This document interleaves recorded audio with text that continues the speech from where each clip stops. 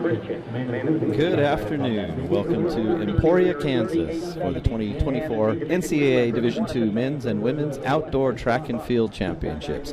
3 days of great track and field coverage. We've already begun events. We've already had a few events finals, but we are getting ready to begin our preliminary events on the track. We're going to have our men's 4x100 meter relay coming up in just a minute or two. They are already on the track. That'll be followed by our women's 4x100 meters relay, and then of course a whole evening of competition here on Zola Witten Track in Welch Stadium in Emporia, Kansas. This is Emporia State's 4th time hosting the NCAA Division II Track and Field Championship, so they've done it here before, and not only are we excited to be here, we are excited to have all of you joining us for this weekend's national championships. Looks like we are getting ready for this 4x100 meter relay for the men. We are going to run heats qualifying the top 2 in each heat plus the next 4 fastest to the finals. Here are your lane assignments as the gun is now up. Academy of Art is going to be in lane 2, Minnesota State in 3, Findlay in 4, Pittsburgh State in 5, West Texas A&M is in lane 6, Alabama Huntsville. And as I said, the gun is up.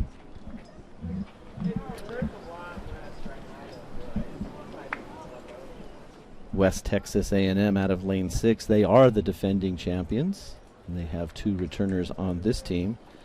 Team to beat may be in the middle of the track, Pitt State. They were 5th last year, but do have the fastest qualifying time in this section.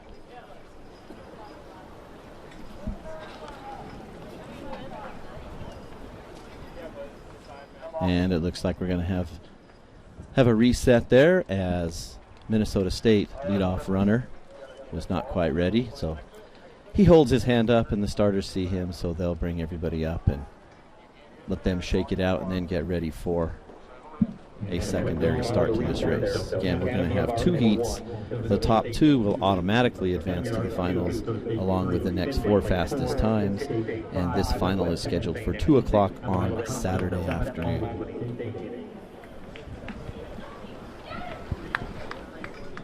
Beautiful day here so far in Emporia, Kansas. Not quite sure of the temperature, but the sun has been shining. Not too much wind earlier in the day, although it did pick up. We just finished our men's long jump, and I believe that many of those marks were wind dated. Wind is blowing from south to north.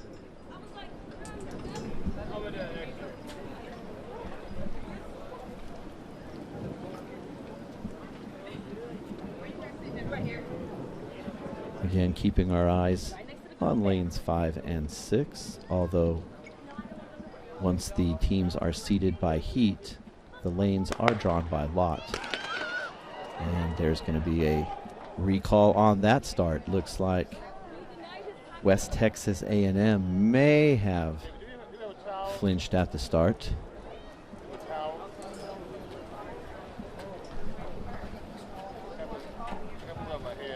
And it looks like a green card is being held up to Alabama Huntsville in lane 7. So a green is just a warning.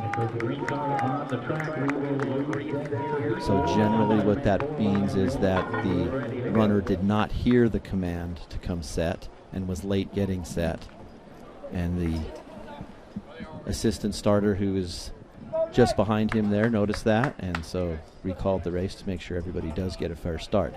Of course, this is track and field at its most basic form. If somebody does jump, they will be disqualified.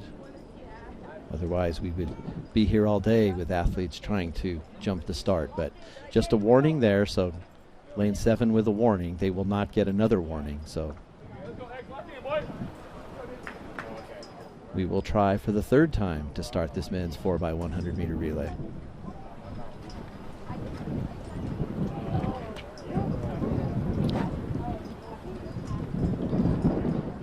Pittsburgh State in lane 5, not only a team to beat in this event, but also in our men's team overall standings. And we are away, and it is a clean start this time. And as they head to the south curve, staggers all looking pretty even. That is Findlay in lane 4, maybe with a slight lead. But Pitt State has made up the stagger now as they head down the back stretch. This track is clearly marked with the yellow running area and the black relay exchange zones. So that does help for everybody to see their exchange zones are clean, and it will be Pitt State. And outside of Pitt State, that is West Texas A&M. So the teams we thought might finish first and second in this heat, they do. West Texas A&M will cross the line first, Pitt State second, so they will take the 2 automatic qualifier spots. West Texas A&M 989, and of course that will put Albany State, Alabama, Huntsville, Minnesota State, and Findlay on the bubble. Findlay got out with a quick start in that first leg. They will finish at 40.38, and they will be the bubble team as we get ready now for heat number 2. And athletes in heat number 2 just making their way down towards the starting line at this time, which does give us a chance to expand on our welcome a little bit to those of you who are watching this year's national championships. Emporia, Kansas. This is the 4th time that Emporia State University here has hosted the NCAA Division II National Championships. And as we always look at the statistics and our returning champions, we can definitely look at our returning team champions as we get ready for this year's meet. Last year in the men's side, Pitt State was our winner, and not only did they win the championship last year, the Pittsburgh State men defended their team title from the year before, so they are looking for a three-peat this year. And if the indoor meet is any indication, Pitt State is the team to beat, as they won indoor nationals this year, which was held in Pittsburgh, Kansas on their home track. Last year, West Texas A&M was 2nd place, and Adams State from Colorado was your 3rd overall place finisher on the men's side. And on the women's side, our defending champion is Azusa Pacific. They scored 66 points last year. Minnesota State was 2nd with 57, and West Texas A&M was 3rd on the women's side with 49 points. Adams State was our indoor champion on the women's side, but that did come down to the very last race of the meet. Adams State finished with 67 points, and Pitt State on their home track, the Lady Gorillas, 64.5. And Minnesota State was 3rd with 54 points. So we'll try and keep you apprised all weekend long of the team standings. Today, just a few events go final. Obviously, day 1, we begin with our multis, and our decathlon and our heptathlon are halfway through. We'll give you some updated results later on those. We have had field event finals. The men's hammer throw and the men's long jump are complete. Our women's pole vault competition, along with our women's hammer throw, are underway right now. Women's long jump scheduled to begin a little bit later this evening. And of course tonight we will finish our television coverage, our live stream coverage at 8:10 with the men's 10,000 meters, and that'll be followed at 8:50 p.m. Central Time with our women's 10,000 meters. But it looks like the lanes are set now for heat number 2 on the track. We're going to have Chadron State out of Nebraska in 2, Cal Poly Pomona in 3, Central Missouri in 4, Grand Valley State in 5, Tiffin in lane 6, and Northwest Missouri in lane 7. Again, the bubble time to beat is 40.38, and the top 2 will automatically advance. The gun is up for heat number 2 in our men's 4x100 meters.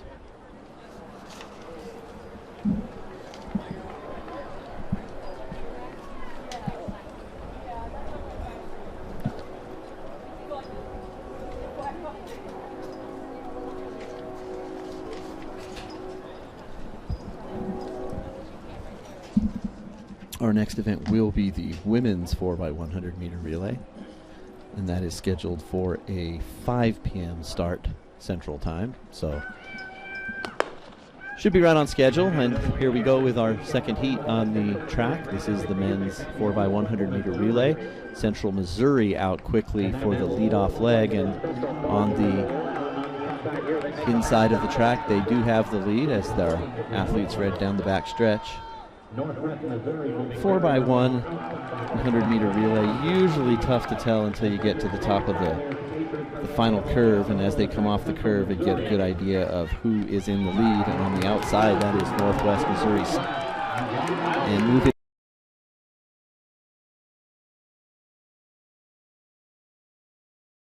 Central Missouri, Northwest Missouri, they will take the automatic qualifying spots. Central Missouri will win it at 39.67, and that'll be the overall fastest time of our qualifiers. Northwest Missouri is going to be second at 39.70, and as the rest of the teams are getting their times, we'll give you an update on who our automatic qualifiers are going to be along with our team qualifiers. We know Central Missouri, Northwest Missouri, West Texas A&M, and Pitt State are in. They each finished in the first two spots in their heat, so they will advance to Saturday's final. And it does look like unofficially Alabama, Huntsville, Minnesota State, and Grand Valley State will take the final time qualifier at 40.13. Again, the finals for this event are scheduled for 2 o'clock on Saturday. You can follow along with the live scoring, live results through you can access those easily through the NCAA website. If you navigate through the track and buttons, you will get to the splash page that will take you direct to a link of live results. You'll be able to see every mark, every throw, every jump as they happen in real-time scoring. Our officials all with tablets at the field events, so you can keep track of field event competition with each attempt. And on the track, you are free to follow along and get the results just as quickly as we do up here in the press box. You can see the race on your screen, but you can also follow along on the website to get those official times, especially if you are looking for your own individual athletes to see if they're getting their personal best, seasonal best, and of course advancing to the finals. Next event on the track is our women's 4x100. Same rules here in that the automatic qualifiers will go to heat winners, but for the women's side we're going to run 3 heats. So that generally means that there was a tie for our qualifying spots, or for any reason we have an additional team and do have to go to 3 heats.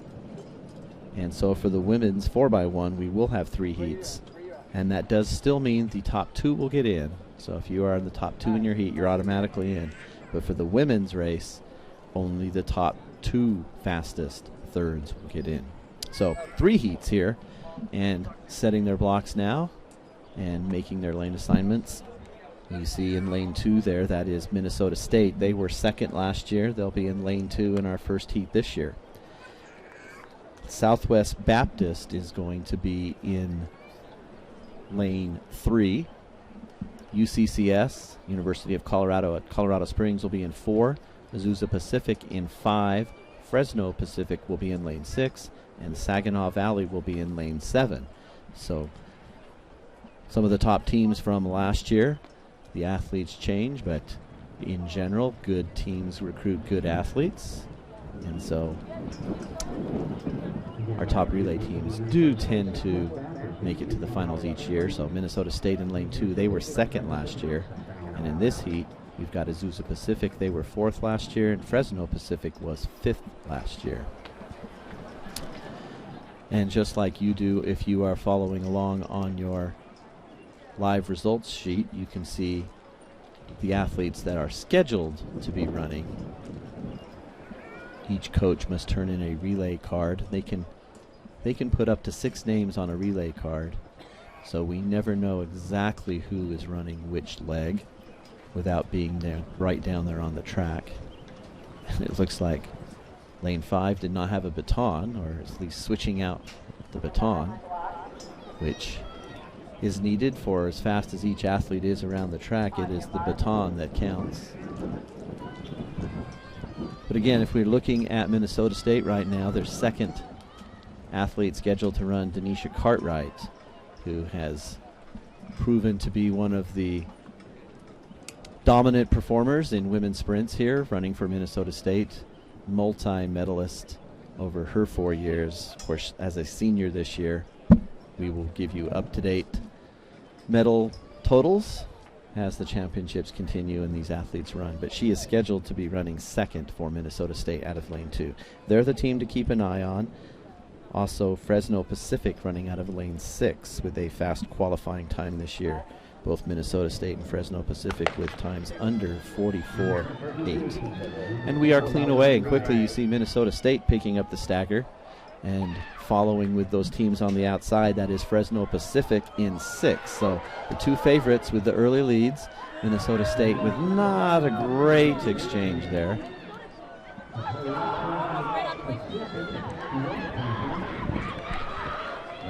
We do see a yellow flag over at the first exchange, and that may not bode well for Minnesota State, but we will not know until the conclusion of this race. But on the track, that is lane 6, that is Fresno Pacific, and moving up on the inside of them will be Azusa Pacific, and as they cross the line, it will be Fresno Pacific and Azusa Pacific taking the first 2 spots. But again, did see a yellow flag up on that first exchange. That does not necessarily mean that a team is going to be disqualified. It means that the official saw a potential violation. Most of our exchange zones, in fact all of our exchange zones with multiple sets of eyes, so very, very few infractions are ever just the decision of one official. They do consult, and we will keep you up to date when we hear any results from that yellow flag. But across the line, Minnesota State was second, Saginaw Valley was third, and if those results hold up, 45:08 will be the bubble time for Saginaw Valley.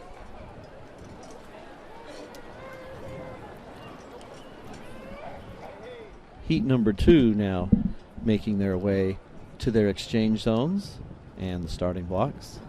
The athletes here all checking in with the clerk on the northwest curve of the track, and then they break to their exchange zones with our first and second legs walking the home stretch. And as our first legs stop to set their blocks, that second leg will continue around the curve and they will set their blocks.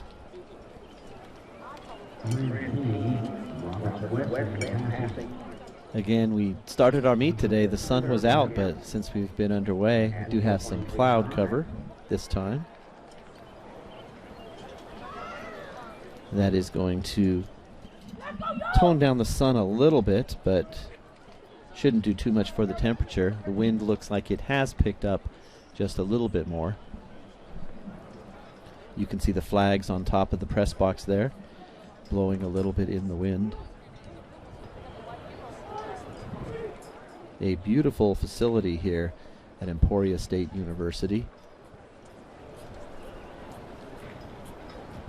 This stadium was refurbished and the track was rebuilt in 2016, so it is 8 years old.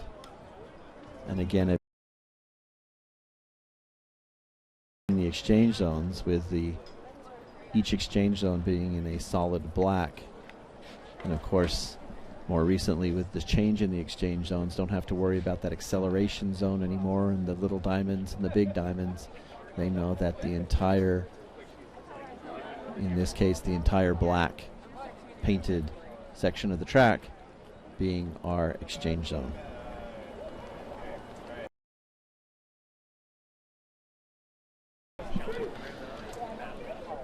So as they're getting set now for heat number 2, we are scheduled to see West Texas A&M. They will be in lane number 2.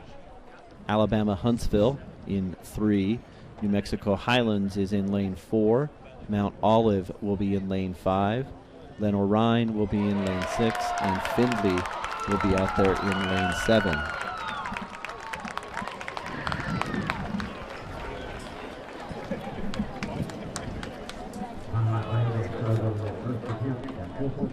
So this is heat number 2. Again, the top 2 will automatically advance, and then the next fastest times.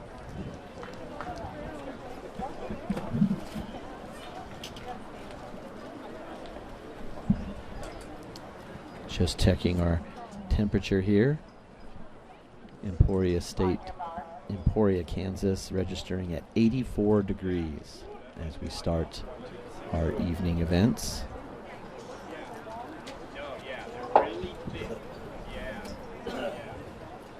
And I would say that's, if not normal for this time of year here in Kansas, that is a little bit above normal.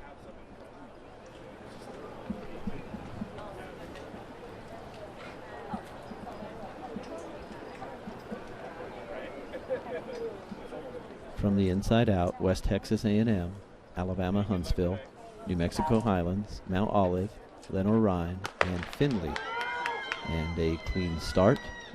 And that looks like New Mexico Highlands in the middle of the track out quickly, and then Alabama Huntsville on the inside of them starting to make up the stagger a little bit. Rough exchange out there for Lenoir-Rhyne, and that may hurt them. But basically, you see as they go down the back stretch, holding up the stagger, so still anyone's race, and may be boiling down to who has the fastest anchor leg. On the inside, West Texas A&M. They clearly have the fastest third leg, and they will get the baton first coming off the stretch. West Texas A&M in lane 2.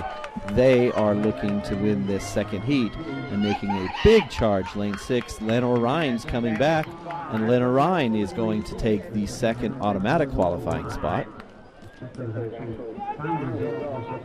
So not quite as fast as the first heat, but West Texas A&M will win in 44.99. Lenoir-Rhyne is going to run 45. Highlands will finish 3rd and 4th in that heat.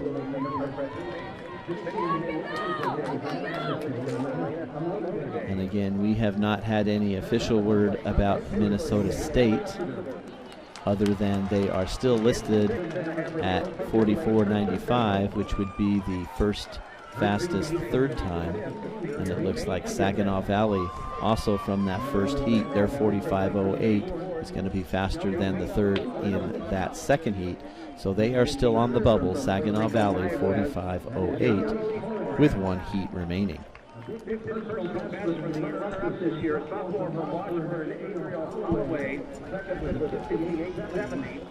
the winner from Indianapolis, at 220 feet 5 inches, Louis Pizzicato. The first event to go final, 5 minutes. And you might hear in the background there some of the results of events that have finished. They just did present the women's hammer throw, and we will give you a recap at the end of the day with all of the events that were finals today. Our men's and women's hammer, our men's and women's long jump, and our women's pole vault all will be final events run today, along with those 10,000 meters that will be the final event of the evening. So again, we'll give you a recap of those at the end of the day. Setting up heat number 3 now on the track, and we are scheduled to have Angelo State in lane 3. Lincoln will be in 4, Academy of Art in 5, California State University Santa Barbara will be in lane 6, and Pittsburgh State in lane 7. Angelo State running out of lane 3. We'll see Lincoln to their right. Lincoln is our defending national champion out of Jefferson City, Missouri.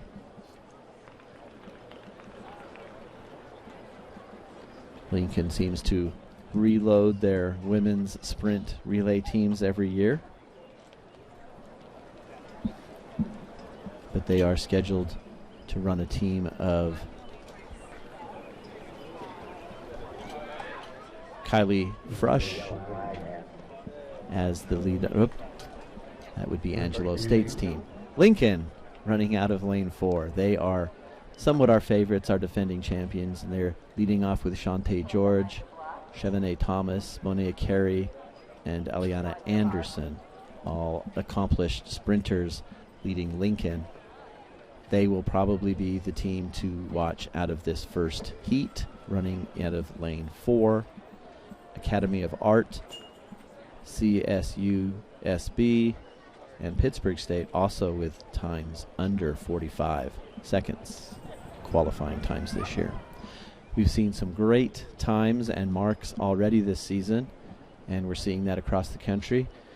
Many states this year not with the best weather during their track season, but for the end of the season, their regional and national and state meets for the high school students. When you get good weather after a long spell, and good athletes, good competition, the times get really fast. So everybody looking to put together some great times as they compete here at the end of their season. And on the inside, that is Lincoln in 4, quickly making up the stagger. Out on the outside, Pitt State also with a very good first and second leg. Pitt State will hit the top of the curve first, and we'll see where they are at when they come off the curve. Pitt State in the red on that exchange. That's going to hurt. They're going to have to struggle to come back into this race. Academy of Art currently running second, and you can see that's just how quickly you can go from the front to the back. Pitt State is going to win. Academy of Art will be second, and Lincoln, our defending champions, they were advancing to the finals coming off that curve. Lincoln, as they finish last in that heat, and they will not advance. So once again, can't confirm that our results are official, but in the board right now we still have Pitt State and Fresno State, or Pitt State now with the fastest time, Fresno Pacific and Azusa Pacific rounding out the top 3. We know our automatic qualifiers. Nobody improved on heat 1, so Minnesota State right now is in the finals at 44.95. Saginaw Valley also in at 45.08, and that will be the final qualifying time. So that will take us to our relays. Women's scheduled for 2:10 Saturday final. Our next event on the track will be the men's 1500. That is scheduled for a 5:10 start, so you can see that because of some of those initial false starts getting started, we're just a bit behind on the track, which is great for us and great for you because that means no delays as we continue.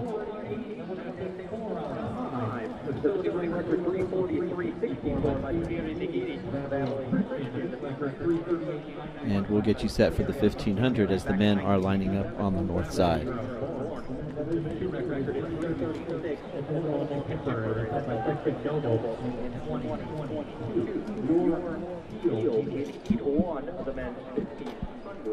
So the men's 1500 starts on the southeast curve.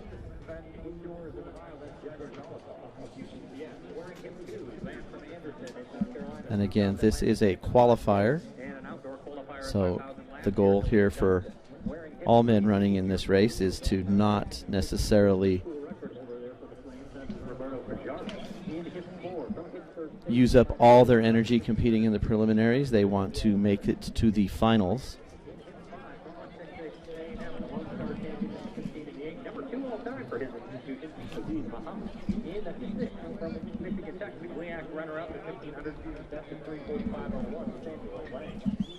Our current heat on the track, here are the athletes scheduled to competing. Jagger Zlotoff of UCCS, Elliot Dotson of Anderson, South Carolina, Robert Fajardo of Lee, Tennessee, Mason Strader of Pitt State, Aziz Muhammad of West Texas A&M, Samuel Lang of Michigan Tech, Hudson Majeski of Colorado Christian, Alberto Campa from the Colorado School of Mines, Nick Melanese from San Marcos, and Tyler Nord from Western Colorado. We are scheduled for 2 heats of this men's 1500, and you can see there they will also have a recall here. Make sure everybody's got their foot up on the line.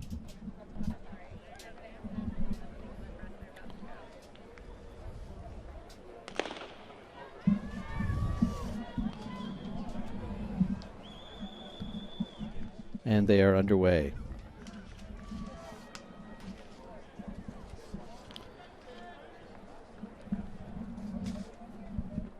Again, many of these athletes running multiple events here, so the goal to get through the 3 days is to run a comfortable and easy qualifier in your heats and then be able to leave it all out on the track in the finals.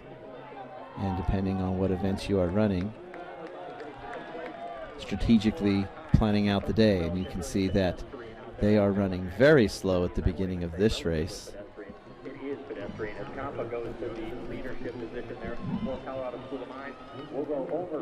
So strategically, they are running for those first 4 spots. The 4 winners of each heat will advance along with the next 4 fastest times.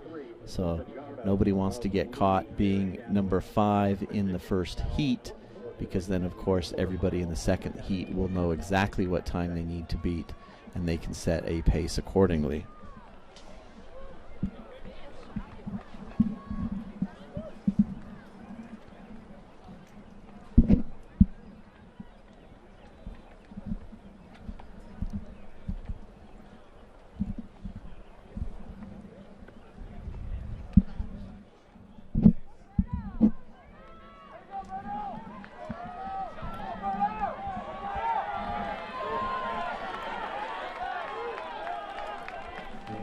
And our leader on the track, that is Alberto Campa of the Colorado School of Mines.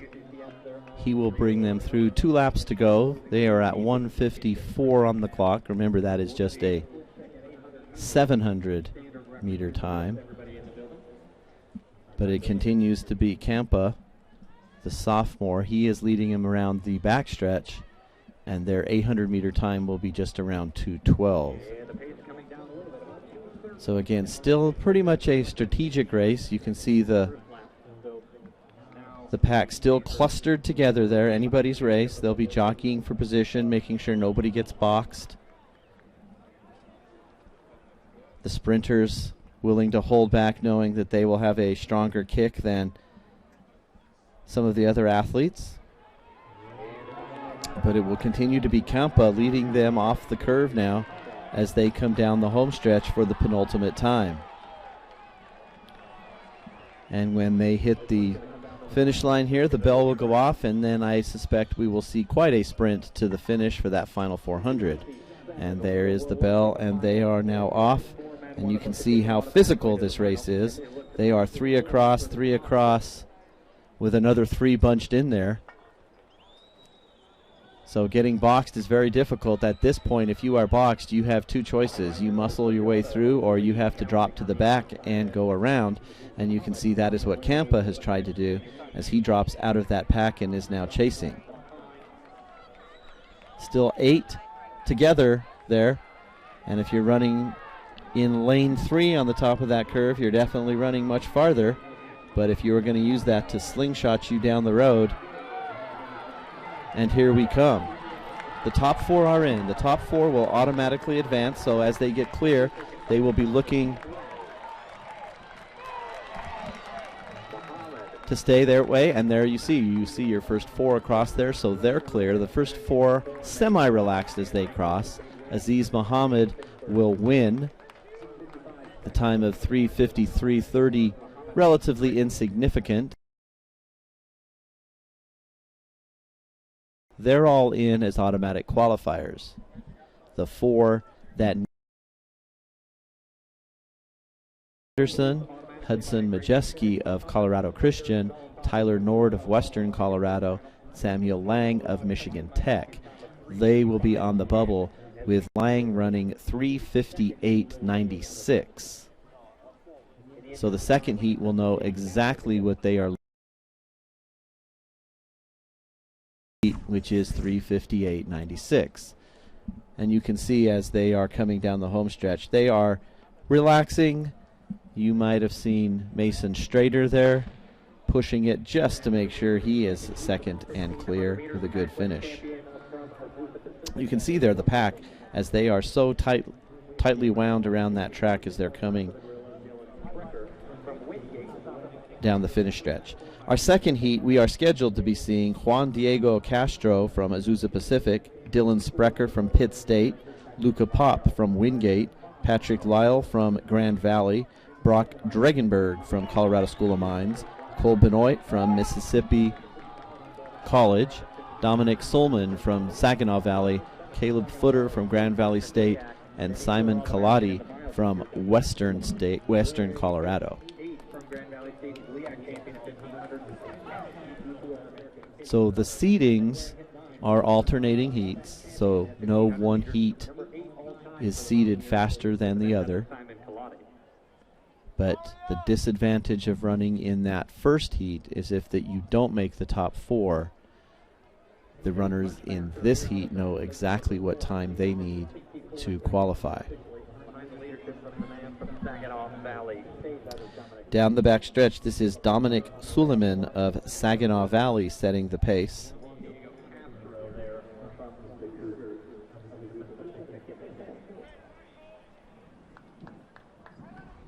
And just off his shoulder, that is Caleb Footer of Grand Valley. But still anybody's race as they come down this home stretch for the second time.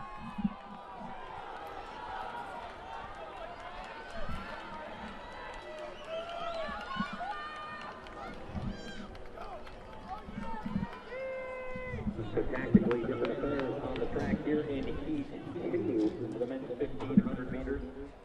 Still tightly bunched as they head around that south curve. And this heat, they are going to hit their 800-meter mark at around 2:09, so 3 seconds faster this heat. And again, that is the advantage. They know the time to beat. So the 8th place runner in this heat, if they can beat 3:54.79, they would know that they are in. And believe me, these athletes do know the time. They have coaches yelling the times to them. They have the times relatively in their head. And as they come down this home stretch for the penultimate time, they will see the big clock at the finish line, so they know exactly where they are on the track. And the experienced runners know that they can now run for both position and for time. Dominic Suleiman of Saginaw Valley continuing to set the pace. Caleb Footer of Grand Valley on the inside. And now as you see them going down the back stretch, Simon Kaladi of Western Colorado now taking the lead and pushing that pace a little bit. So final 200 is going to be a sprint. We still have everybody here in contention. Nobody has dropped off the back. So Kaladi wanting to be clear and have the inside rail as he comes off the curve for the last time. Again, the top four are automatically in. And Juan Diego Castro of Azusa Pacific, he will take the lead coming down the stretch. They're looking around. You can see them making sure that they finish in the top four. And it does look like the second four are all going to run well under that bubble time. So we'll let the results speak for themselves once they are official, but I would be willing to bet that the 4 fastest times will come out of heat number 2.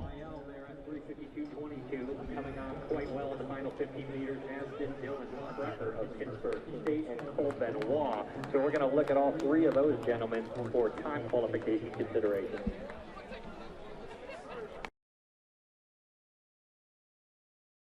Finals, and our 4 qualifiers by time are all going to come out of heat number 2. Patrick Lyle of Grand Valley State, Dylan Sprecher of Pitt State,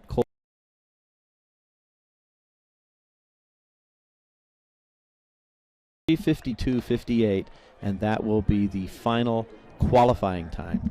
Women's race is underway, so again, we were just behind schedule, so we're wasting no time getting started with the next races. This is the women's 1500 now on the track, and everything is set the same way as far as who is going to qualify and who is going to advance to the finals by time.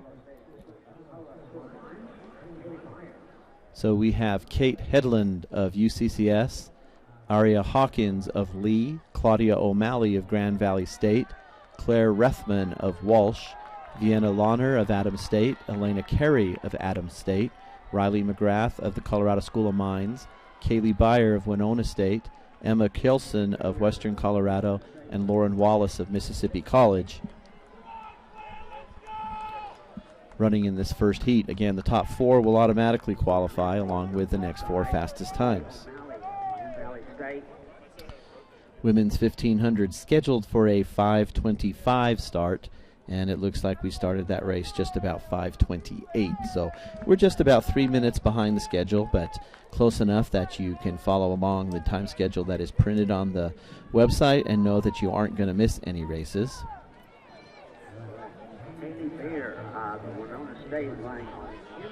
Track time here in the central time zone is now 5:30. And that also indicates that our women's long jump competition is just getting ready to start. But on the track, you can see the bright fluorescent green of Adams State, Colorado, one of the teams to beat. Always a dominant force in the distance races.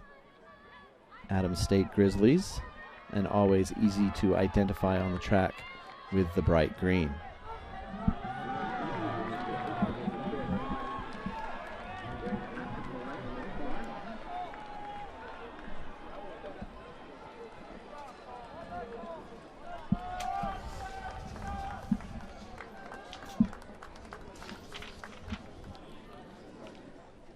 Kaylee Beyer of Winona State, Claudia O'Malley of Grand Valley, leading them through the first lap and 3/4.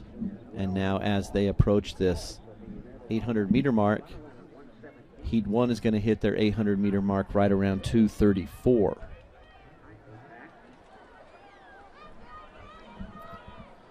Hip number 8 there, Kaylee Beyer of Winona State, the senior.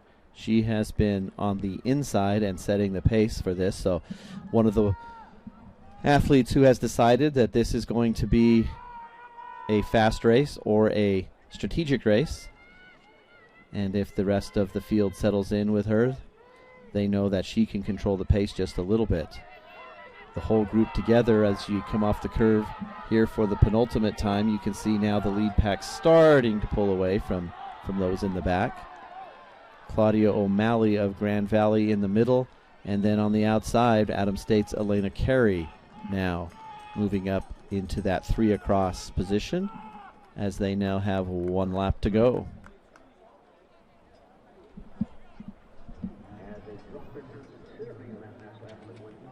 And there is O'Malley charging to the lead.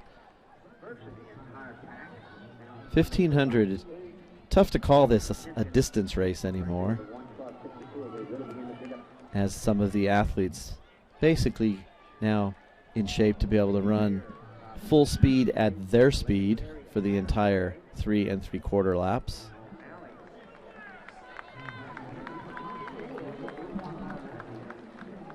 Kaylee Beyer hanging tough, so our leaders and pace setters, they are still at the front as we come off this curve. Also, that is Aria Hawkins of Lee, Tennessee moving up. But this is going to be Claudia O'Malley, the junior from Grand Valley. She has decided she wants to win this heat, so she is going to be first across the line. And the rest of the field cruising in behind her. The top 4 are in. The next 4 are now across. And we can let you know that O'Malley will run 4:29.52, Beyer 4:30, Hawkins 4:30, Carey 4:31, and the fastest or the slowest of the 4 qualifying times currently is going to be Riley McGrath at 4:35. So without much delay, we're going to move quickly over to heat number 2, and we can tell you that Sarah Kumson of West Texas A&M, Adams State, Jordy Paradis of CUI, Gracie Hyde of Adams State, Megan Roxby of Simon Fraser, Kot Dwak of Sioux Falls, Anna Fauski of UCCS, Lauren Wilson of Western Colorado, and Katie Heck of Fort Lewis make up heat number 2.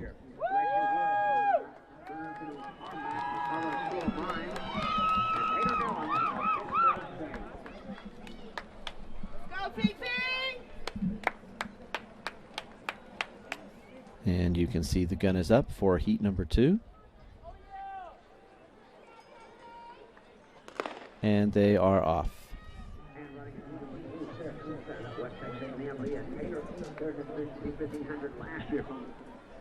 Western Colorado, Maggie McCleskey of Adams State, Julie Paradis of CUI.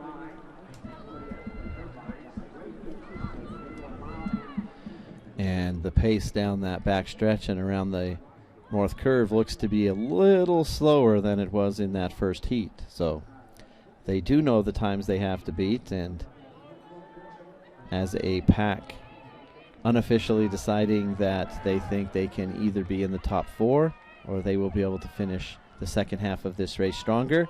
Definitely appears to be a much more strategic race. You can see when they're bunched together like that, that means nobody wants to go out and set the pace. And so the leaders are running the pace they want to, and you can tell those athletes behind are chomping at the bit to go, but nobody has decided yet that they are going to take the lead on that. Her right, Katie Heck just behind him. She was a runner-up in this event last year from Fort Lewis, Ringo. And looking back at those official marks from the first heat,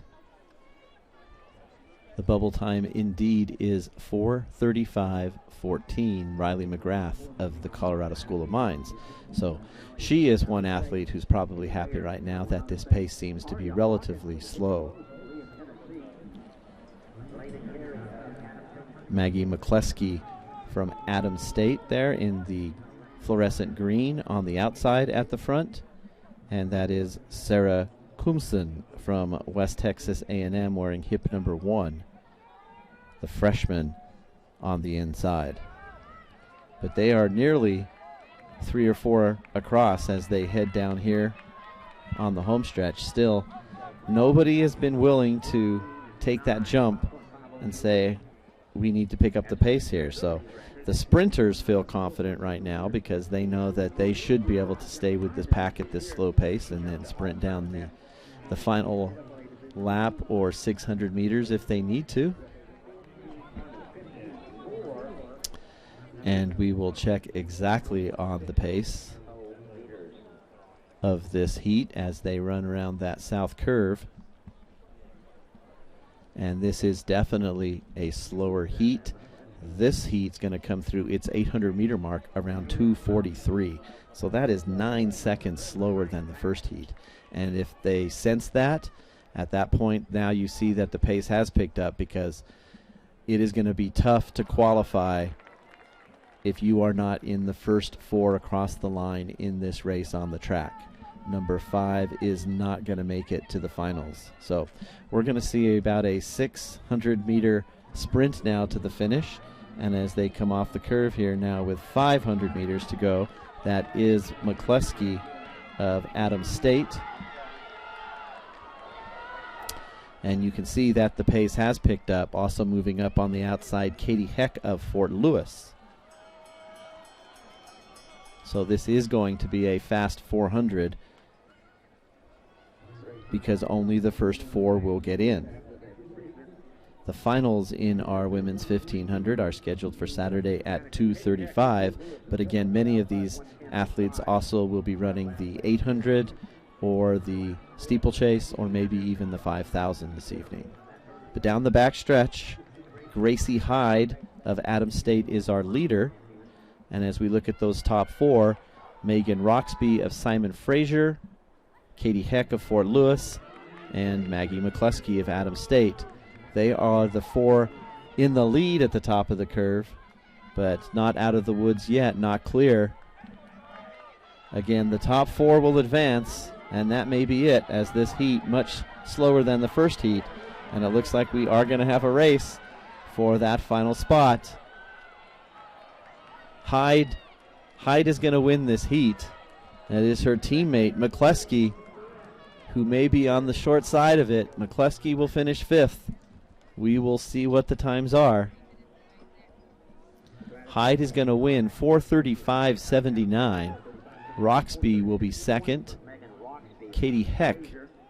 No, Leah Taylor from Western Colorado moving up ahead of Heck but Heck will finish 4th, so she'll get the automatic qualifying spot at 4:36. So, as predicted, Maggie McCleskey was 5th in that heat at 4:36.43, but that will not be fast enough to get her into the finals.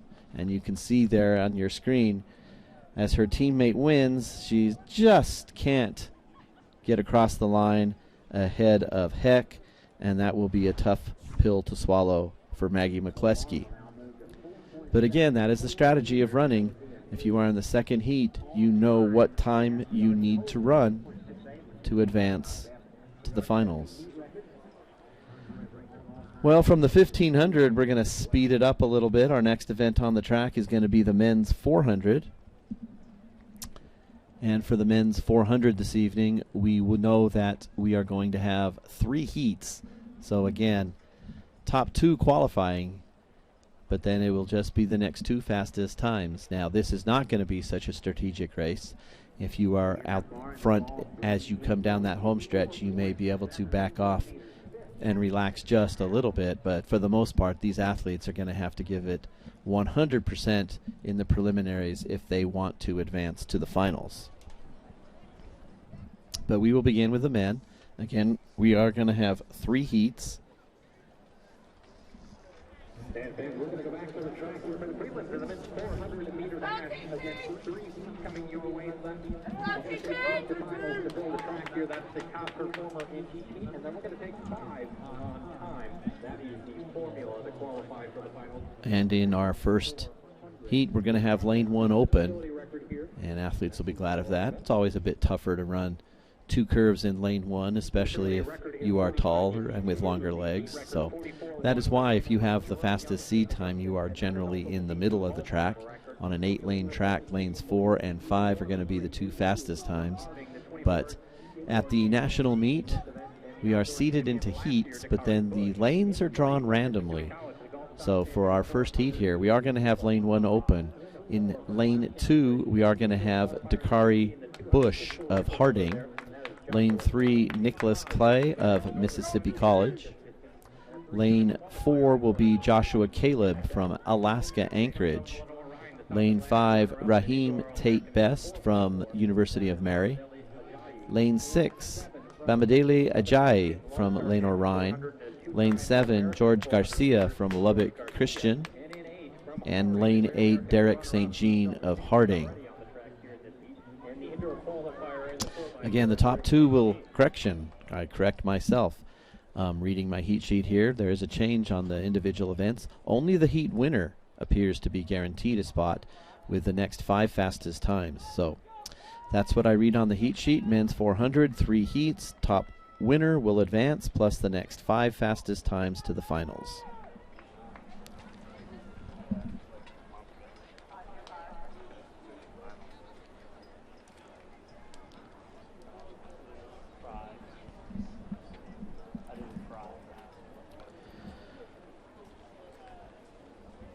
This is the men's 400. It'll be followed by the women's 400 this evening. Then we'll move to the 100, and then we'll get a much better idea of the wind readings on the track. But for this 400, no matter what the wind is, they know they'll have half of it in their face and half of it at their back. And as the wind is blowing from south to north, they will get around this curve and they will enjoy the wind down the backstretch. But when they come off that second curve and run to the finish line, the wind will be directly in their face. And again, we're going to have a recall. So one characteristic so far, we haven't had too many clean starts in our 4x100 meter relays and our 1500s, although the good news, nobody has been disqualified. But we're going to bring them back and do it again. Looks like we do have a green warning to the field. And that may just be because they took their time getting into the blocks. When the starter calls for them to take their marks, if any athlete is taking too long, they will bring the entire field up, give the warning, tell them to hurry up a little bit as they get down into the blocks now for the second time.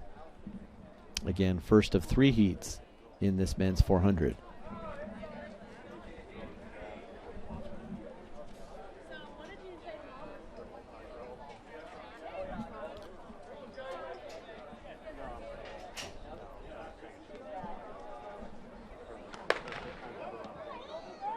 And a clean start around the track. Joshua Caleb of Alaska Anchorage out quickly, but now being caught on the stagger by Nicholas Cly of Mississippi College. And again, they have the wind at their backs here, and as they come around the curve, they know that they will have to dig down and fight down the home stretch. Dakari Bush of Harding moving up on the very inside, and he will be first off the curve. It'll be Harding in 2, Cly of Mississippi in 3, and moving up now, that's hip number 5, Raheem Tate Best of UMary, and he is going to be second. But again, as we mentioned, just one automatic qualifier. So Dakari Bush of Harding, the senior who runs 46 flat, he will be an automatic qualifier. Will be taking the next 5 fastest times. And that would mean at this time the bubble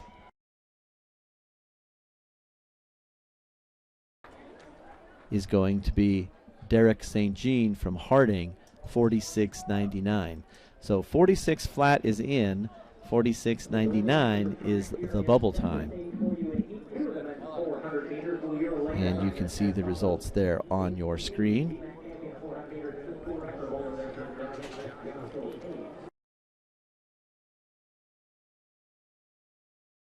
So now they are setting their blocks for heat number 2. We'll see Joshua Page of Tiffin in lane 2, Caden Williams of Pitt State in 3, Kuto Anika of Holy Family in 4, Kangol Christopher of Limestone in 5, Sam Tudor of Pitt State in 6, Justin Steele of Lee in 7, Prince Griffin of Northwest Missouri, he will be in lane 8.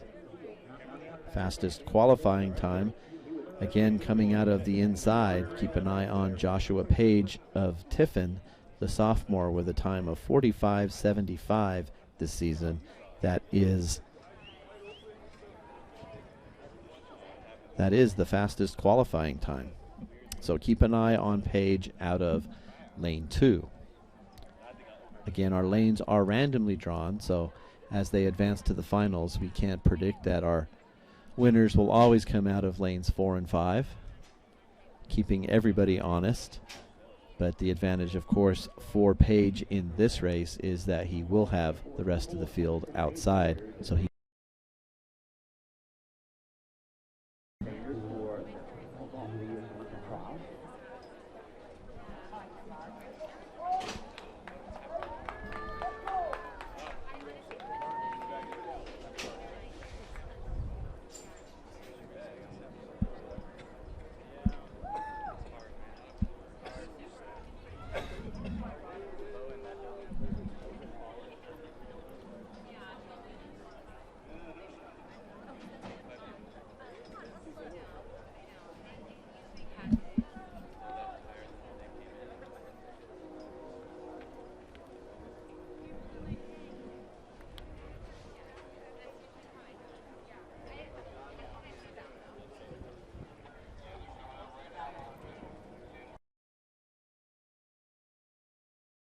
a clean start here in lane or heat number 2, and that is Caden Williams from Pitt State out quickly making up the stagger.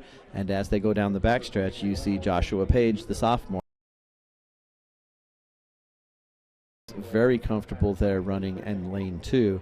He's already made up the inside stagger, and now as they run around the curve, you can see him breaking into your screen. He's in 2, they're in the outside. He is making up massive ground there, and he will be the first off the curve. As you see them coming into view, that is Joshua Page of Tiffin. He has not taken a break at all. He is going to win this first heat by a wide margin, and he is going to run a very, very fast time. That is going to be a season best time for him. Page will run 45.24. Page, the sophomore from Tiffin, he throws down the challenge with a 45.24. His season best was 45.75, so nothing like taking a half second off your meet.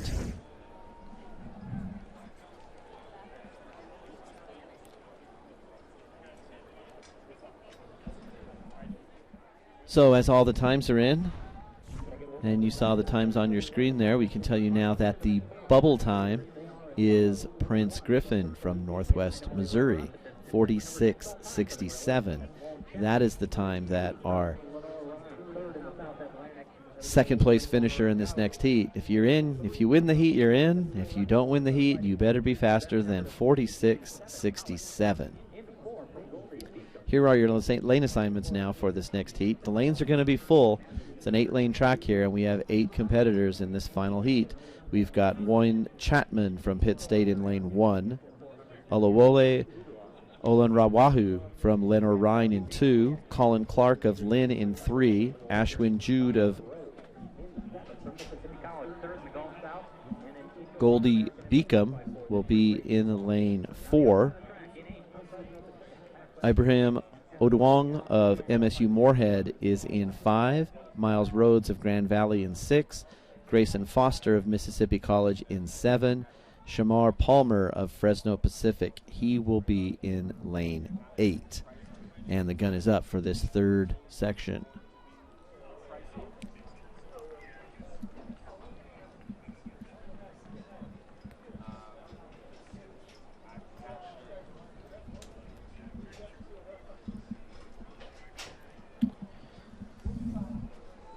And if you are like me, prior to this meet, you had never heard of Goldie Beacom. I can tell you that Goldie Beacom College is a private university in Wilmington, Delaware. And not traditionally known as a track powerhouse, but they do have an athlete running in lane 4, that is Ashwin Jude. And he is out very quickly, pulling away from the stagger on the inside. That is Jude with the headband in lane 4. Moving up now in lane 3, Colin Clark of Lynn. Again, only the heat winner is guaranteed a spot in the finals, so there will be no letting up down the back stretch or even around this north curve and into the final home stretch. First off the curve is going to be on the outside, Shamar Palmer of Fresno Pacific. So it's his race to lose going down the home stretch here. Moving up in lane 4, that is Jude from Goldie Beacom. But it's going to be Shamar Palmer from Fresno Pacific. He will win heat number 3. He will run 40.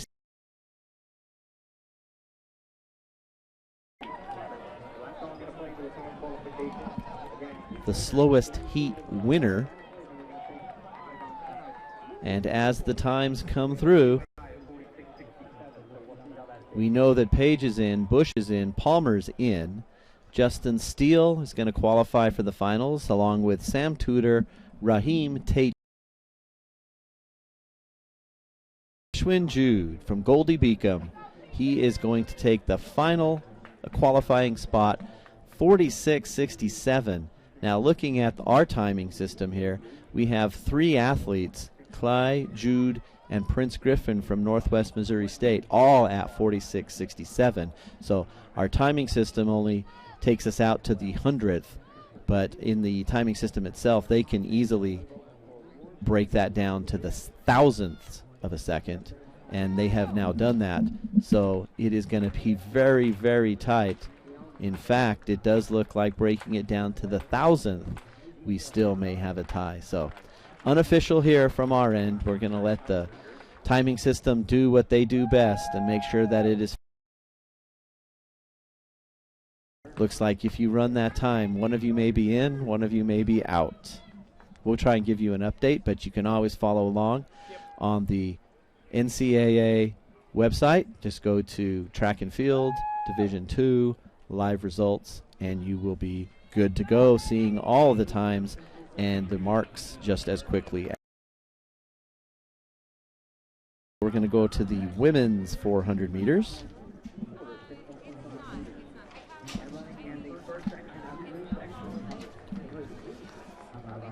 And for the women's 400, again, we're going to have 3 heats.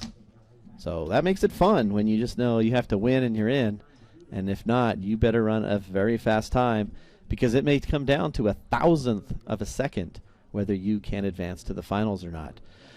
Women's 400-meter dash, Heat 1, Lane 1, Elizabeth Adams of Ashland. Lane 2, Alexis White of CSU SB. Lane 3, Omolara Ogunmekinyi from Harding. Lane 4, Blessing Akin.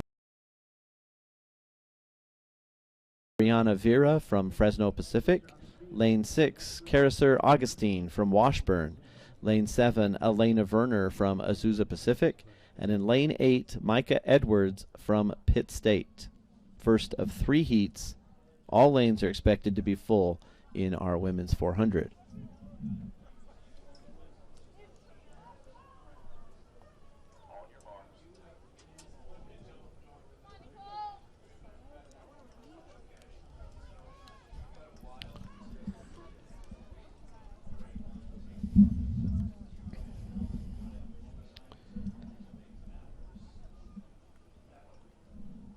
Looking there at Augustine, the sophomore from Washburn in lane 6. Vera Fresno Pacific in lane 5. Fastest qualifying time in this heat is actually from lane 3.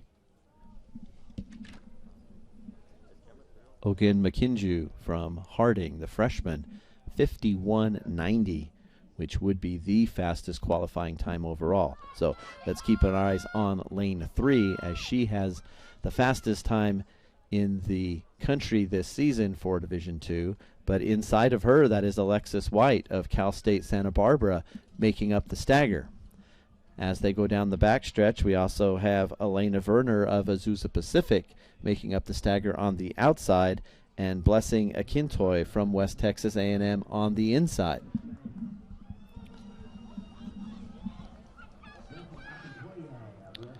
And as they come off the curve, it'll be Akintoy of West Texas A&M. She is going to be the first off the curve. Here comes in lane 2, Ogun McKinju from Harding. Again, she did have the fastest qualifying time this season, and she is proving why right now, as she is going to win this first heat. Kinju, the freshman from Harding, 53. She's automatically in. And as we look at our 5 qualifying times, our bubble time after Heat 1 is going to be 55.16, and that is Augustine from Washburn.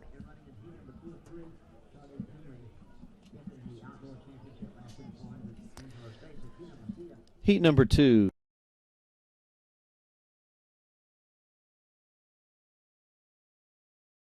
Results there, you can see that that qualifying bubble time is 55.16. So you're looking at hip number 1, that's Shade Finley from Angelo State. She'll be on the inside in the second heat of our women's 400. Fastest qualifying time in this heat, second fastest qualifying time at 52.89.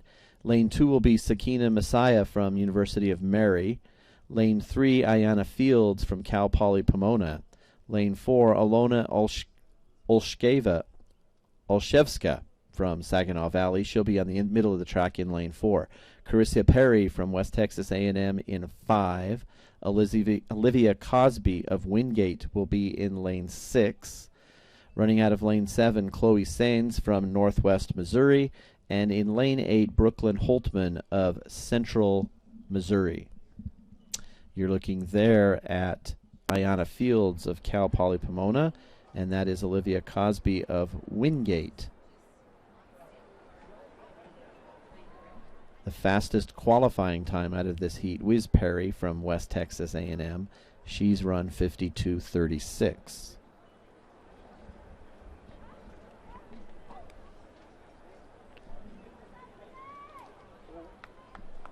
And there is Perry with the fastest qualifying time out of this heat. So she will be the one to keep an eye on as they come out of the blocks and run around that first curve.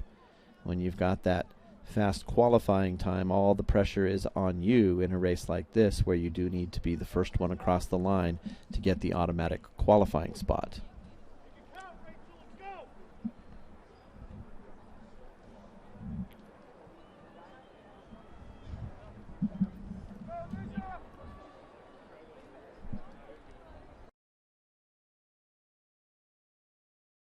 Women's 400 meters.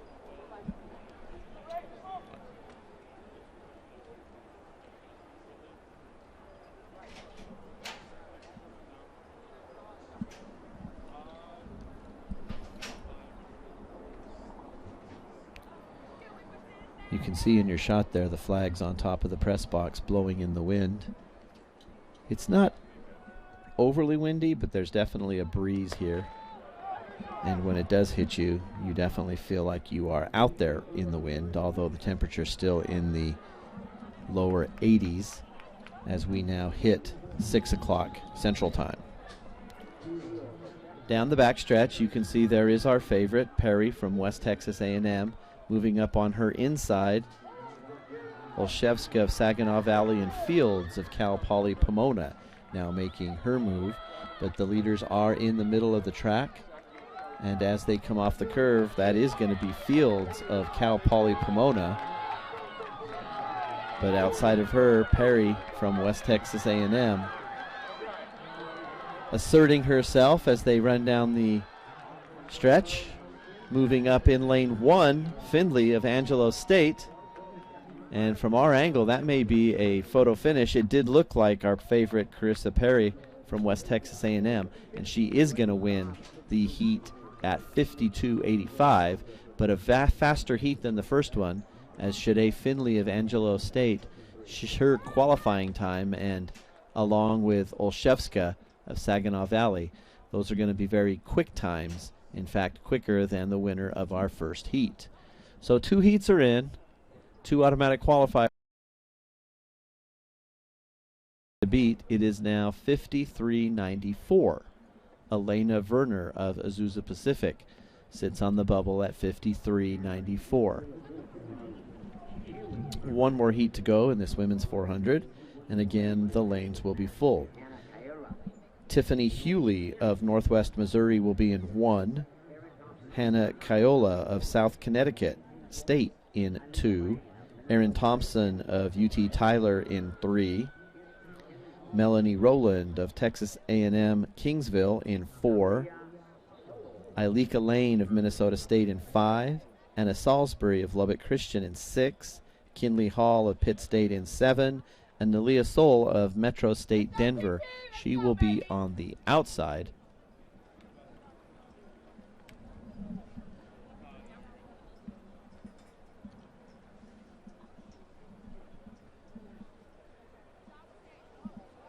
Just read a nice story about Nalia Soul of Metro State Denver. She's in the outside here, discussing her track career. She's out of Bear Creek High School in Denver, Colorado. Didn't think she would be running track, but was talked into it by a teammate. Ran some not so great times as a freshman. Continued to improve, continued to stick it out, and now the junior at Metro State Denver actually making it to the national meet. She's out there in lane 8. Fastest qualifying time here. Keep an eye on lane 1 on the inside. Tiffany Hewley from Northwest Missouri. She does have the fastest qualifying time.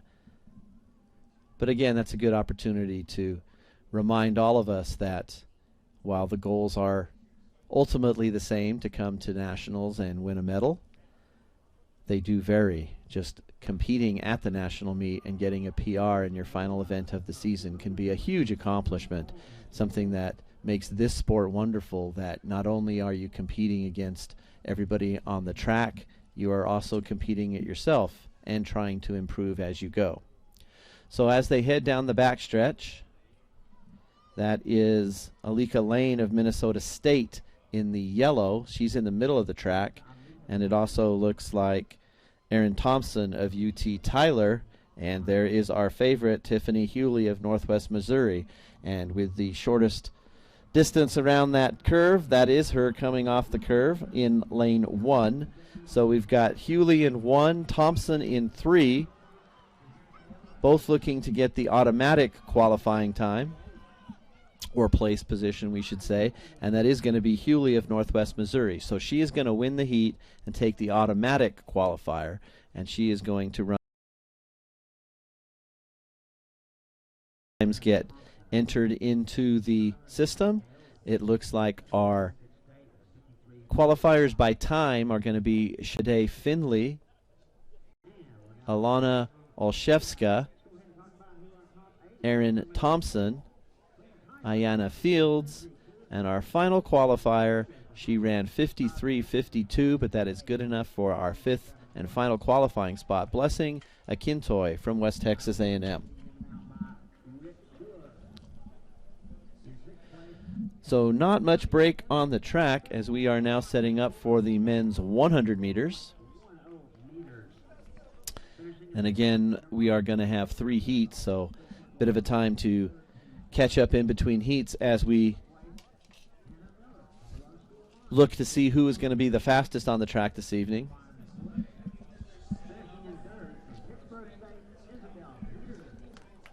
We are going to run from south to north, so we will have the wind behind us as we run these 100 meters.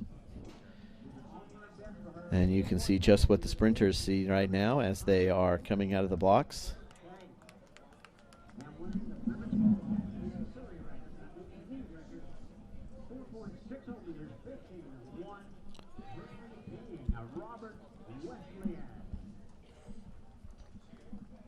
So we'd like to definitely welcome all track fans who are here for the 3 days of watching the 2024 NCAA Division II Men's and Women's Outdoor Track and Field Championships. We are at Zola Witten Track in Welch Stadium at the campus of Emporia State University here in Emporia State. This is the 4th time that Emporia State has hosted outdoor nationals, and conversations earlier today, maybe prophecies, maybe speculations, but did talk to some of the Emporia State personnel. They are hoping to build a indoor facility here that would rival some of the best, not only in the country, but in the state. In this MIAA conference over the last few years, most of the schools, when I say most of the schools, many of the schools have been taking advantage of either funds or the ability to build an indoor facility. Obviously, an indoor facility can be used for multiple sports, but the track teams in the Midwest have taken advantage of it. Pittsburgh State and Northwest Missouri State with relatively new indoor facilities, and Pitt State did host the indoor national meet this season. Washburn University with a new 200-meter banked track, and rumor is that Emporia State looking for a similar facility, and that would just again open up so many more opportunities, not only for track and field athletes, but for all athletes competing in this part of the country, the ability to practice indoors and outdoors. Not the advantages of all the schools down south where they can pretty much practice outside year-round.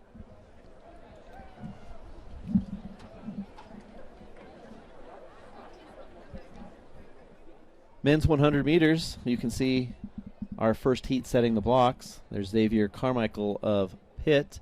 He is going to be outside in lane 6 in this first heat. Again, we're going to run 3 heats, qualifying just the heat winner plus the next 5 fastest times for the finals. So our first heat, we are going to see Lorenzo Boyd of Cal Poly Pomona in 2.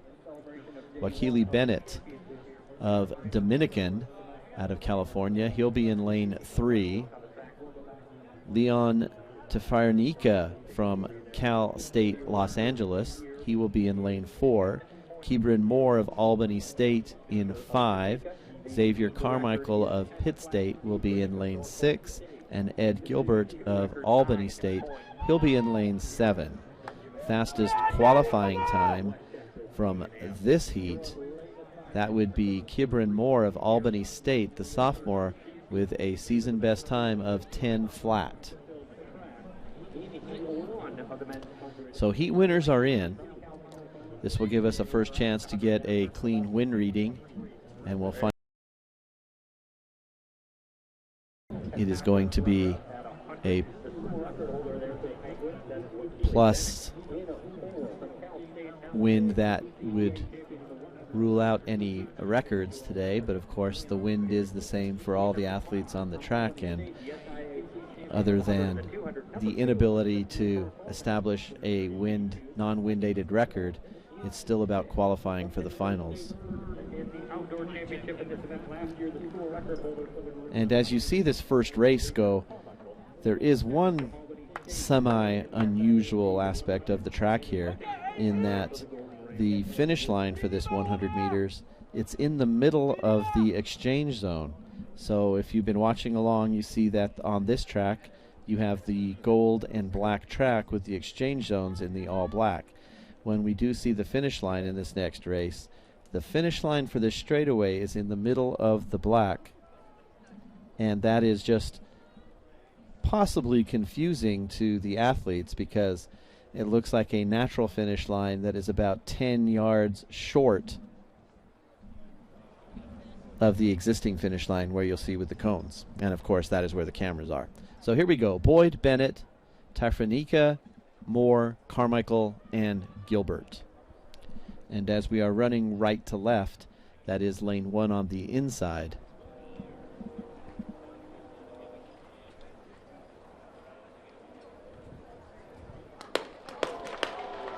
And that is not a good sign. Again, we've mentioned that we've had several recalls throughout the day, but we've had no disqualifications. But this one may not be a warning. Of course, the format is the starter will go over to the other starters. They will talk to them and make sure we've got what we have, but you see the red flag up there. So the red flag is up, so that will be a disqualification, and that is Teferinica from Cal State Los Angeles. And track and field is an unforgiving sport. One slight mistake and you are eliminated from the race. So we'll reset with lane 4 open. Boyd in 2, Bennett in 3, Moore in 5, Carmichael in 6, Gilbert in 7.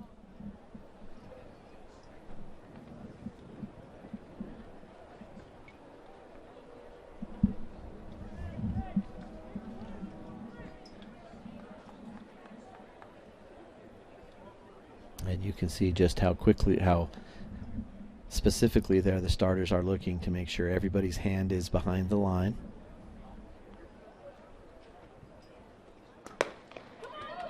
And you saw some shaking at the line, but nothing worth a recall.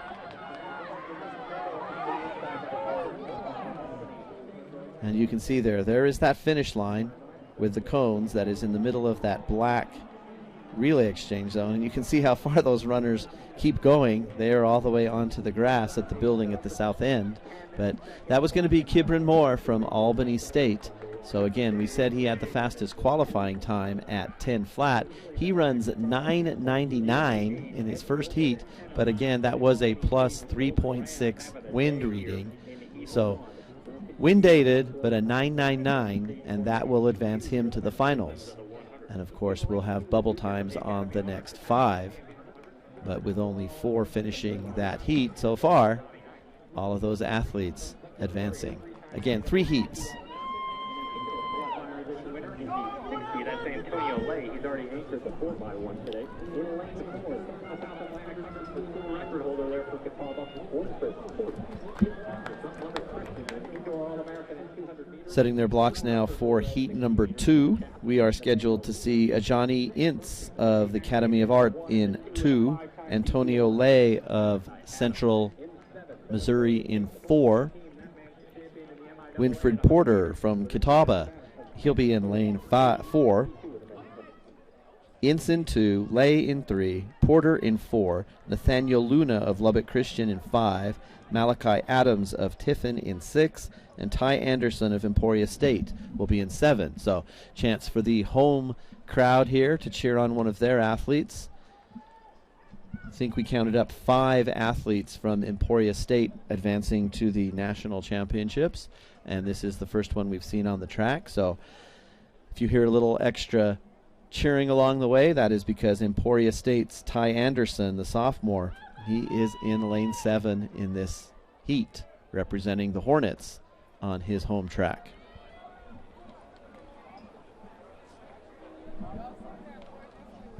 And you see Anderson there closest to your screen, wearing the gold on gray of the Hornet, gold over black of the Hornets. He is in lane 7.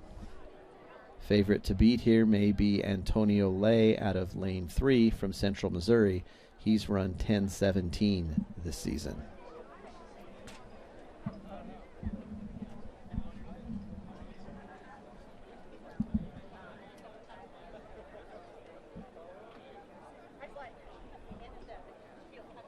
So obviously, as you see, the heads can cross the line. It's the fingers that need to be behind the line.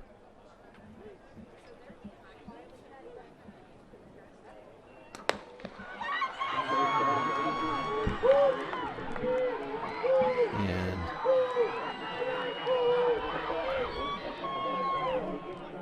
Malachi Adams of Tiffin out very early, but from our angle, that doesn't necessarily mean he crossed the line first.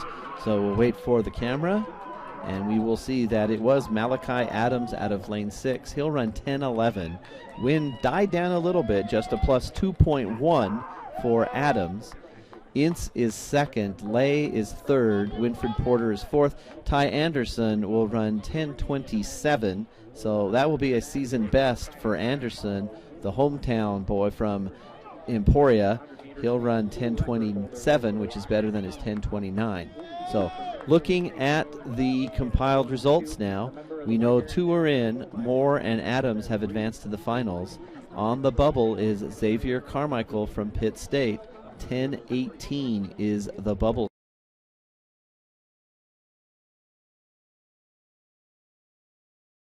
Now, heat number 3, you're seeing Kanye Thompson of Slippery Rock in 1, Jabez Reeves of Minnesota State in 2, DePriest Hogans of Pitt State in 3, Miles Stevens of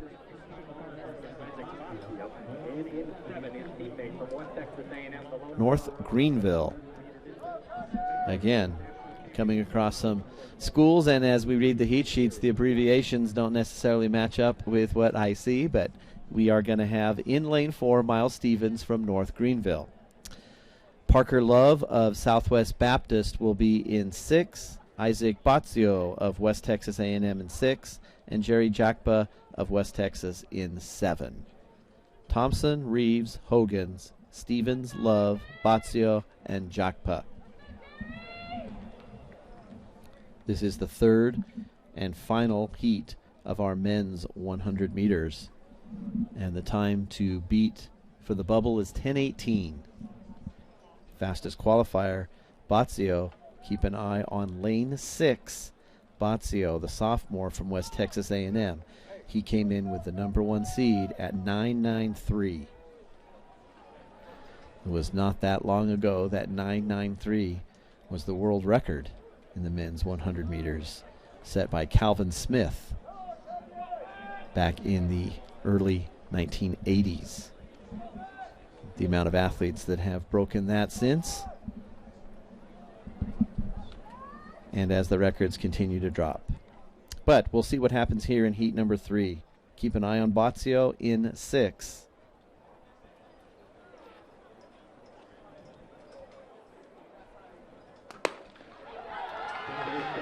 And a clean start, and Bazio is our leader, building momentum in lane 3. That's Hogans from Pitt State.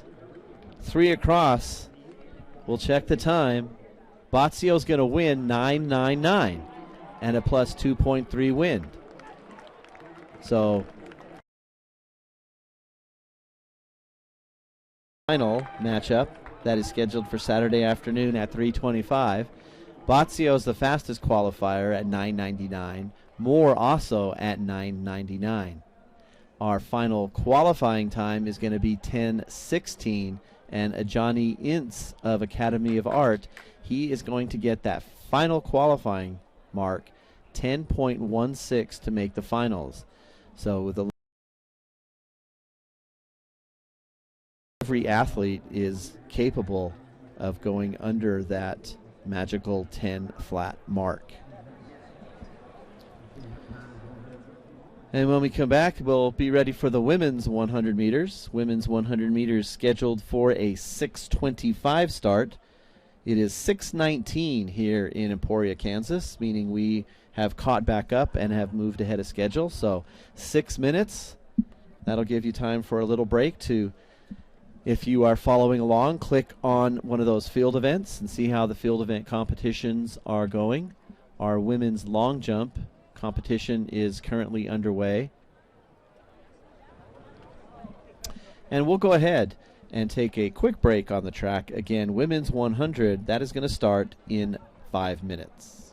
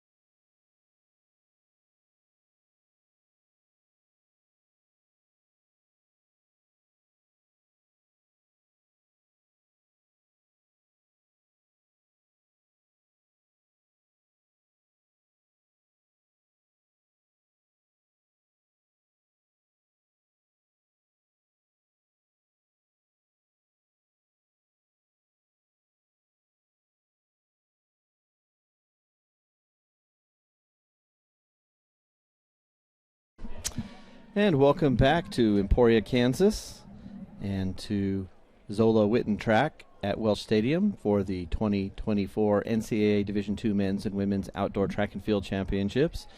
Had a little break to catch up with everything on the track, and we are back, and we're just about ready to begin the women's 100-meter dash preliminaries. Again, we're going to have 3 heats, qualifying the winner plus the next 5 fastest times.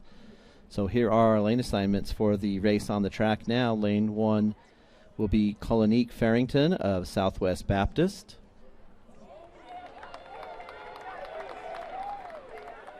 Lane 2 will have Alexandria Ackerman from California State San Bernardino. My apologies to San Bernardino.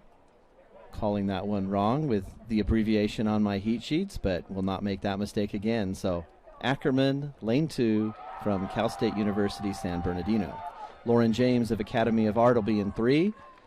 Victoria Aranisola of Lenoir-Rhyne will be in 4. Alexis Brown of Lenoir-Rhyne in 5. Nadia Chance of Fresno Pacific in 6. Deborah Hbampong from West Texas A&M in 7. And Soraya Copeland of Fresno Pacific will be in lane 8.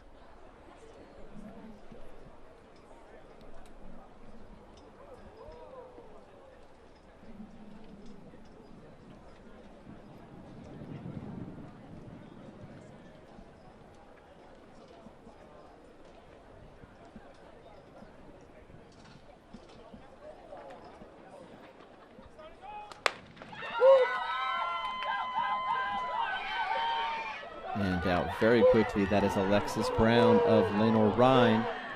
Lauren James of Academy of Art closing.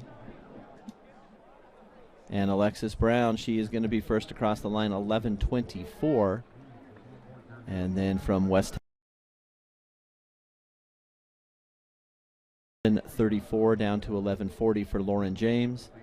And of course, the heat winners in, that bubble time is going to be 11:54 from Soraya Copeland of Fresno Pacific.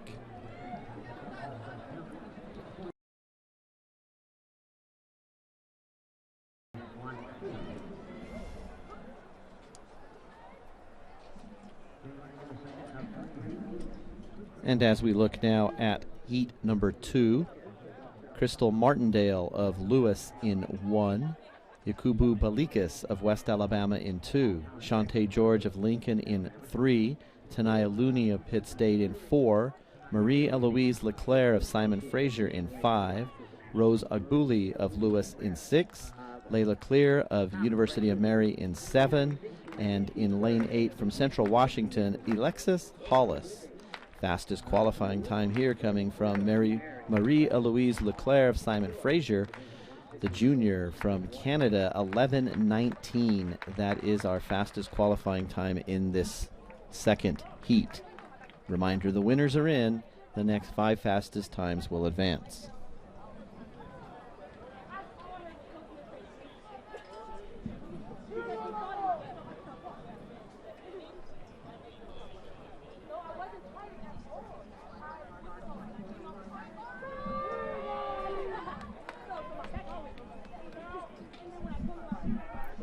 As the sun is beginning to set here in Emporia, it has gone down behind the press box. So the track now bathed in shadow.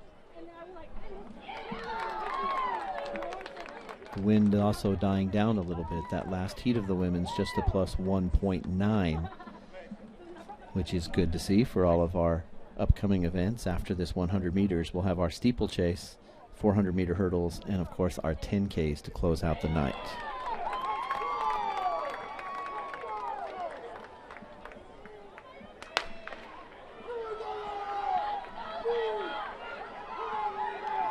And that looks like lane 2, Yakubu Balikas from West Alabama. She was the leader as she passed us here in the middle of the press box. And Leclerc will run 11:32.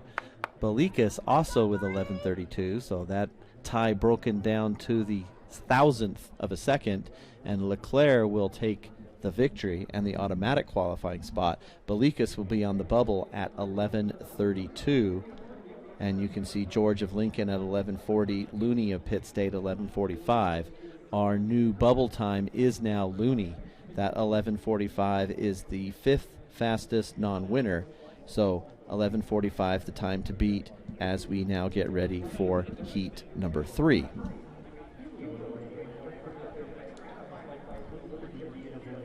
And you're looking at Tamia Horton of Sioux Falls. She'll be in lane 8. And now as we look back to the inside, here are the lane assignments for Heat 3. Shavante Roberts of Minnesota State Moorhead in 1. Adaya Brewster of Minnesota State in 2. Giovanna Cornett of Academy of Art in 3. Griselle Scarlett of Eastern New Mexico will be in lane 4. Denisha Cartwright of Minnesota State will be in 5. Deandronique Gaines of Pitt State in 6. Sade D'Souza of Carson Newman in 7. Tamia Horton of Sioux Falls in 8. Fastest qualifying time in this heat. Look at Denisha Cartwright, the senior from Minnesota State. We mentioned her earlier in that 4x100 meter relay. That is a name that you have heard many times here at the national meet. Denisha Cartwright, the senior now from Minnesota State, looking to put her final stamp on the NCAA Division II Track and Field Championships.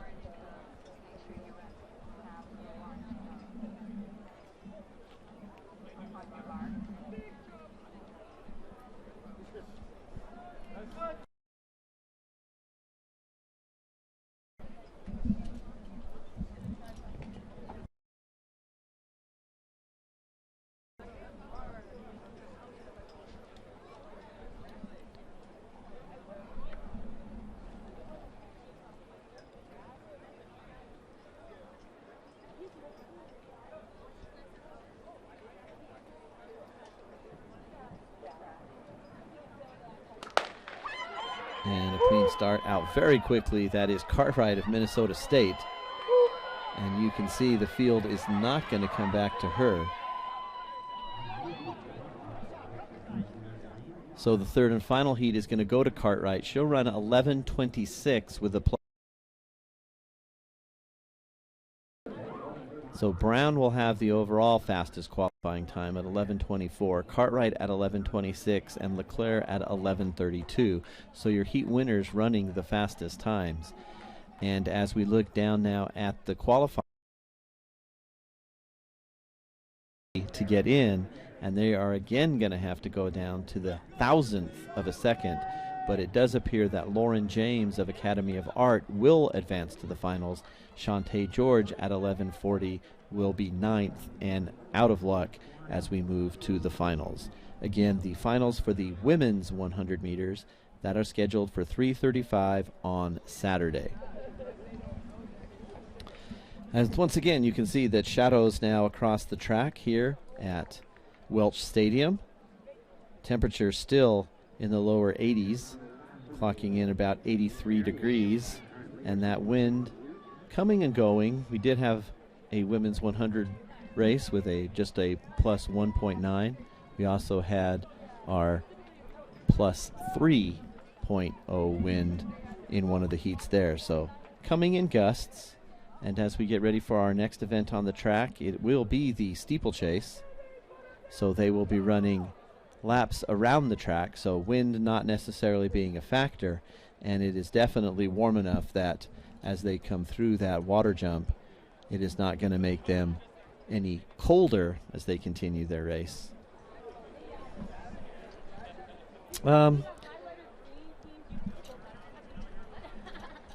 think we'll give you a quick opportunity just to kind of go through the earlier results of the day. We're going to do a recap for you later this evening, but as we are on schedule here and waiting a few minutes before we begin our steeplechase, just give you an update on the events that have been finalized today. Our women's pole vault competition definitely will help affect the team standings. Pittsburgh State, one of the team contenders, finishing second and third in that women's pole vault with Kyla Davis and Isabel Peters, and Bryn King from Roberts Wesleyan, the winner of our women's pole vault competition. King establishing herself as one of the up-and-coming women pole vaulters, coached by the legendary Jen Sur. She comes in to this event in the pole vault today. She does not come in until there is just one jumper remaining at 4 meters 40, and King would go on to win that. Men's pole vault competition does not run until Saturday morning. The long jump competition is underway right now, so sometimes as you look around the track and you can see there in the foreground, we are currently in flight 2 of our women's long jump competition, so we'll bring you all the results of that competition when they are concluded later on this evening. Men's long jump competition has concluded. That finished earlier this afternoon, and it was Azusa Pacific's Jermel Jones winning the men's long jump. Our hammer throw competition is complete here at Welch Stadium. We do have enough room for our shot put and our high jump venues, along with pole vault and our vertical jumps, to be on site. The athletes do have to leave and head out to the northwest part of the facility here on the campus of Emporia State for the javelin competition, the hammer competition, the discus competition. Those all held to the northwest area of the track, where, if you are familiar with Welch Stadium in Emporia State, that is the scheduled site for that indoor facility that they are hoping to build here down the road.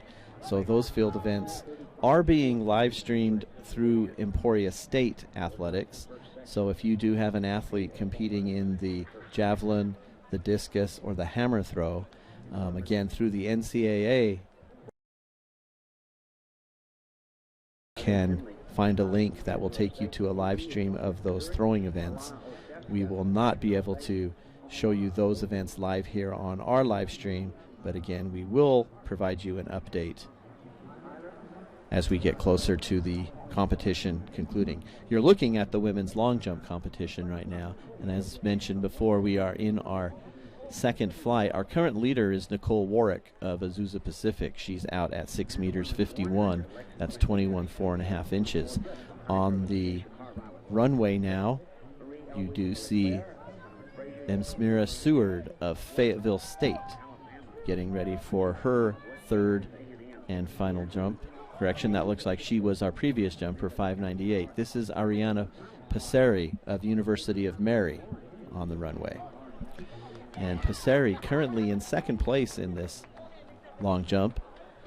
She jumped 6 meters 31 on her first attempt, and that is good enough to get her into second place, 20 feet 8.5.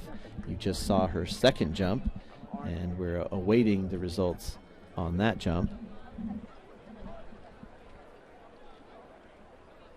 We'll follow on quickly with your qualifiers in the final. And no improvement there for Passeri, 6 meters 22. So now on the runway, you see our next women's long jumper.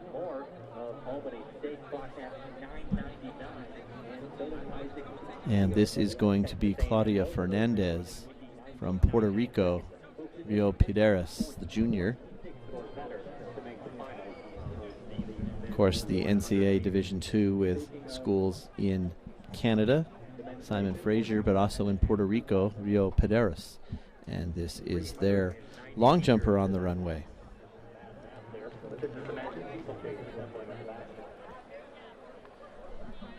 And her first jump was 5 meters 55.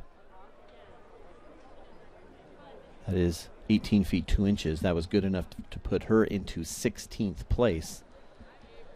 So we'll see what her second jump comes up with. Again, this is the second round of the second flight in this women's long jump.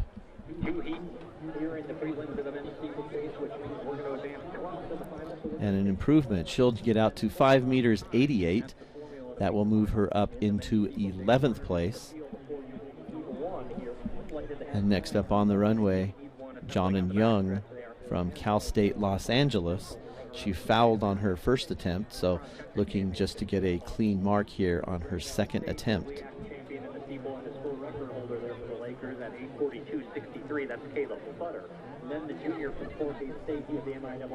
Young of Cal State Los Angeles and another foul. So Young will have 2 fouls to work with 1 jump remaining.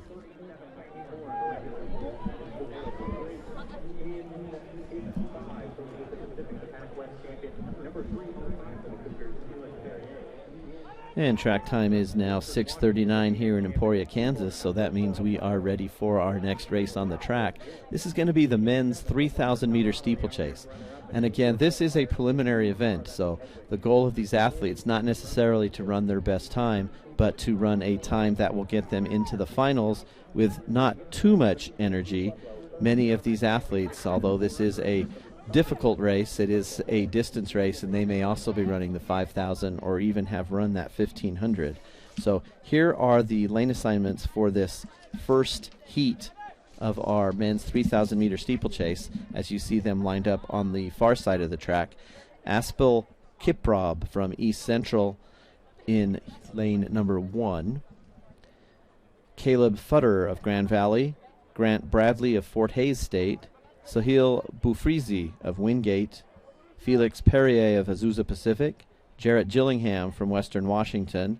Edwin Suida from Western Colorado, Richie Johnston from Hillsdale, and Caleb Beloy of CSU Pueblo. That is our first heat, and you see that the gun is up.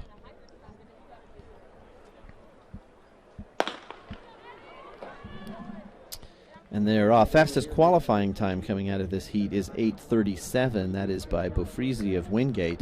But again, they're not so concerned about the time today, more concerned about qualifying.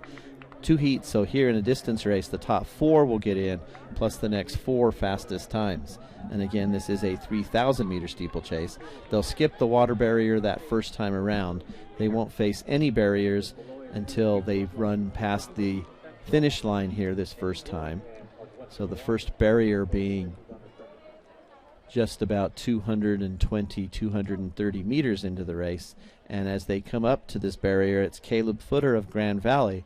You did see him earlier in that 1,500. So he is doubling up early. First day, Thursday National Championship, Caleb Futter, the senior from Grand Valley, running the 1,500 and now doubling back into the steeplechase.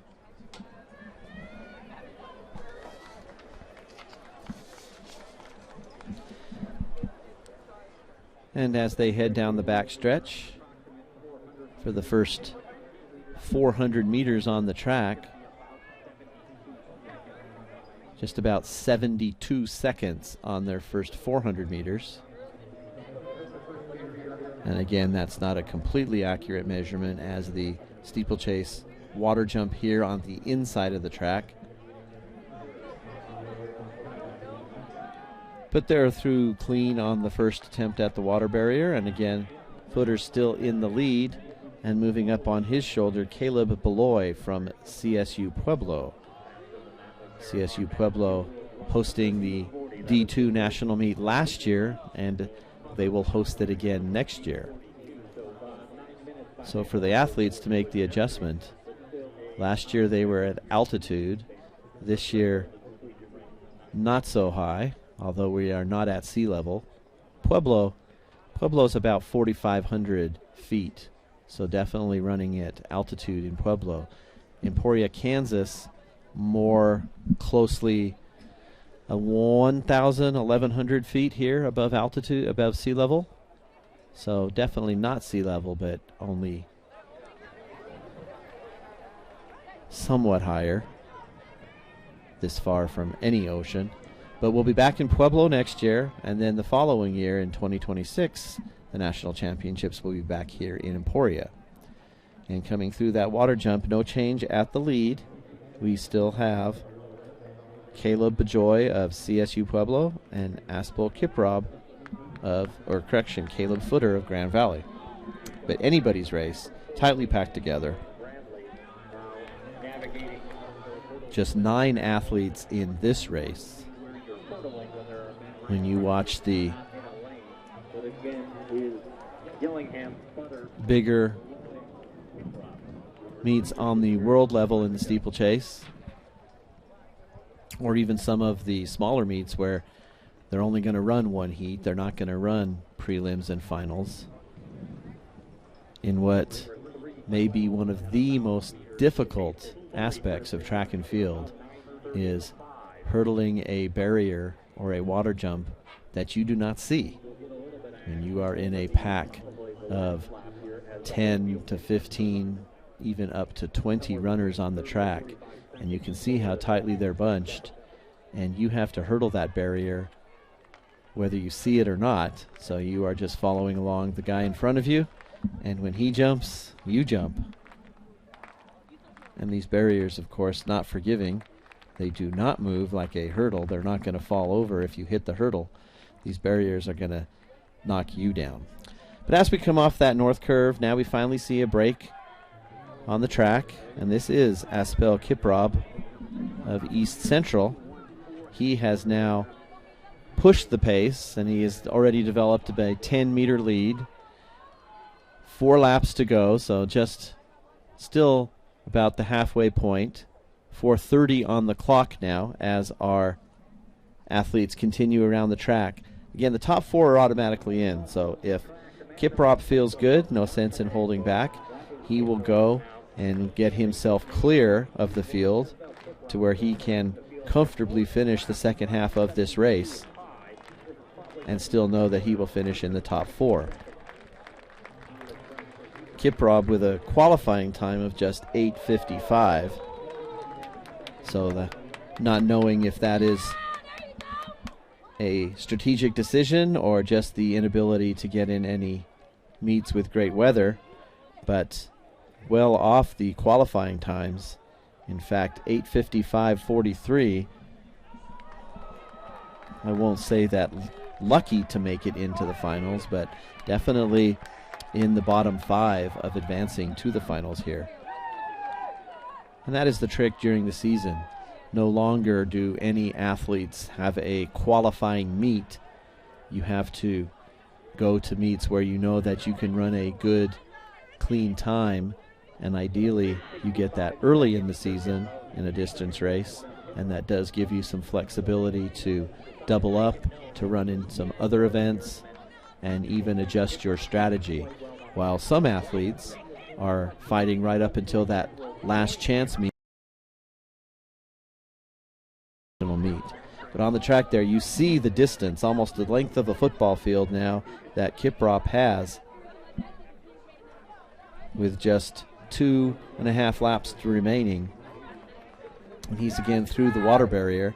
Water barrier not at the top of the curve like you see in some tracks. They'll come off that north curve there, and it is midway between the straightaway and the top of the curve. But you see Kiprop coming down to you now.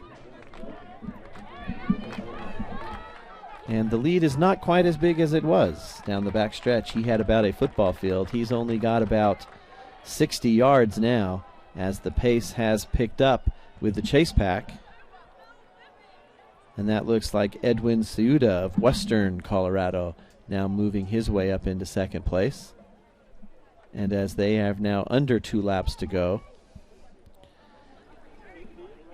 Kiprop still well in the lead, so feeling comfortable for getting one of those first 4 qualifying spots. But we have 5 runners in that chase pack, and of course only 3 of those spots are automatic qualifiers.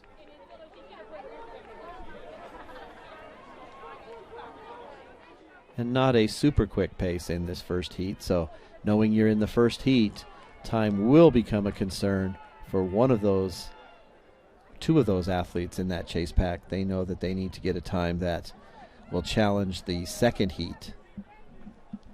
500 meters now, though, to go for our leader, and you see as he clears that barrier, he has a straightaway and a lap to go. New leaders of the chase pack, and that is going to be Jarrett Gillingham of Western Washington moving up into second place. And all of our leaders now on their bell lap.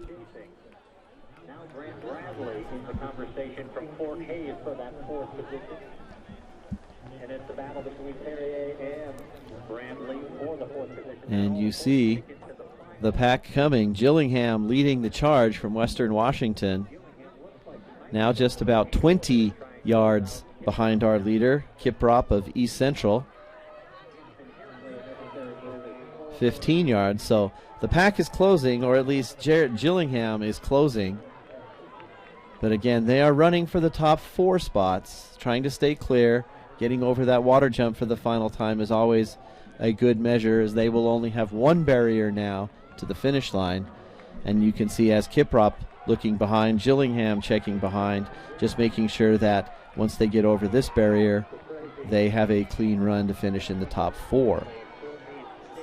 Bafrizi moving up now into 3rd spot. And that is going to be Felix Perrier of Azusa Pacific, who is going to be in that 5th spot across the line. So he's going to be the first to worry about the bubble. The top 4 times will get in after the first 4 places. And these two crossing the finish line now will make up that final spot. So you see Kiprop and Gillingham and Bafrizi and Bradley. They're all in, 9:05. Then we've got Perrier, Suida, Futter, and Johnston of Hillsdale. They are on the bubble. And that bubble time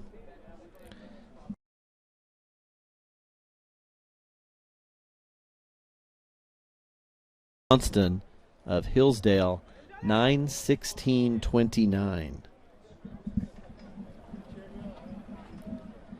So as we get ready now for heat number 2 on the far side of the track, we are scheduled to see Nixon Career of Azusa Pacific, Titouan Legris of Wingate, Joshua Bishop of Tiffin, Ricardo Barbosa of Wingate, Paul Career of East Central, Tim Brown from Black Hills, Alexander Vance from Colorado Christian, Adnu Steuven from Minnesota State Moorhead, Reese Smith from Northwest Missouri, and Matisse Vray from CSU Pueblo. They are lined up on the far side there. You see them getting ready for their start in the second heat of the men's 3,000-meter steeplechase.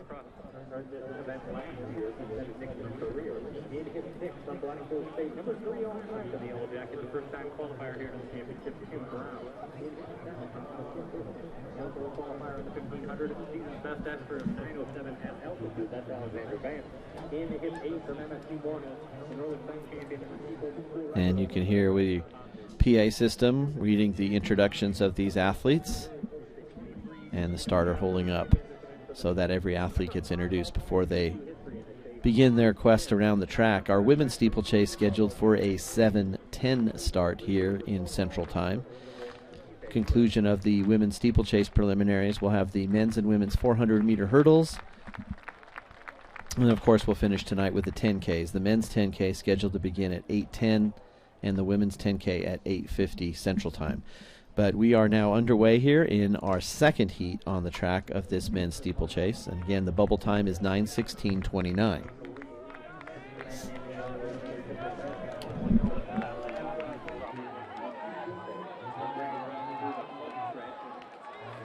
Our next 2 men are from Wingate. That is Legris and Barbosa. And then the man from East Central, that is Howell.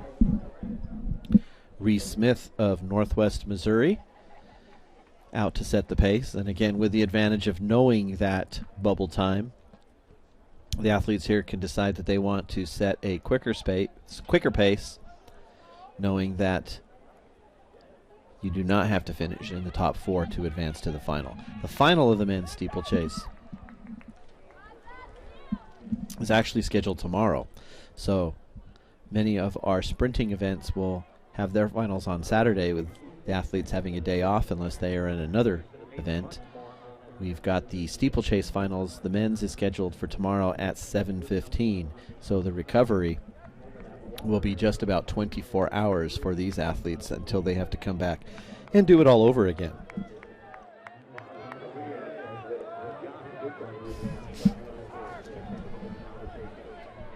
Reese Smith of Northwest Missouri continuing to lead on the track, and that is Legris of Wingate and Barbosa of Wingate moving up into that second and third position. So the Wingate athletes hoping to push and pull each other along and make sure they get in there.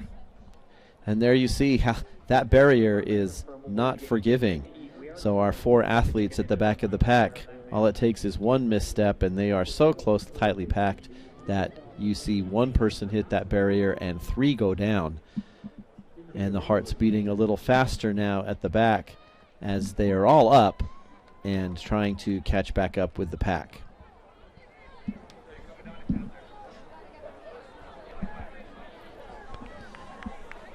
Looks like those 4 at the back: Steuven of Moorhead, Virey of CSU Pueblo, Tim Brown of Black Hills State, and Alexander Vance of Colorado Christian. The 4 athletes getting caught at that barrier that is just beyond the finish line.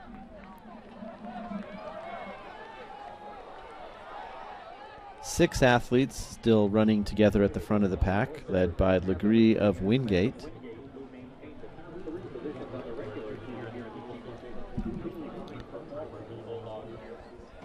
And that lead pack all over that barrier, and you can see that trail pack that had some trouble with it last time, they are all clean this time. We'll see if they have the energy left to move back up into contention. Top 4 are automatically in, and there's 6 in that lead group, but the pace was faster, so still hope for those on the track at the back of this pack.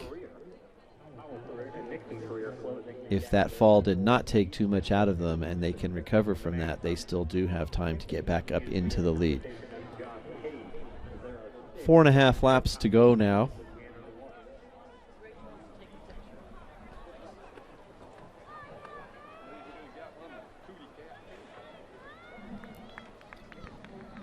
And we do have the Wingate teammates trading off at the front, with Legree and Barbosa taking turns at the front. This is Barbosa now, and they are running 1-2, discussing with each other what they want the pace to be as they continue around the track, with now 4 laps remaining, and we do still have 6 athletes at the front.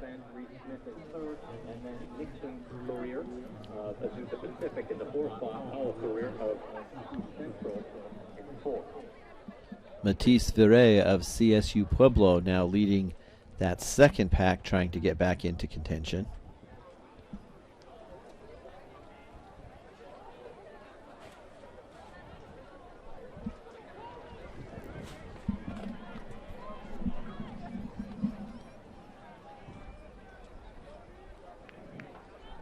The next event on the track will be the women's 3,000 meter steeplechase.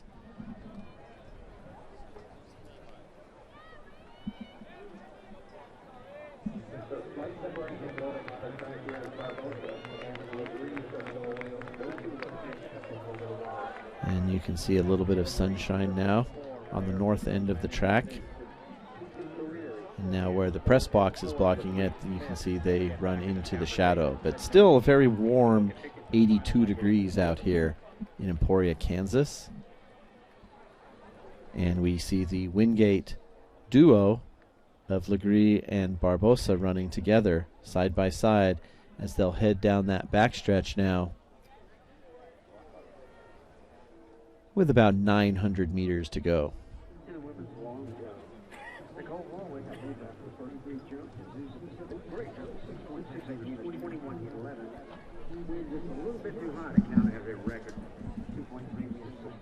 Barbosa and Legree of Wingate are your 2 out front. Reese Smith from Northwest Missouri, Nixon Career of Azusa Pacific, and Paul Career of East Central are running 2, 3, and 4 on the track.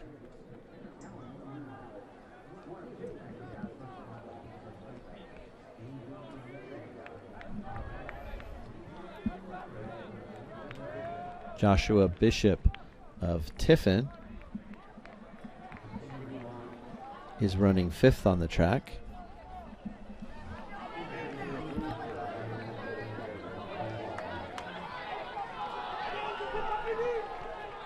Two laps to go now for our leaders, and that first move is made by Barbosa. He has put a little bit of distance between himself and his teammate Legree. And moving up, that's Nixon Career of Azusa Pacific into 3rd. Paul Career of East Central now 4th. Again, the top 4 will automatically advance, so if this 4 can get any more separation, they will be able to relax just a little bit around the final lap. 500 meters to go now for our leaders on the track. Again, the bubble time is 9:16:29. That is what number 5 on the track is most concerned about at this point. But you see him now coming towards you on your screen. Ricardo Barbosa of Wingate. He does have the second fastest qualifying time this season, the junior, with running 8:40 during the season. So feeling the favorite, he is going to extend his lead as we head to this bell lap. You see the next 3 chasing him. Again, they can feel safe if they can finish in that top 4. And today, this is really what it's all about in preliminaries. It's just surviving and advancing to the finals with the least amount of energy spent. But you can see that the runners back there in 5th position has decided no. Reese Smith of Northwest Missouri State with a charge down the backstretch, and now he has moved into the top 4.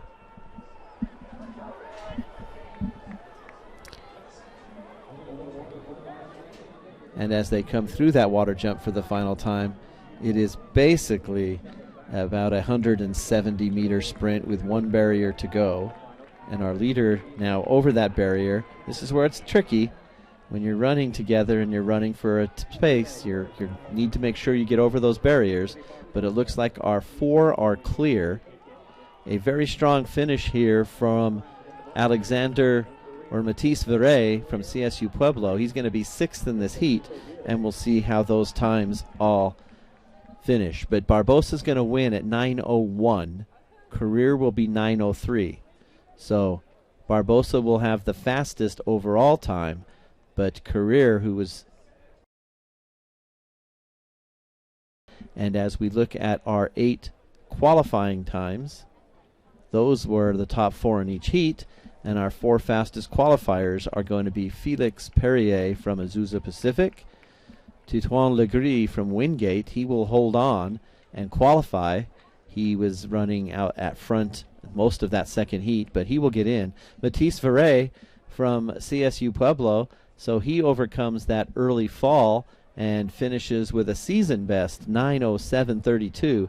He will advance to the finals. And Edwin Ciuda of Western Colorado at 9:10:67. He will also advance to the finals. So we have our finalists in our men's steeplechase. And again, many of these athletes running multiple events, but they will all be back, or at least the top 12 will be back tomorrow, 24 hours from now, to run in the finals in this men's steeplechase. Then we'll take 4 on time, and it looks like it is going to take 9-10 or better to make the final. So we're going to go ahead and take a quick break here on the track. Track time is 7:02. Our women's 3,000-meter steeplechase scheduled to begin at 7:10, so we will see you in about 5 minutes.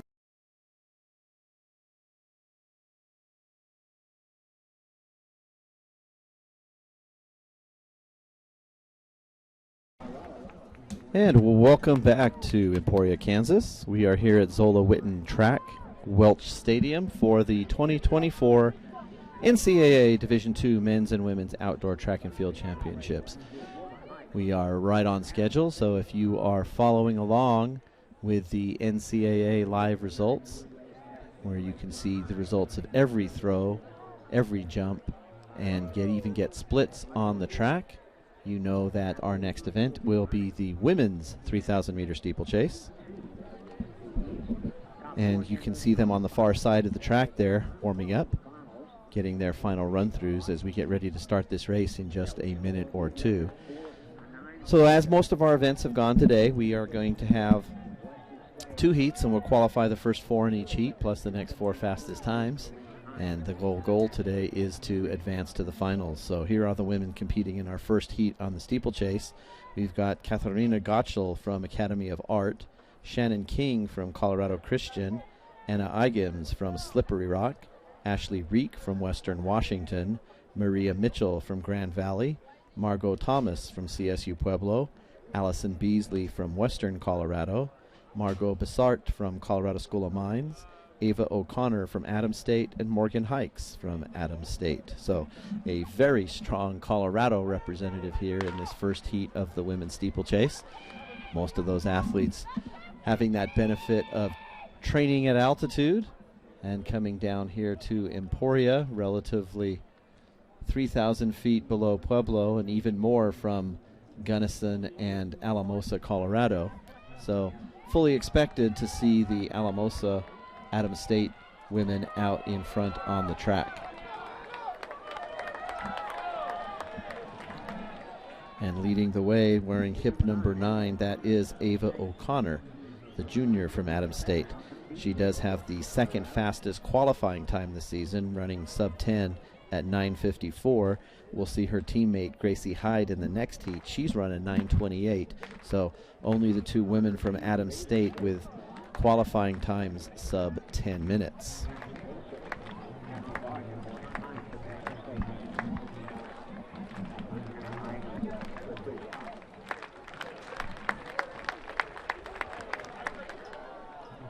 And the field spreading out very quickly. Unlike those two men's races where you did see the tight packs early, the women's race quickly spreading out with the same strategies. Again, the whole goal here is to be in the top 4 or the next 4 fastest times. And you see there our leaders continuing to be Ava O'Connor, Allison Beasley of Western, and just as we said, O'Connor or Ashley Reek going down into the water, but quickly up. So again, the barriers are not flexible like the hurdles, but you can recover, as we saw in that last heat of the men's. You can stumble and still have enough time to recover. And only the athletes themselves know what it takes out of them. And strangely enough, the pace coming back, and we are tightly packed again in a tighter pack now as they have under 6 laps to go. So they spread out quickly, and maybe it was hitting that first water jump barrier brought the pack together, but now the entire field all back together within just about 5 yards. Obviously, the goal of all of these athletes is to walk away with a medal this weekend, maybe a team title, maybe just an individual medal, but also to finish the season with a personal best. The season not always over for every athlete. Many of the athletes competing here at the Division II National Championships hoping to qualify for their own national teams. We all know that the U.S. Track and Field Championships will be held in Oregon, June 21st through the 30th. Many athletes here may also qualify for the Under-20 Championships. That'll be a week and a half earlier, June 12th and 13th. Also in Eugene, the Under-20 Championships. And then, of course, many international athletes in the field. And as we see there on the left side of your screen, that is hip number 6. That is Margot Thomas from CSU Pueblo, as a French national, hoping to get a time here that advances her to the qualifying for the Olympics for France. And we do know that we have many international athletes here who are trying to get qualifying marks to where they can go to their home countries, maybe get another meet or two in before they're qualifying for the Olympics. The Olympics, track and field, start August 1st. And we're all excited for the Olympics this year, the anniversary of the 1924 Olympics, which were brought to fame by the movie Chariots of Fire. 100 years later, the Olympics back in Paris. And the Olympics, of course, beginning July 24th, but the track and field, or the athletics portion of the Olympics, to be held August 1st through August 11th. So we do hope to see many of our athletes here at these championships giving a run to making a national team. But on the track here, as we come across we are now past our midway point, and another tumble. You see that, Alamosa Morgan hikes with the tumble over the barrier, but she is up and running again. Her teammate continuing to lead at the front of the race. Ava O'Connor setting the pace up front alongside Katarina Gutschel of Academy of Art. They are the two on the track setting that pace. Of course, the top four are automatically in, but it has been a rough race, and it does look like we did lose one.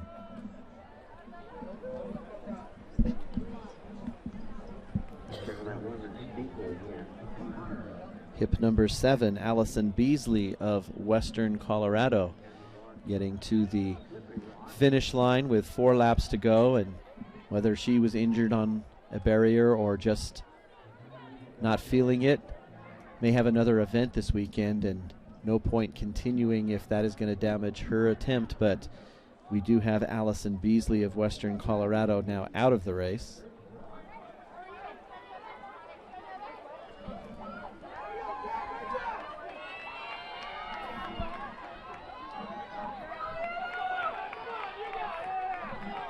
Ava O'Connor continuing to lead from Adams State, wearing hip number 9. Katharina Gottschall of Academy of Art solidly in second place there. Next two moving up, Margot Bassart of the Colorado School of Mines is now in that 3rd position on the track.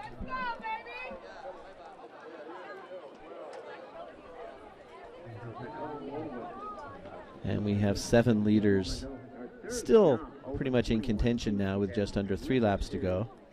You can see the damage that these barriers and water jumps do put on the athletes. You may get over them cleanly, you may struggle at the beginning, but that does wear down on you through the 3,000 meters. The aforementioned Margot Thomas of CSU Pueblo leading that chase pack, moving up now into 5th position, trying to get into that top 4 to advance on the track. But you see a little more separation at the front now. Ava O'Connor, again, she's run under 10 minutes this season, so she is one of the favorites on the track. Gottschall of the Academy of Art still comfortably in second now, but no longer on O'Connor's shoulder. Just over 2 laps remaining now. Bassart of Mines is currently 3rd on the track. Igams of Slippery Rock is 4th, and Margot Thomas of CSU Pueblo is running in that 5th spot. Again, the top 4 are in. The next 4 are on the bubble till we get through heat number 2. Under 2 laps to go now for our leaders on the track. Again, the idea is to qualify, but not expend too much energy and saving yourself for a finals that will be in just less than 24 hours from now.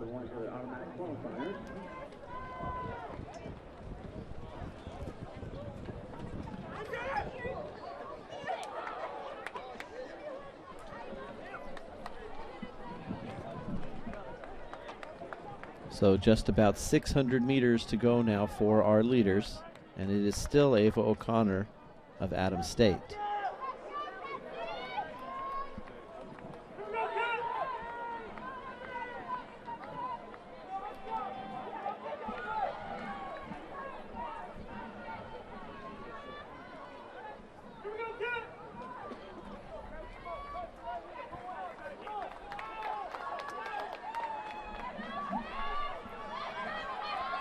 And coming towards you on the screen now for the penultimate time, Ava O'Connor, and you can see the 4-5 now on this home stretch.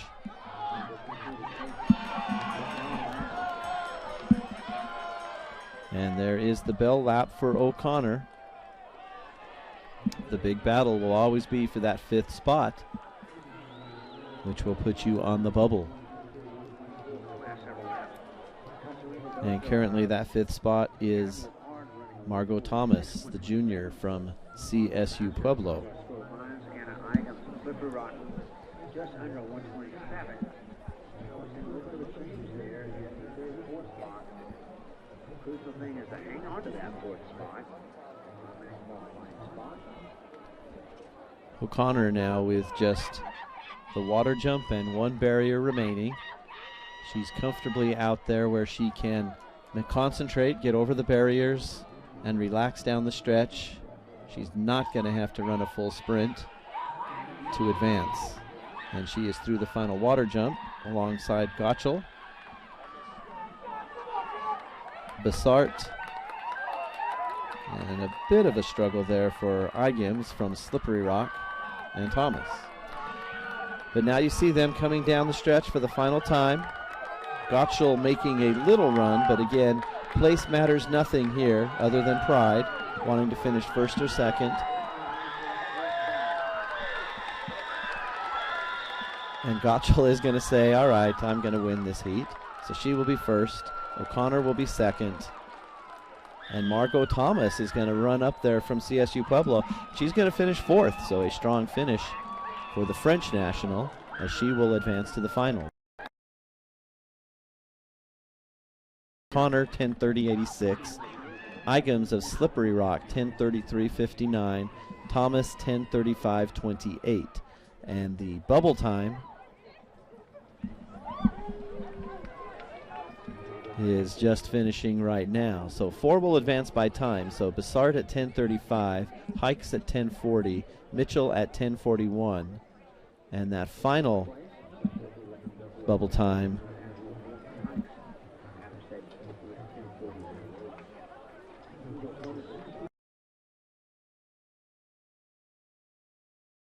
and King of Colorado Christian, 11:01.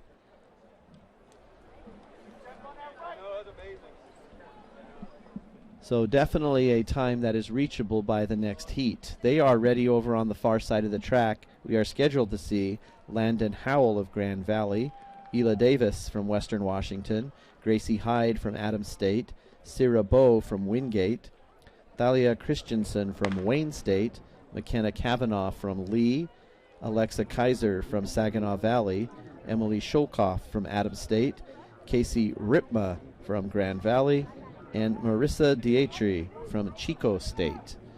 And very, very slow pace out of the blocks. And you can see as they make their way around the curve here for this first time, the closer they are bunched, the slower the pace. And that is Ela Davis of Western Washington with the hat, wearing hip number 2. She is leading, but nobody is challenging her. And Emily Sholkoff of Adams State, your tall runner out there with the longest legs, even she looks like she's taking little bitty strides, not wanting to push the pace at all as they get started here. Number 4, you see there Syrah Bowe of Wingate moving up on the outside as they cross their first barrier. But they are well aware of the time, so 11:01 is the bubble time. But that, of course, would be just for the one athlete. 10:35.87. Margot Bessart is the first time qualifier at the moment at 10:35.87.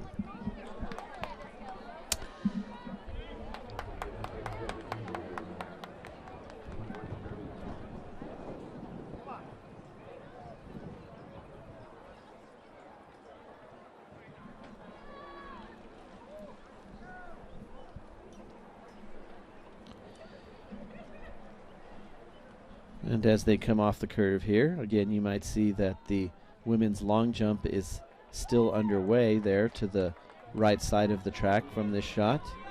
We are almost done with our women's long jump competition, and we will give you updates of all of our final events at the conclusion of the meet. They are in round 5 right now, and just to update those big fans, Nicole Warwick of Azusa Pacific is our leader and on the runway. She's at 6 meters 68. That's 21.11 inches. She has been leading the women's long jump competition. The field's starting to spread out just a little bit, but Davis of Western Washington continuing out front. Alexa Kaiser of Saginaw Valley is second, and Marissa Dietry and Emily Shulkoff running in those third and fourth automatic spots at the time.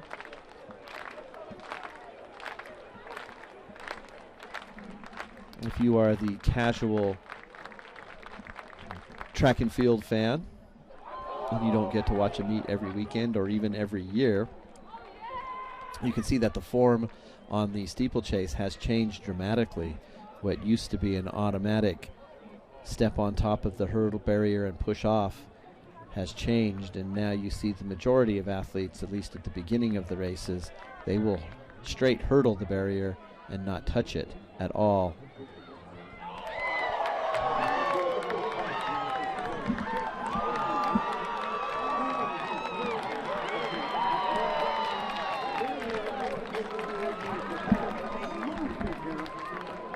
And you might hear a very excited crowd. It's tough to concentrate on one race, but that's why we love track and field. We'll give you an update, but just for those dying to know, Nicole Warwick of Azusa Pacific on her fifth jump just went 6 meters 81. That's 22.4 1/4. She's got a plus 3.1 wind behind her, but you heard the excitement there. That's one of the great things about coming out to a track meet. You've got multiple things to watch the whole time. This is getting to be later in the evening, and we've only got 2 events going on at the same time, but those fans of the women's long jump are able to watch the long jump and have a race going on around the track. And of course, at peak times tomorrow and Saturday, you could have as many as 6 or 7 events going on at the same time, which is great as a spectator. Sometimes that's hard on a coach if you're trying to get in multiple places, and obviously really hard if you are an athlete who is competing in a field event or 2 and a running event that are all relatively at the same time. Those of you who are more hardcore track fans, you know that when you are successful at that, it's a pleasure to watch.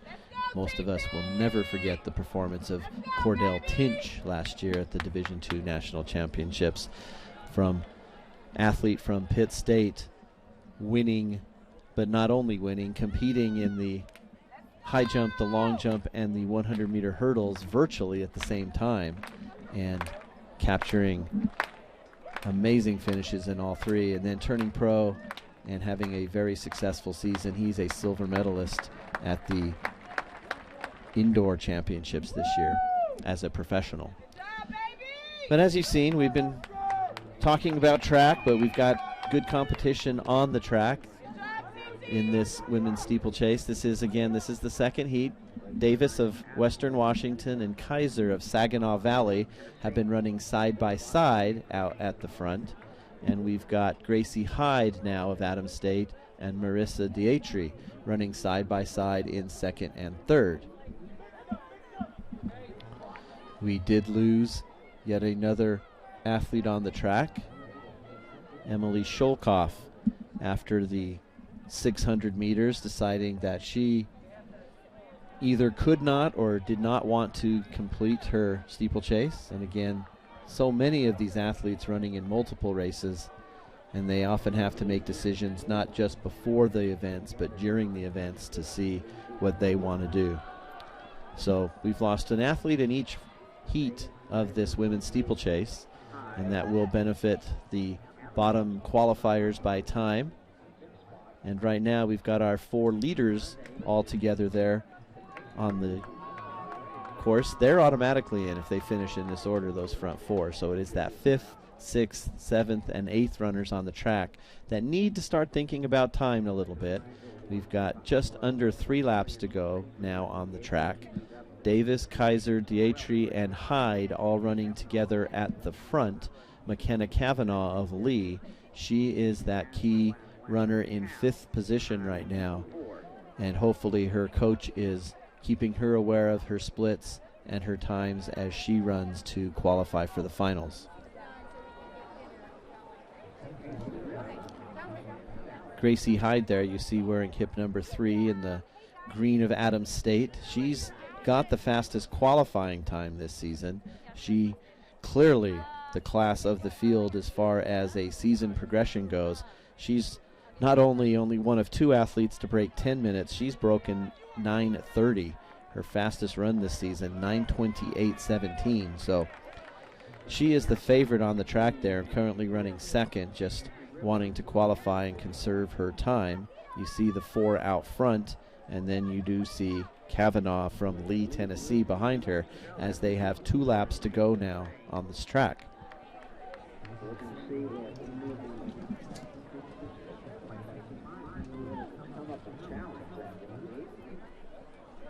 Davis led from early on. Gracie Hyde having moved up good.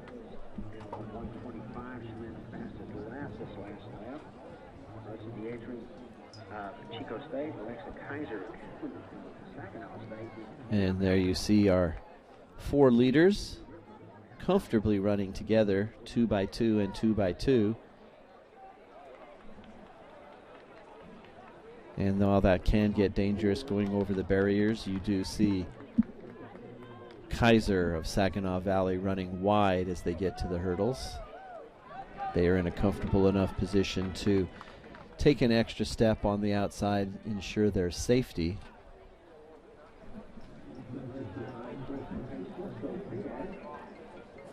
Just about 500 meters to go. So now the concern for our leaders is to make sure they get over the barriers cleanly. Time means absolutely nothing, as the top 4 will advance to a 1-section final tomorrow.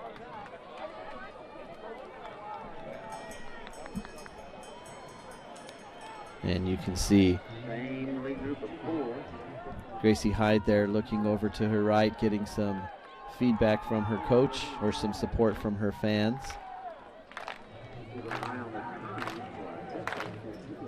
But she does now take the lead.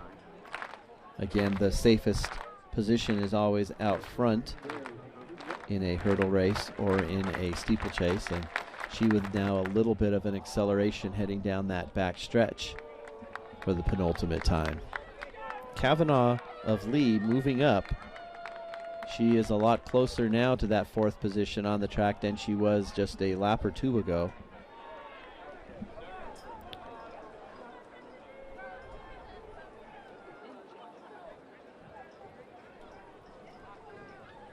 And sometimes when you feel the pressure coming, you press just a little bit more, and that's when it is so dangerous to be going over a hurdle or a barrier. And as if on cue, Kaiser of Saginaw Valley now surging to the front. And there is Kavanaugh now. You can see her in your picture. So we've got 1 lap to go, and there's a sprint here. I'm not sure if they know they've got another lap to go.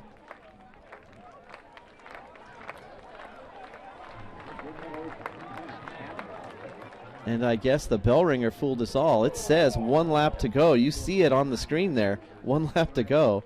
But our lap counter must have been off because the athletes knew. They knew they were done. They were in a full-on sprint. I was looking at the lap.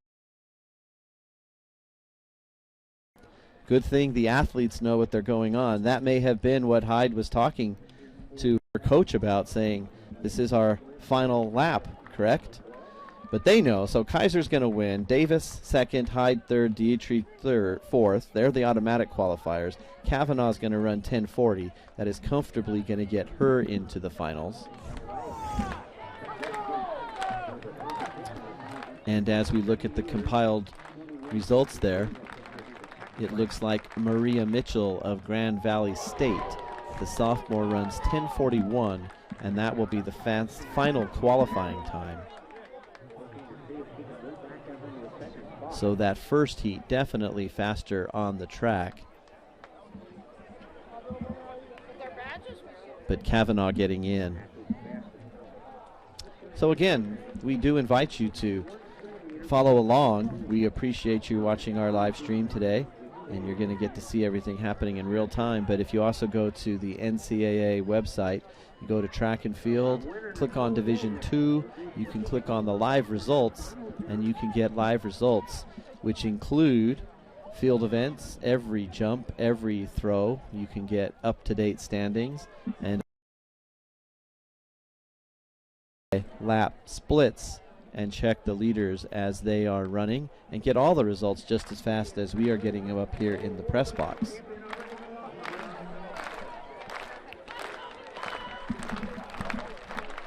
And this is the final long jump.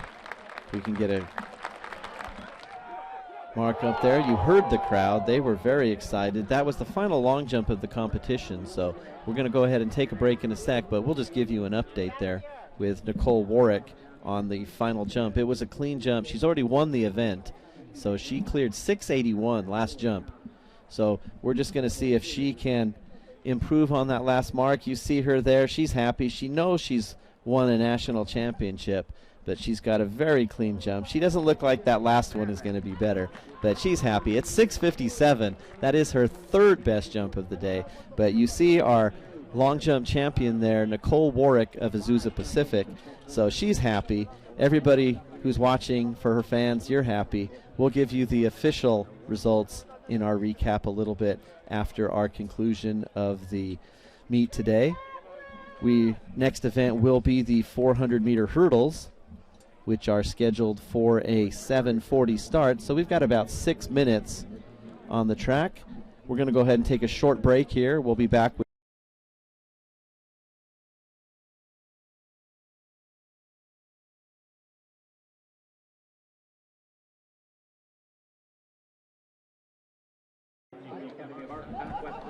and welcome back to Zola Witten Track at Welch Stadium on the campus of Emporia State University. We're here for day one of the 2024 NCAA Division II Men's and Women's Outdoor Track and Field Championships. It's been a fantastic evening of preliminaries, and as you see now on the track, we are ready for the men's 400-meter hurdles preliminaries. We're going to have 3 heats, and here are your lane assignments as we get ready to start. Quinton Workman of Cal State Los Angeles will be in 2. Stephen Harris of Grand Valley in 3, Anthony Collins of Minnesota State in 4, Javion Riley of Claflin in 5, Josh Marlin of Academy of Art in 6, and Clarence McGill of Lenore Rhine in lane 7. Gun is up for this first of 3 heats in the men's 400-meter hurdles.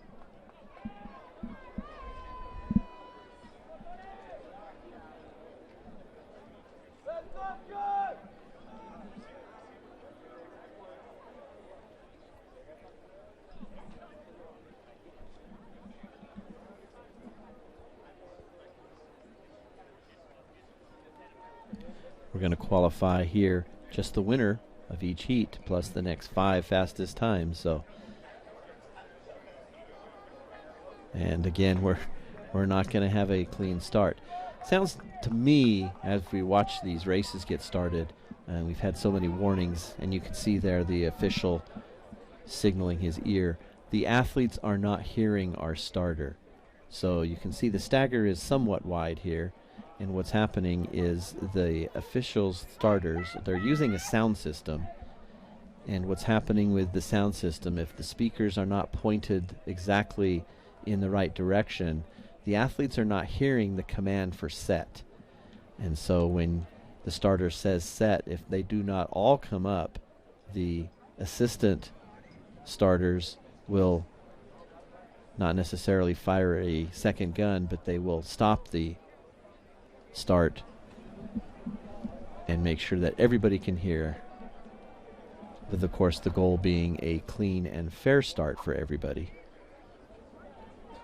So no warning that time. That was purely on the starters not being able to have their commands heard. So we'll go back into the blocks now with Workman, Harris, Collins, Riley, Marlin, and McGill.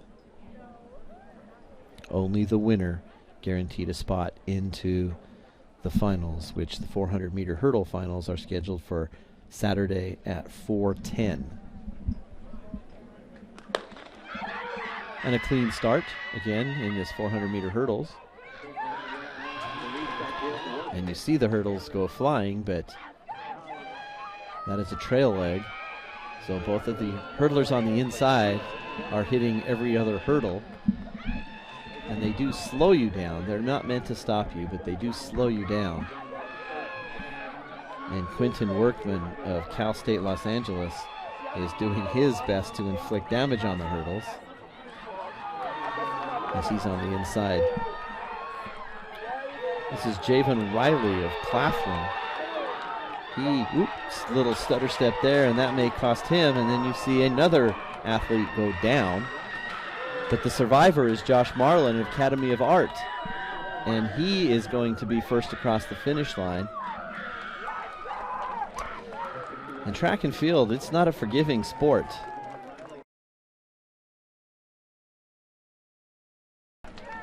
But there you see Marlin of the Academy of Art. He's going to win that heat at 51:48. So he is safely into the finals. Riley, McGill, Harris, and Workman all hoping to get in on time, as they have to wait now and sit on the bubble for the next two heats of our 400-meter hurdles. So there you see that sprint to the finish line, and again, that is Marlin of Academy of Art, who is first across the line. Now you are looking at the athletes getting set for heat number 2. We've got Ramsley Exantis of Southern Connecticut State in 2 on the inside. Kelsey Montague of Colorado Mesa in 3. Alessio Somakal of Cal Poly Pomona in 4. Sean Calawan of St. Augustine in 5. Ryan Fields of Cal Poly Pomona in 6. Shareem Hamilton of Lincoln in 7. And Falu Gay of Grand Valley in lane 8. Fastest qualifying time, and the one we want to keep the eyes on, are Ryan Fields.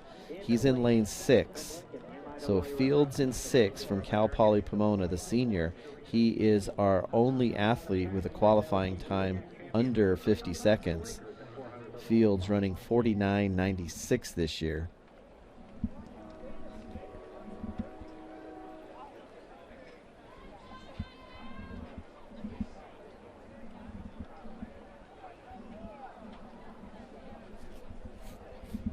And there you see Ryan Fields on the left of your screen in the white over black. He is the fastest qualifier this season, so he will be the favorite. Ryan Fields of Cal Poly Pomona running in lane 6.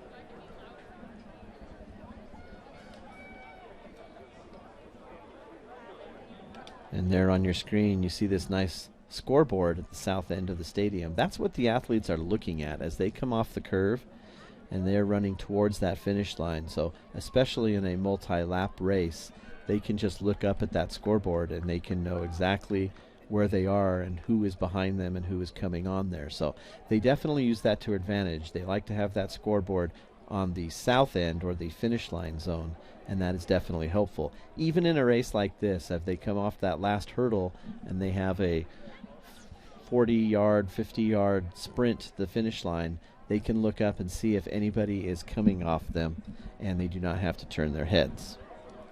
And it looks like we've got one more issue with our speakers. You can see the officials there in the red. Those are the starters, and he is still working on that speaker, making sure that our athletes can hear the commands. You can't really see from this picture too much, but wind has maybe picked up a little bit. The flags on either side of our award stand are blowing in the wind.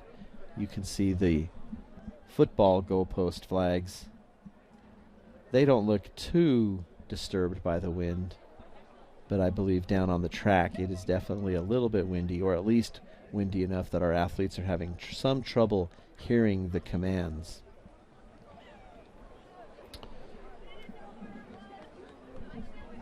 And you can see our starter does now have that microphone in hand, and they're happy that they've got it all working. Over the last few seasons, the starters have changed their mechanics a little bit. You see the two assistant starters in the red over on the far right side of your track. They're checking the placement of the hands. So once they go to take their marks, those two starters on the outside will walk up and down the field. They'll make sure that all of the athletes have their hands behind the line. And once they get to the far inside and outside, they will stop, and then our starter will call them to their set position.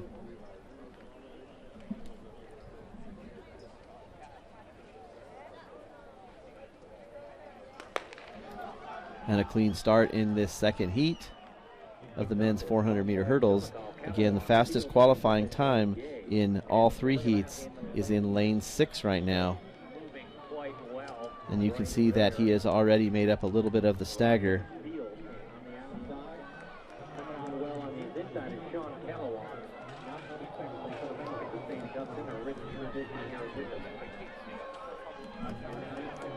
Calawan of St. Augustine is in 5. He's on the inside. And it is Calawan who has the lead coming off the curve. We'll see what's going to happen down the stretch. Again, Fields from Cal Poly Pomona in 6. He does have the fastest qualifying time, but Calawan taking it to him. So Calawan running his best time. He's going to win.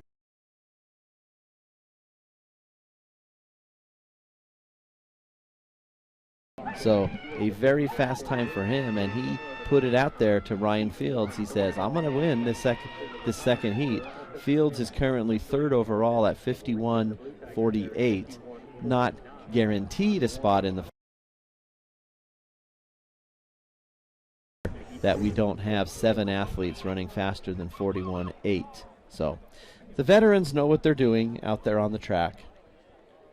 Very little left to chance in a meet of this magnitude, especially by the upperclassmen who have been there many times.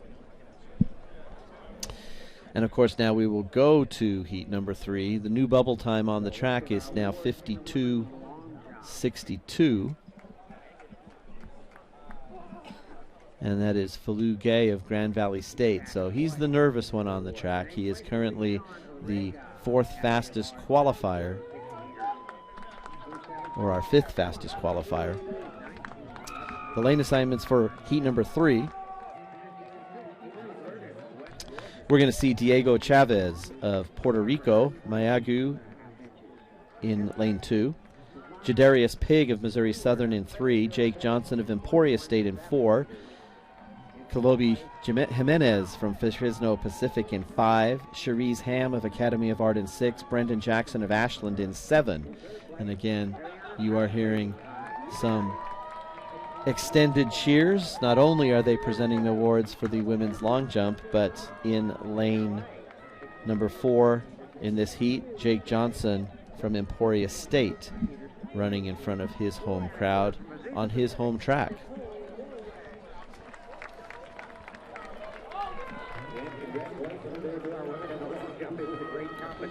Johnson with a time of 51.65 this season.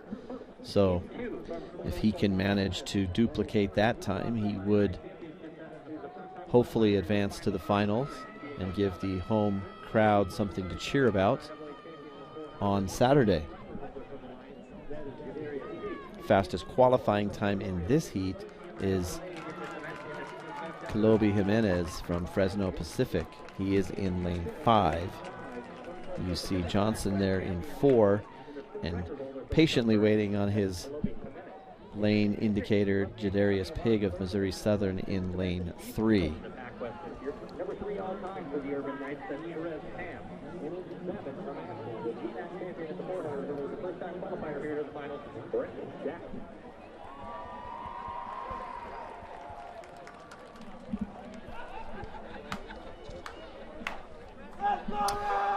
And it looks like the sun has stopped to shine. Still light here, but some darker clouds moving in. Looks like we may expect some rain coming in from the south before the day is done, but nothing expected until we have concluded our day 1 of competition. This is the 3rd heat of the men's 400-meter hurdles, qualifying heat winners plus the next 5 fastest times. And they are clean away. Johnson, Jimenez, Hams, and Jackson. So that is the man from the Academy of Honor running Jadarius Pig of Missouri Southern quickly making up the stagger down the backstretch. Again, there's little room for error, and you see how tight that is. That was Pig. He was leading the race, and he just clips that hurdle, and down he goes. And the frustration of any athlete who goes down in their final race. But it continues on the track, and first off the curve, the Academy of Arts, Cherise Ham now leading. Big charge by Jimenez of Fresno Pacific. Only the winner is guaranteed, and there goes Jimenez. Cherise Ham of Academy of Art. He is going to be the first one across the line.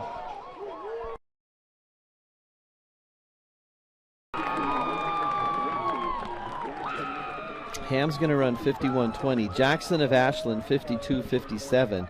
Johnson from Emporia State 52.65. And that is just going to miss making the finals. The automatic qualifiers, our qualifiers by time will be Fields, Hamilton, Riley, McGill, and Brendan Jackson of Ashland. 52.57 will be the last athlete to advance by time. That'll conclude the men's 400-meter hurdles. We will now move over to our women's 400-meter hurdles. Again, 3 sections, qualifying only the heat winners. And you tell by watching that men's race, the margin of error is very fine. Hitting a hurdle doesn't necessarily take you out of the competition, but hitting one hurdle can throw off your stride pattern and make getting over the next hurdle more difficult.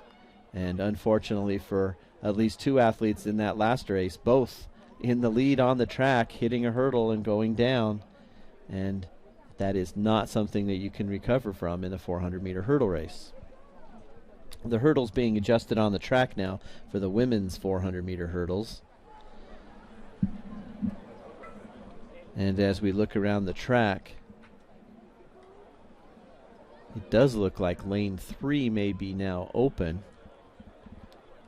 But here are our lane assignments. In lane 2, Shavene Thomas from Lincoln. Lane 3 is open. Lane 4, Maria Diamond of Lincoln. Lane 5, Shani Jefferson from Mount Olive. Lane 6, Odisha Nanton from Lincoln. And lane 7, Isabel Flores from Belmont Abbey.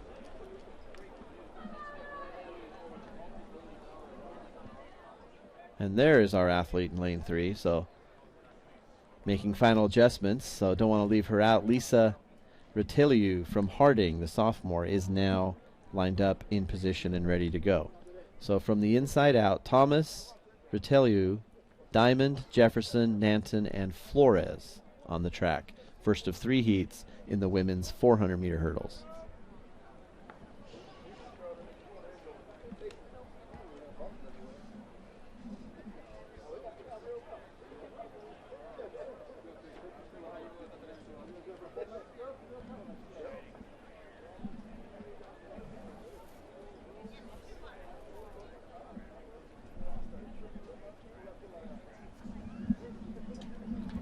Again, the athletes at their marks for a very long time as the assistant starters walk the line. And we'll see what's going to be there. They called them up. That, I feel that one was on our starters. That over there to go and check the 4 athletes on his side of the track. And, you know, you ask these athletes to take their marks and then you make them sit in their blocks for a long time before calling them set. And it does appear there's going to be no card here.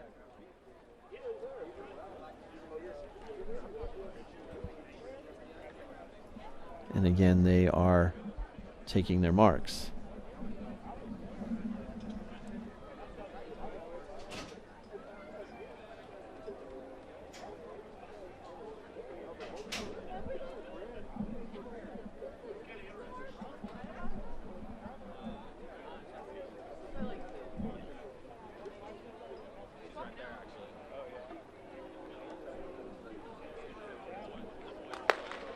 And a clean start. Again, Thomas, Retilu, Diamond, Jefferson, Nanton, and Flores.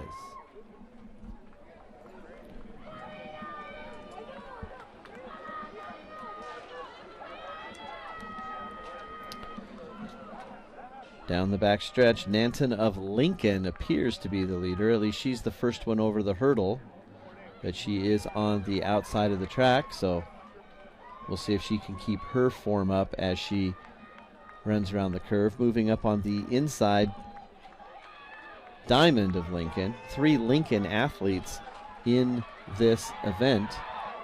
And while there is no 4x400 meter hurdle relay, we would have to say that Lincoln would stand a great chance. Right now on the track, they may finish 1, 2, 3 in this heat, all from Lincoln. That is going to be Odisha Nanton of Lincoln. She's first across the line, so she's in at 58.93.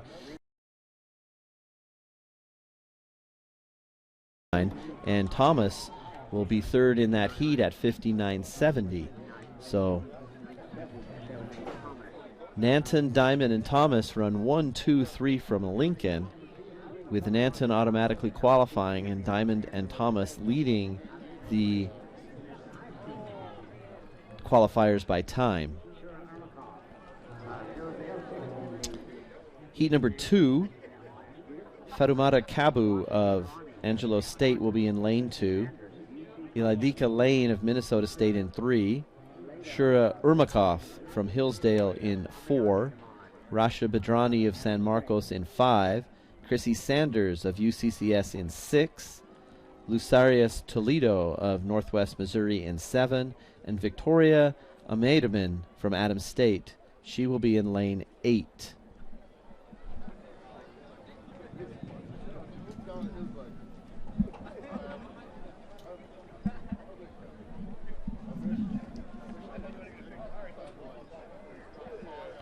And it looks like Lane from Minnesota State will not be competing. This time lane 3 is not only vacant, no hurdle, no blocks in the lane, so we know that that would be a scratch.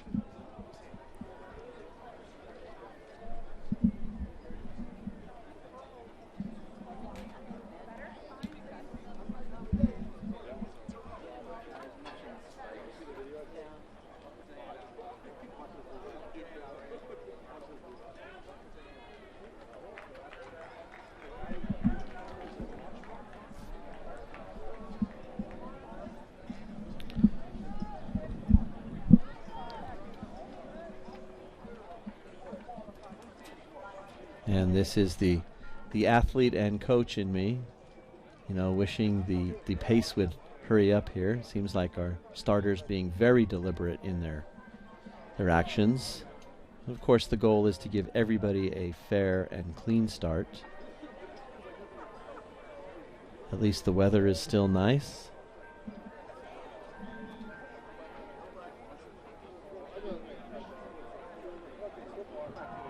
But our athletes standing at their blocks and in their blocks for a very long time this evening.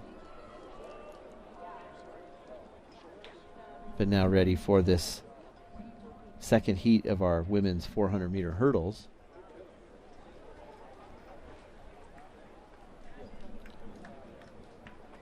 Again, Cabo in 2, Urmakov in 4, Bedrani in 5, Sanders in 6, Toledo in 7, and Amayadaman in 8.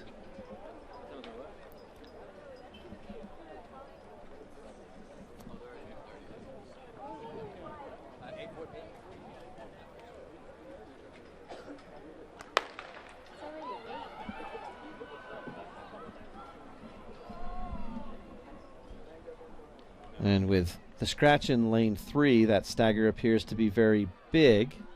But as they run down the backstretch on the outside, Amaydaman of Adams State. And then on the inside of the track, Urmakov of Hillsdale. Look like they're going over the hurdle at the same time. And as they run around the inside of the curve, now our leader on the inside, Shura Urmakov of Hillsdale.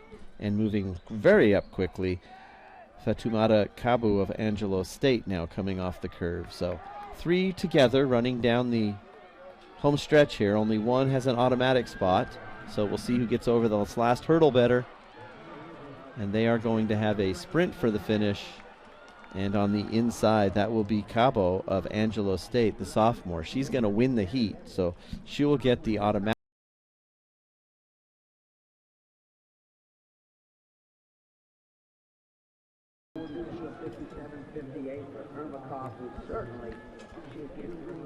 And you can see that again, four runners under 1 minute for the heat 2 of the women's 400-meter hurdles.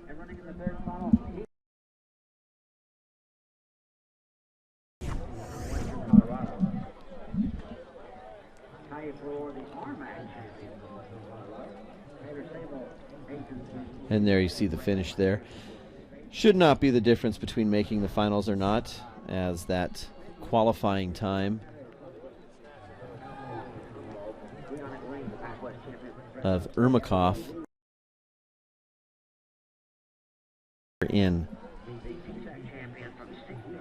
second overall. So heat 2 definitely faster than heat 1, with 1 and 2 still leading on the track, but only the two first finishers of one of each heat are automatically in. So our bubble time right now is Chevene Thomas, 59.70 from Lincoln. So she was the third Lincoln finisher in that first heat, and she is the bubble time at 59.70. Third heat, Kaya Führer of Western in 2, Taylor Savolt of Fort Hays in 3, Kylie Ray of Findlay in 4, Isabel Perez Zogby of Cal Poly Humboldt is in lane 5, Brianna Green of Fresno Pacific in 6, Abigail Reed of Emporia State in 7, Natasha Burnett of Seton Hill is in 8. So just as the men's final heat featured a local runner, Abigail Reed of Emporia State, she is out in lane 7.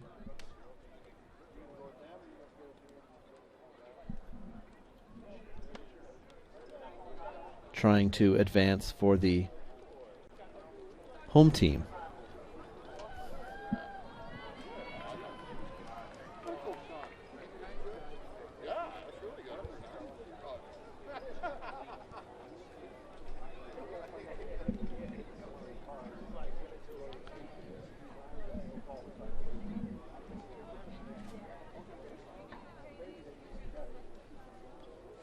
Führer, Savolt, Ray, Perez Zogby, Green, Reed, and Burnett. Lanes 2 through 8 in this final heat, with the time to beat on the bubble, 59.70.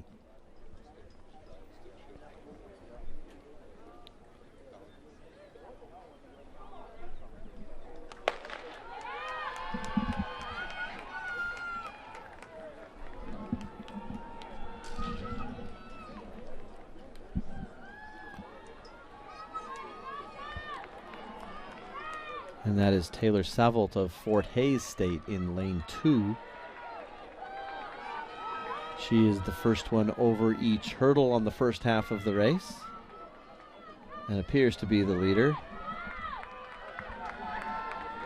Running the hurdles on the curve, definitely a different skill than running them on the straightaway. And the more inside you are, the tighter the curve. So the track may be shorter, but the hurdles are tighter. Coming off the curve, that's hip number 4. It's Kylie Ray of Findlay, and that is Savolt of Fort Hays just inside of her. Again, the winner's in. The bubble time is 59.70.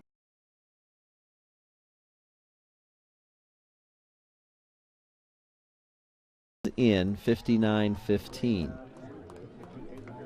And it looks like our bubble time last qualifier is going to be Rasha Badrani of San Marcos, 59.57, and she will make the finals. Once again, the finals are scheduled for a 4:20 start on Saturday.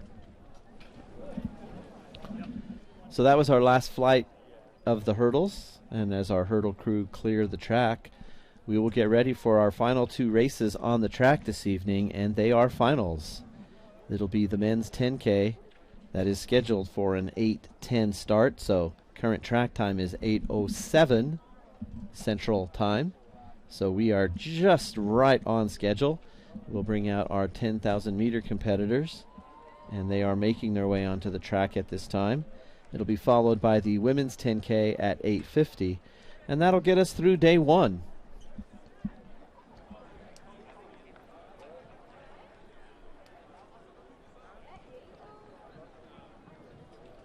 Temperature is still a very comfortable 81 degrees here in Emporia. Not a whole lot of wind. Just looking at the radar, just a few storms popping up to the south of here. Not expecting them to reach Emporia or any rain until maybe much later this evening or early in the morning. So the weather looks clear. 81 degrees. Some of the athletes in this 10,000 will tell you that's a little bit warm still, but they do have a breeze that will keep them just a little bit cooler. Men's 10,000 meters on the track. It's going to be 25 laps around the oval, and plenty of time to get to know our athletes and catch you up with all of our competition. If you're a distance running fan, you will enjoy the next hour and a half or so of competition. Men's 10K just getting ready to begin.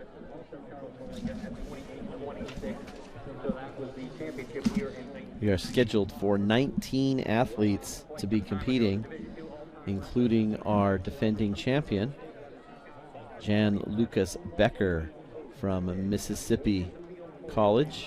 Won this event last year. And if you were watching us, you remember that was a very exciting finish where he came from back in the pack to take over running at altitude in Pueblo, Colorado. He ran 29:47.71 last year in Pueblo to win it.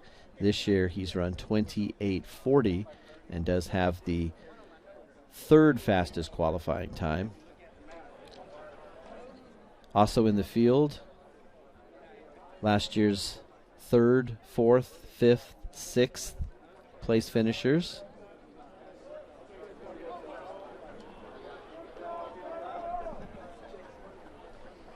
And a great field on the track. So we're just about ready to start. You can see they are in their double alley. So we'll go ahead and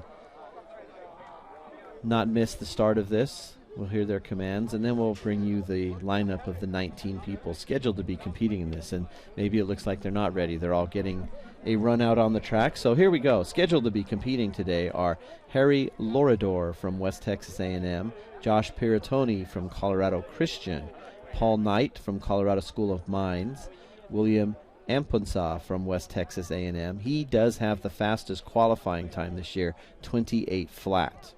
Braden McLaughlin of Chico State, Lucas Earl from Wingate, J.P. Rutledge from Colorado School of Mines, Antonine St. Pierre from Wingate, Junkin Funey from Colorado School of Mines, Matthew Storer from Colorado Christian, Dayton Brown from Adams State, Dawson Gunn from Mines, Logan Bokovich from Mines, Jan Lucas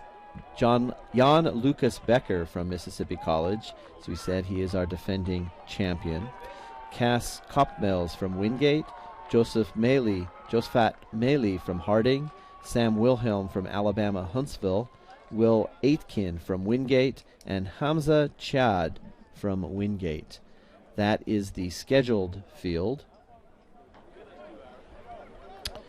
Shahid from Wingate is our 5,000 meter champion indoors. These athletes not necessarily enjoying a 5,000 meter race indoors on a 200 meter track, and definitely would not be about K indoors. But they're outside now, many of them running the 5K, which will be held on Saturday evening. But it's again for this 10K. And not quite sure why we aren't ready to start this race already. The officials holding them up, making sure we do have all of our lap counter officials down there.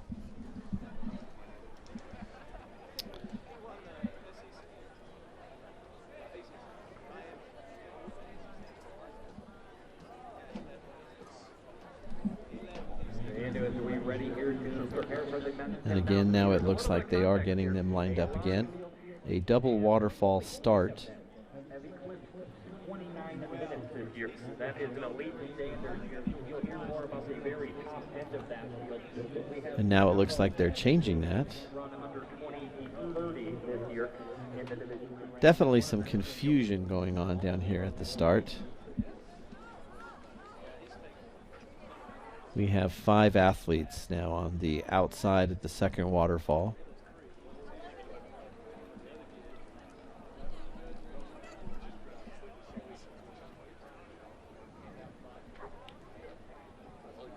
And again, not sure why we are delaying the start of this race on the track.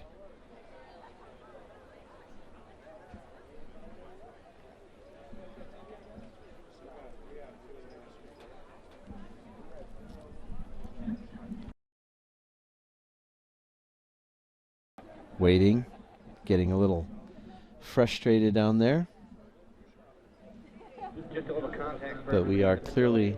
We are in a holding pattern here for a second on the track as we are checking the weather situation. I guess we are checking on the weather. As mentioned, there is a storm coming in from the south, and there is lightning in that cloud, so if there is a lightning strike within the region, not sure exactly what that official region is. Usually it's right around 8 miles. If lightning strikes within 8 miles, we would hold the race. And now I can see the head of officials down there walking around with his phone checking that radar. So that is what happened. We are monitoring this storm, and if the storm to the south and the west of here, if that lightning strike is within our danger region, we will go ahead and hold off on this race. So I'm sure they'll make a decision soon. If the lightning is here, they're not going to keep the athletes out on the track. That would just be this and this. Yep. But the worst thing that could possibly happen would be start the race and then have lightning strike and injure an athlete. The next worst thing that could happen is start the race and have to stop the race in the middle of it. So they don't want to start this race knowing that this is going to take them 30 minutes and have that storm roll in during those 30 minutes and have to stop the race. So they're still discussing it, and we will give you an update just as soon as we know what is going on. But you can see there they are talking about the race, and now it looks like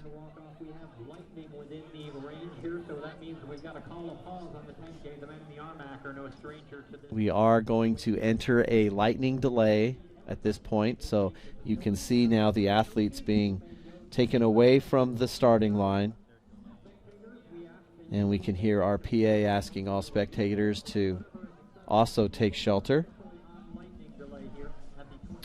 So we are officially now going to enter a lightning delay, so we'll give you any updates along the way, but generally you know how that works. When lightning strikes within 8 miles, we do have to wait for 30 minutes from the last strike, and of course these athletes, they're going to need to warm up again. So we are in a delay. You can see everybody now heading towards taking shelter either in their cars or in the press box.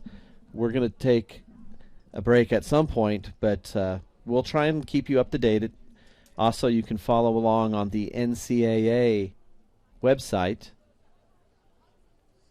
Hopefully we will also be able to get some results up there. But looking at the radar, there are a series of 3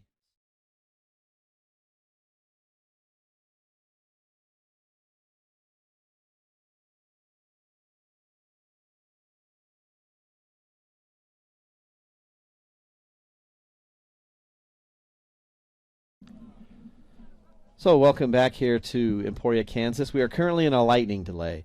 So we are down to our final two races of the evening. It's the men's 10,000 and the women's 10,000. And as you know, the 10,000 meters is going to take at least 30 minutes to run. So the storm that is just to the south and the west of here does have lightning in it. And the lightning has struck within our 8-mile or less radius. And we know that that storm is going to continue to come this way. And better than stopping a race in the middle of it, we have gone ahead and gone into a lightning delay. You can see the award stand even has been cleared of all of its pomp and circumstance. Everybody's putting everything away on the track. We have not received any official word, but we are in a delay. So the plan right now is still we're going to run these 10,000 meter races tonight, but you all know the drill. Once lightning strikes, we're going to take at least a 30-minute break. We're going to see how fast these storms go through, or if the lightning dissipates. If it's just rain, we can run our 10Ks, but as long as there is the threat of lightning, we will not run these races. But many athletes wanting to get this race done this evening because they have the 5,000 on Saturday or another race. So every effort will be made to make this race happen tonight. It is currently 8:20 Central Time. We are in a minimum of a 30-minute delay. We know that that will be longer. These athletes will need time to warm up again, but everybody here in the stadium has been asked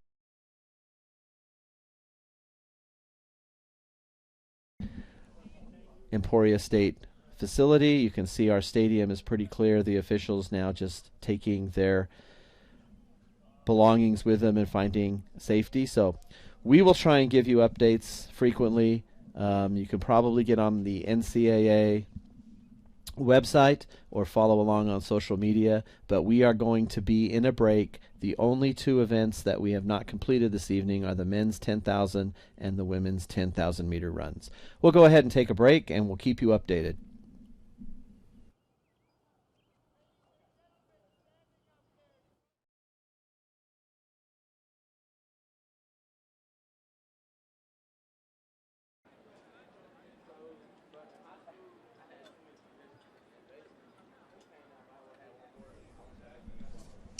And welcome back to Emporia, Kansas. We are recovering from our brief delay on the track with lightning and rain in the area, but we are all good to go now with our men's 10,000 meters here on Zola Witten track at Welch Stadium. This is the 2024 NCAA Division II Men's and Women's Outdoor Track and Field Championships. We had beautiful weather all day, and getting to the final two events of the evening, the men's and women's 10K, just a few storms coming in from the south with some lightning, so we did have a delay. We are back, and you can see that the men are now lined up at the starting line, and this is going to be a quick relaunch.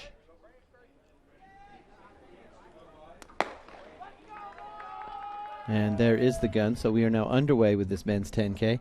Goal is to get this men's 10K in, followed by the women's 10K, which is now scheduled for a 10:05 or a 10:10 start, and hopefully get those in before any other storms might roll in. These are the final two events of the first day of the NCAA Track and Field Championships here, and every other event was completed in good weather, so we've never actually had any athletes competing in difficult weather, just the threat of that lightning coming through in the middle of this race that may take us up to 30 minutes to complete. So had the delay, we're back on the track, and you can see now as they come around the first lap, this is William Aponsa of West Texas A&M.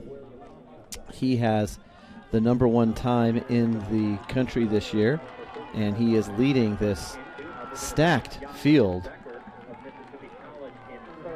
And as the field closes a little bit, they're going to go through their first 400, just about 66 on the clock. So that is a very quick opening lap. And as the field starts to catch him, we can tell you that this field has 9 athletes that you see there have run under 29 minutes so far this season. And that is an incredible amount of athletes to be running that fast together. And Posona definitely with the fastest time. He's run 28 flat 09, so he has the number 1 seed time. Our number 2 seed time also coming in the mid 28-minute range, so he's got the fastest time by 35 seconds. Looks like our second fastest time is Dayton Brown, the senior from Adams State, 28:35. Shahid run 28:37. He's the 5K indoor champion, so plenty of speed there if it comes down to a sprint at the end. Currently sitting in that third spot on the track, that is John Lucas Becker. He's our defending champion from Mississippi College.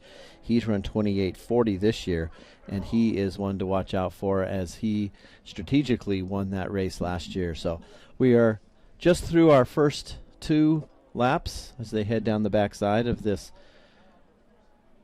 25-lap race. And as that field spreads out, you can tell that extra little bit of rest, some freshness in the air. It's still quite warm out there on the track. No excuses not to run fast tonight now. They've got this race in. Most of these athletes coming back on Saturday to run the 5,000, but any concern of this being delayed till tomorrow is now gone, and every athlete able to run at their full potential this evening.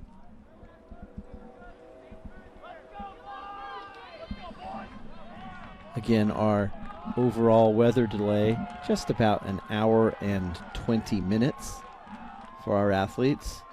So they did need to stay loose and warm up again to get ready for this run. But as you know, with most high-level distance runners, the warm-up that they need is not going to be drastically affected by a weather delay, knowing that they can get back out there and compete. Many of these athletes will complete a 5 or 10K and then go ahead and do a warm down of the considerable length as well to match with that. Just looking at the temperature, we're currently at 77 degrees, so not much of a drop. When we went into our rain delay, it was about 82, 83 degrees, so the temperature has not dropped at all, but this may help these athletes just a little bit later in the evening. Completely, and the skies are dark, but it hasn't stopped our top 4 from setting a pace on the track. We've got William Jr. from West Texas. He is still the pace setter. Matthew, Colorado Christian. Josh Piratoni, his teammate from Colorado Christian. Lucas Becker, rounding out that top 4 on the track.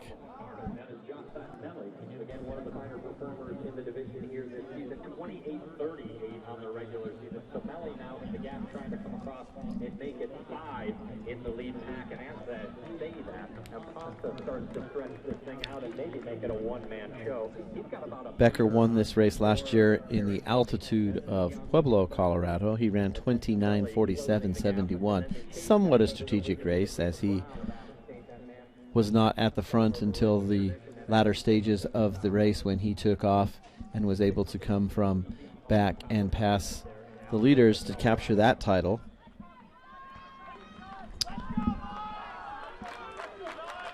Again, now a small surge by Amponsa from West Texas A&M through the first 5 laps now with 20 laps, correction, the last 4 laps with 20, so he's at 5:34 through the first 1600. 5:34 for the first 1600 for Amponsa. Moving up into that lead group, that is Josephet Melli from Harding. He has the number 6 seeded time this year, just a freshman from Harding, and he has actually passed through the number 2, 3, 4 runner, and now he is running in second place by himself and trying to catch up and make contact with Amponsa.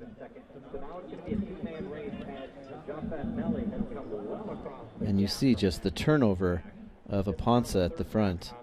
Doesn't have the longest legs on the track, but he has that incredible turnover and he has just been running at that pace since the beginning.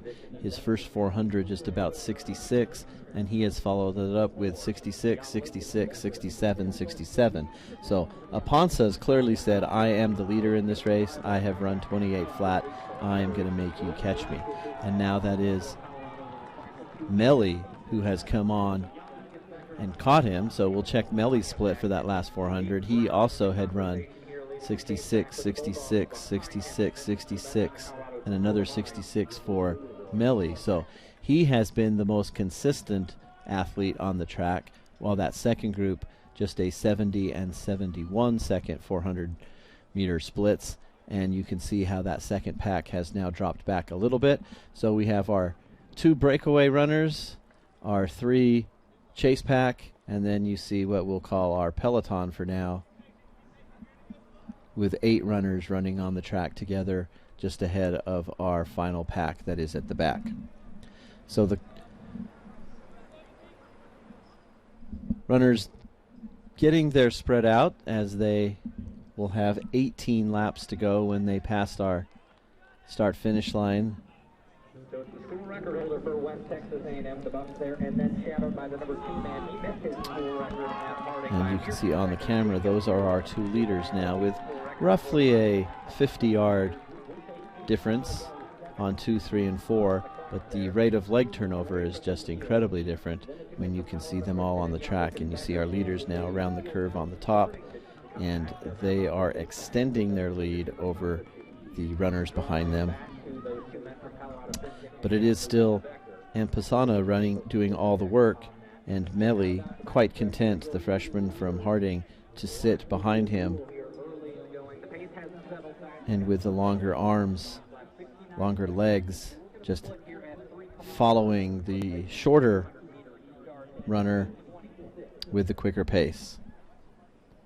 Melly picking up some water on that backstretch. Again, still a very warm evening out there. Not yet into the deep humidity of the summer in Emporia, but 76 degrees on a day that was 85.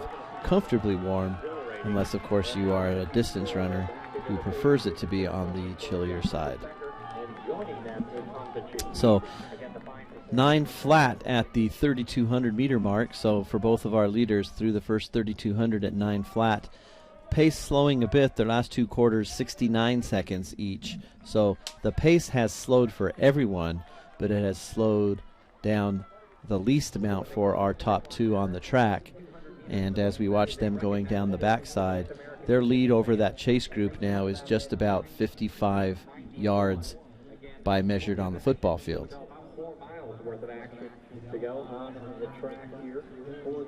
Our second 4 on the track, Storer, Piratoni, Becker, and Shahid, Hamza Shahid of Wingate, now moving up to join that group. He is the 5,000 meter champion indoors this season, so he definitely has some foot speed as compared to the rest of the runners on the track.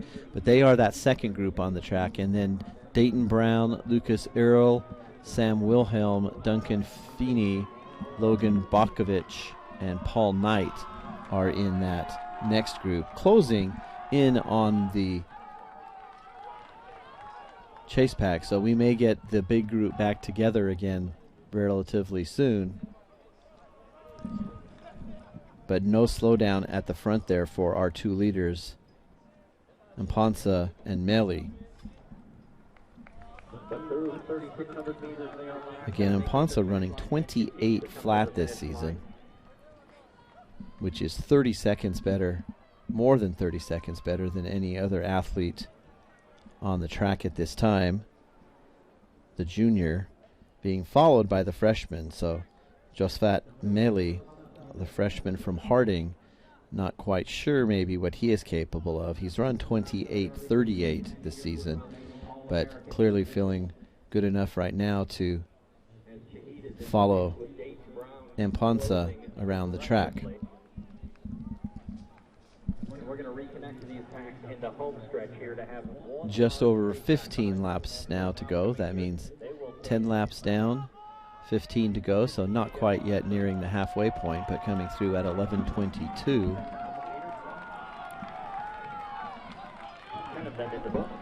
And now, as we said, that chase pack, a much bigger group. 9 runners in that chase pack now, followed by another 2 and 1 individual, and then another group of runners trailing on the track, but still maintaining a fairly good pace.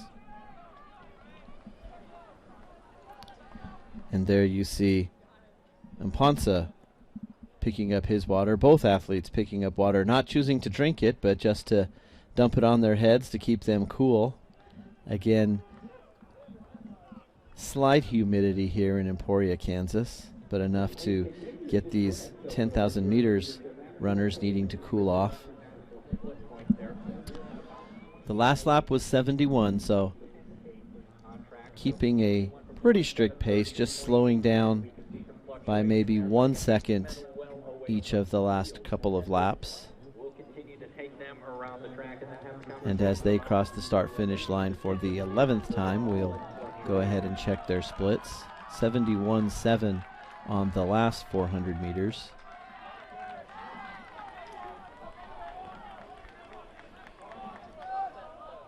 And if you're following along on the official meet results, you can see the splits on there. If you haven't been there yet, you can go ahead and go to the NCAA website, go to track and field, click on Division II, and on the splash page there you can find the live results. That will give you the splits for all these races. 71 seconds for Mpansa and Melli, 72, 73 seconds for the chase pack. So again, maybe starting to pull away just a little bit more. The direction of your life, that is not the case here on the track, as Wilhelm running quite well in the men's 10,000 meters for the Chargers. Again, 9 runners in this race running under 29 minutes this season. And with the great field on tow and the national championship at stake, no reason to expect that any of these runners will be holding anything back.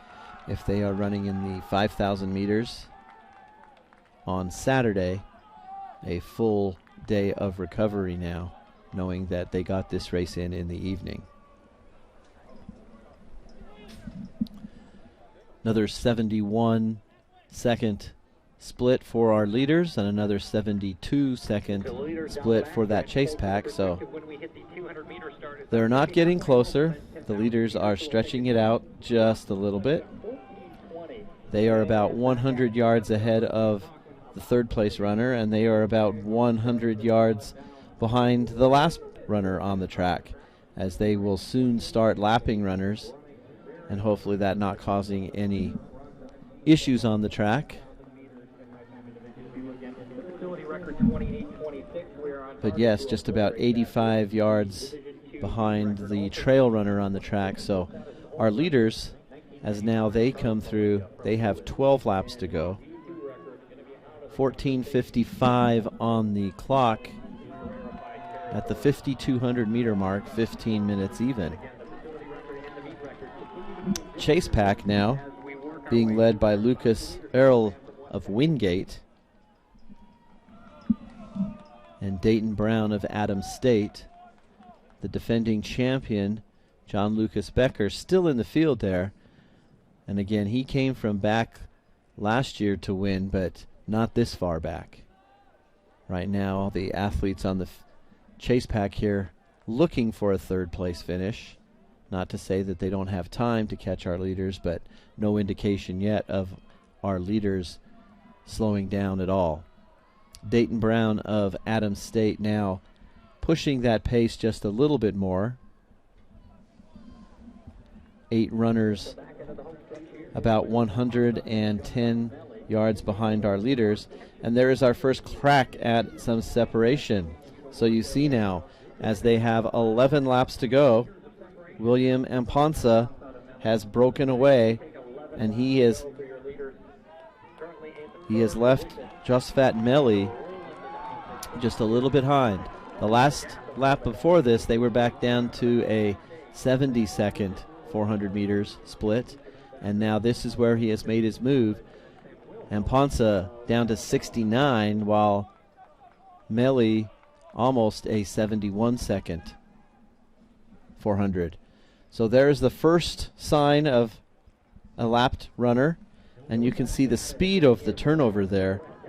William Aponsa just flies by the runner on the track that he is lapping, and you can see the distance now that he has extended over Melli, currently running in second. So the runner in the middle is a lap behind our two leaders on the track, and now just as you look to the other side of the track, you see third place runners. They are now about 130-40 yards behind. So this has become Amponsa's race to lose. We'll see what kind of a time he's running for.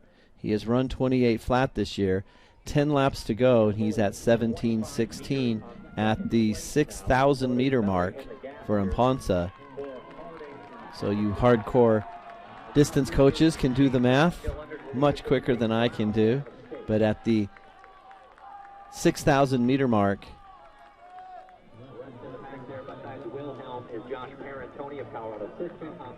Amponsa clearly with a breakaway now, and as he is starting to lap additional runners on the track.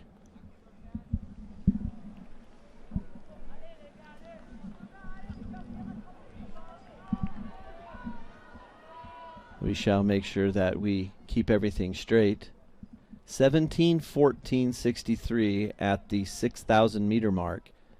He ran another 69-second quarter, so he is clearly keeping his pace. Melli slowing to a 73. Dayton Brown of Adams State with a 72. So that chase pack in third position now starting to close a little bit on Melli in second, but our leader pulling away now with under 9 laps to go. So 7:57 there. You see him in the lead on the track now with 1, 2, 3 runners between him and second place. Another lap runner before we get our chase pack here. And now the chase pack almost a whole 200 meters behind our leader on the track. They now under 9 laps to go at 18:52.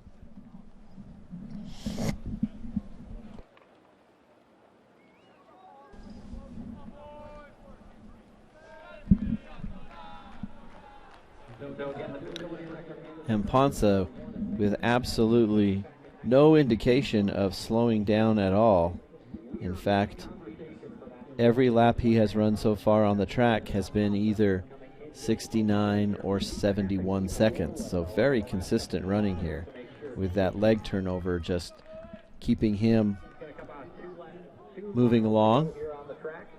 And he's down till his final 8 laps to go. So if he can keep that pace, his first 8 laps, 9 flat. And if he can run another 9 flat,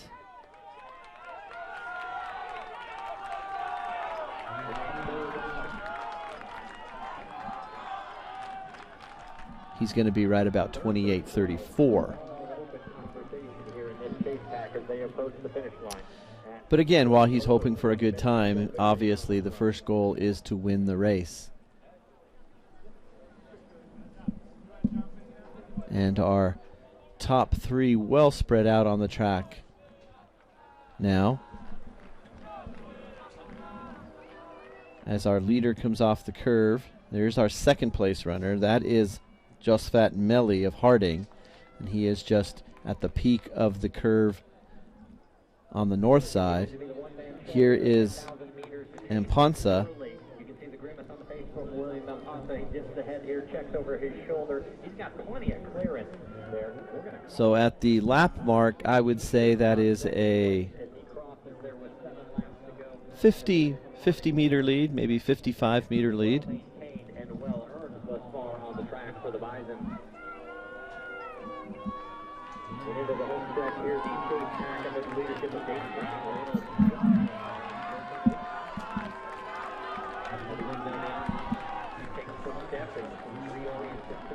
For Adams State, that is still Dayton Brown leading a pack of 8 runners all battling right now for that 3rd position, and they have fallen further behind Melli. And I guess we may have a challenge from Amponsa to see if he can catch up. He's just about 200 yards now ahead of the chase pack, which means he is also 200 yards behind them if he is trying to chase them and track them down and lap them. So clearly, 2 runners right now dominating this race. A chase pack of 8 runners battling for 3rd place and through the remaining All-American positions.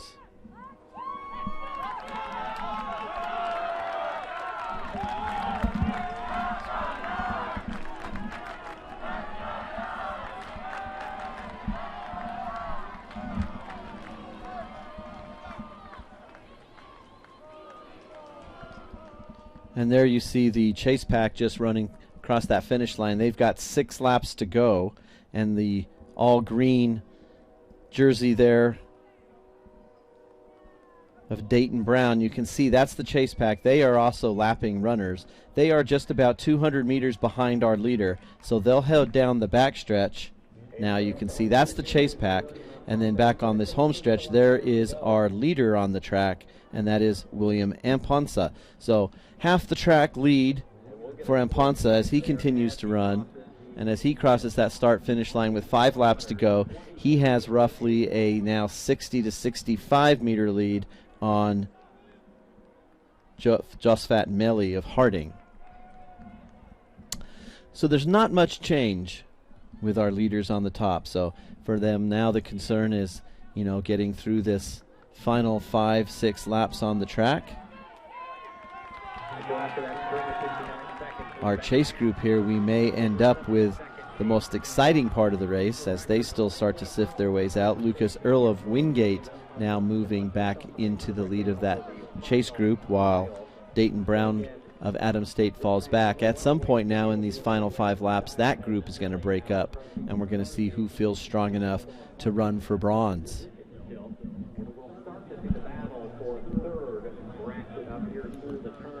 Again, that first runner you see there has been lapped, so that second group is still picking off runners as they go.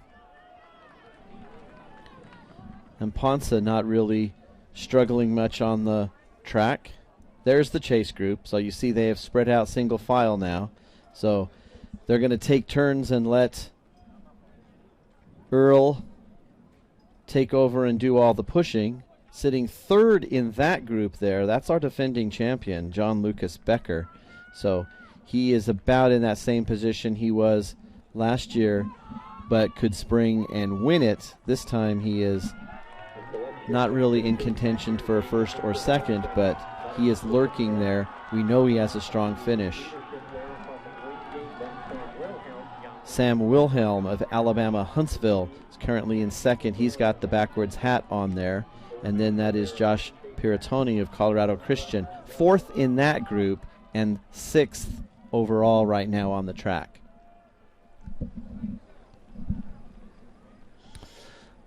Under 4 laps to go for our leaders and the initial chase pack. And keeping an eye on our lap counter down there.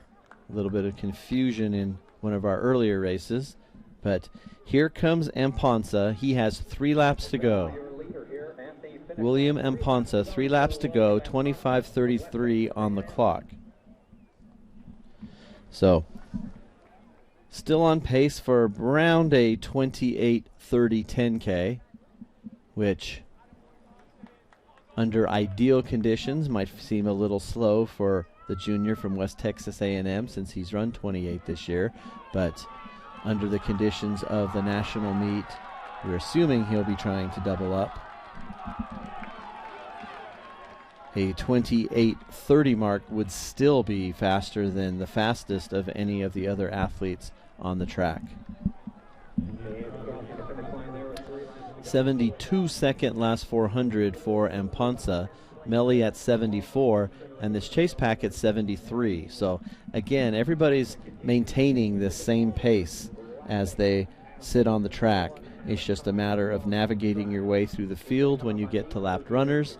And again, that chase group now down to 7. They have shaken Adams State's Dayton Brown, so he now in danger of not getting a podium finish.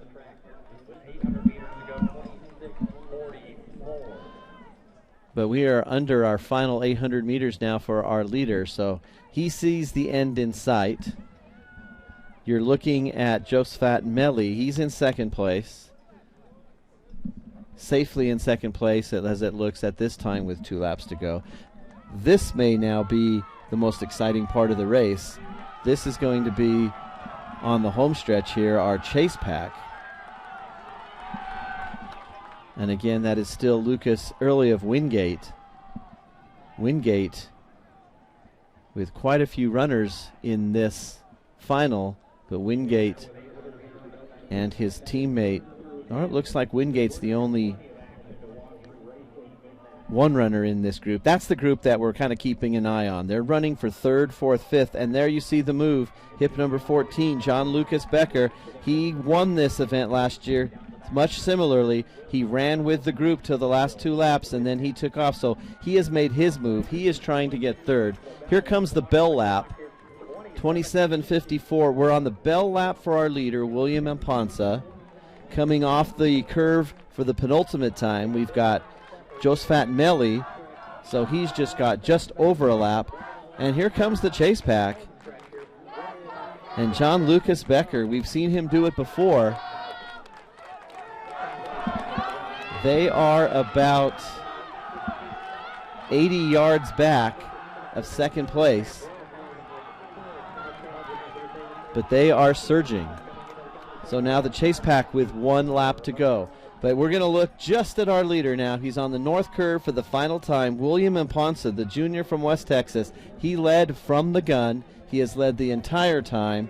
He is coming off the curve now for the final time.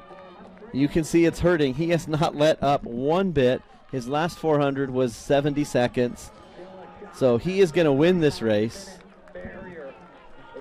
It's not going to be his fastest, but he has worked very hard here, and he is going to be just about 29 flat, but that is going to be good enough to win the race. Second place, our silver medalist, Josephat Melly, from freshman from Harding. He now coming off the curve. And he coasts in just behind him. That is Sam Wilhelm from Alabama, Huntsville. He has done that surge. He is looking to get bronze. John Becker has fallen back. Duncan Feeney of the Colorado School of Mines is going to get 4th place. And now you can see the remnants of that chase pack finishing up on the track. So Amponsa 29-24.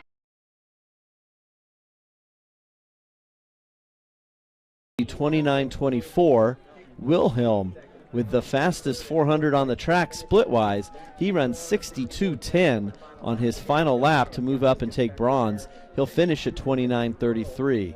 Feeney runs 63 second last 400. He's at 29:35.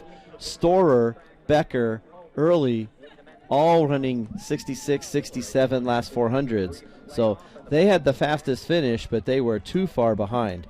And there you see our winner. Now, recovering as the majority of the field is finishing up, but still lots of runners on the track. But you're looking at William Amponsa from West Texas State. He is going to have won this first 10K in 29 flat .47.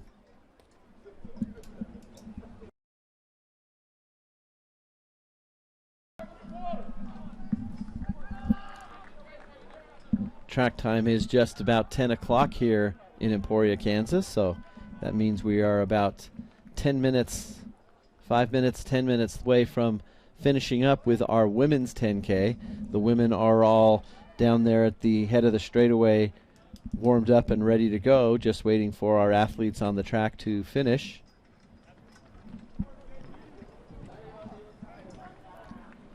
We survived the delay of a lightning storm. Never had too much rain here. All of our field events and other delay. We did have to pull the men's 10K. They were at the starting line before they were pulled off, and just about a little over an hour delay has gotten them back on. And they are now complete. Our last runners just finishing up on the track.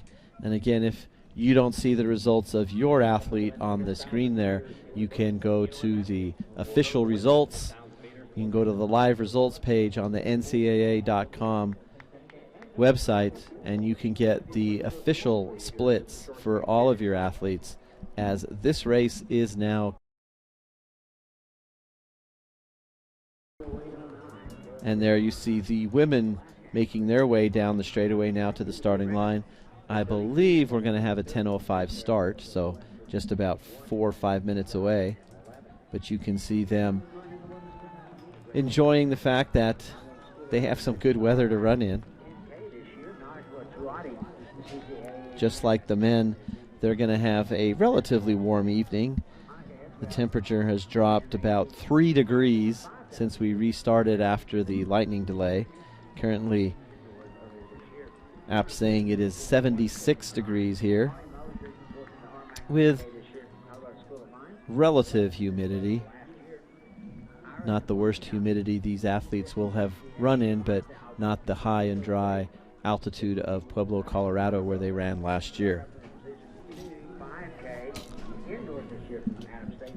So looking at the field now for this women's 10,000 meters.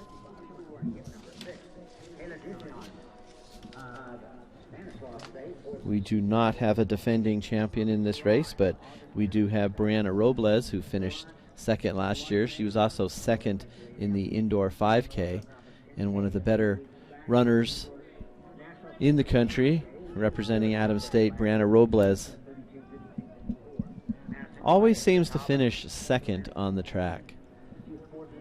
So maybe this will be a good luck charm for her, that there is no clear number one. The fastest qualifying time this season, 32:52:54. That's Florence Urwajaniza, the senior from West Texas A&M, and you know that she has been around for a while and has many great races. She was first at the indoor 5K. She was third last year. She does have the fastest time at 32:52. Robles, 33:03 this year. Again, she was second in the indoors and has the second fastest qualifying time. Also, returning place finishers, podium finishers from last year. Zoe Baker of Colorado School of Mines was fifth. Precious Robinson of Adams State was seventh. Elizabeth Walmsley of Hillsdale was eighth last year. So five returning place finishers from last year.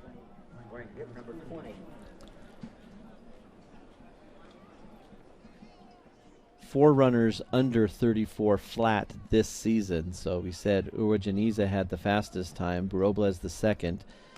Kylie Anisic of Edinburgh, she's run 33:25 this year, and Annika Esvelt of Seattle Pacific, 33:41. So we're underway. This is women's 10K. This is the last event of the day, and we'll see how this race shapes up. Will it be the strategic, we're going to run in a pack, or will we see our favorites make a break and take an early lead and see if they can run? Again, after the delay, about an hour, 15-minute delay, athletes, the women probably weren't completely warmed up before the delay. They had the opportunity to watch the men compete while they were warming up, so they have been out longer to know how they feel in this type of situation.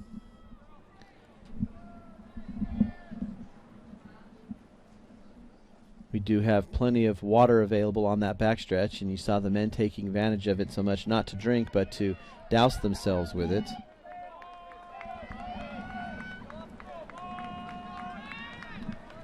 Hip number 3, that is Annika Esvelt of Seattle Pacific.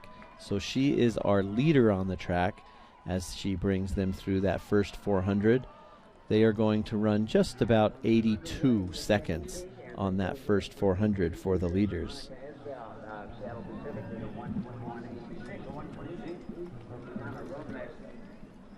Officially in 82:28 for Anisic, the leader on the track.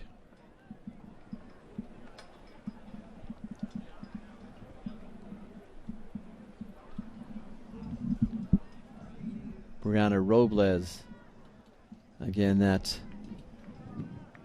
seems like she has more silver medals in her collection than any other color, and currently running in that second position on the track for Adams State.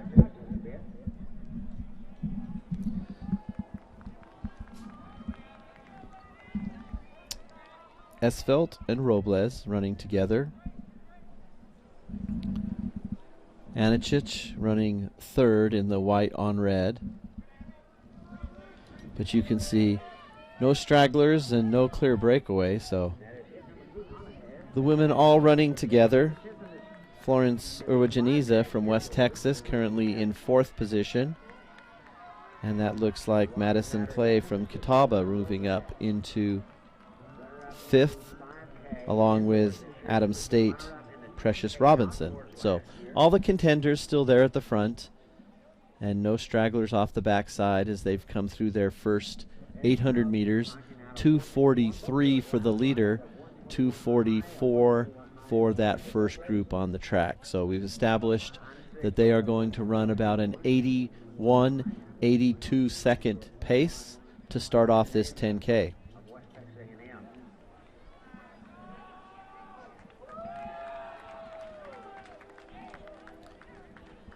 The good news is, with the let up in the weather, we're going to be able to present our 10K place finishers with their awards tonight. Nobody's going to have to wait for their trophies and medals in the morning.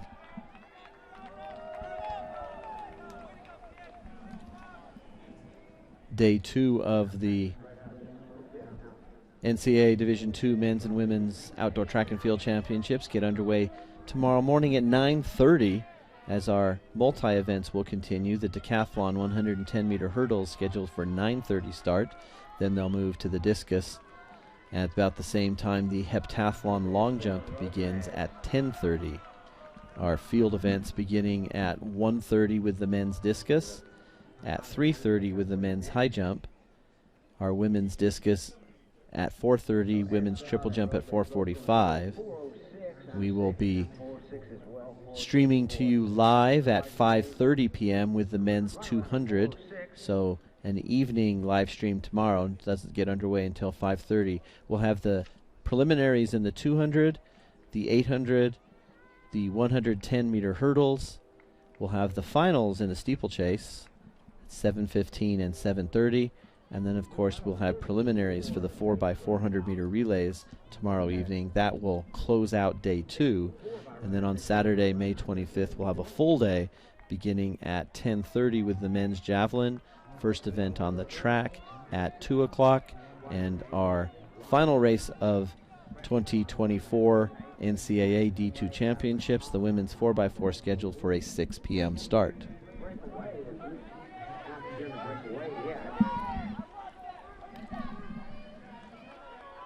So as they finish up their first 1600 on the track, Brianna Robles is our leader. Still running side by side with Annika Esfelt of Seattle Pacific. They'll come through the 1600-meter mark just about 5:31. Or it looks like a little faster than that. Our official timing system says 5:28.75, so the splits for the leaders have been 81, 81, 82, 82. And they've lost a few off the back, but still the majority of our field all running together at that pace.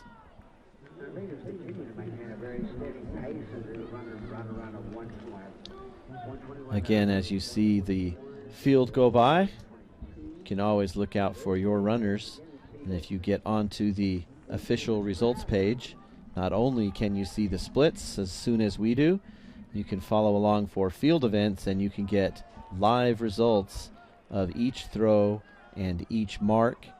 Is literally as fast as we do here at the stadium.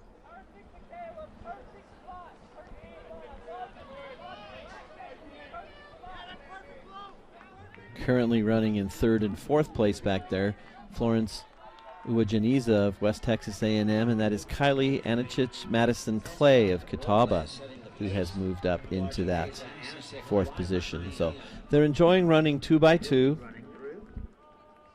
Nobody's running too far outside of lane 1. Nobody's picking up the extra distance. Crowded in there, but they are used to it, jostling around in this 10,000 meters. In the 5,000, much similar to expect on Saturday afternoon, although they will break out sooner. But you can see our first 5 there going down the back stretch.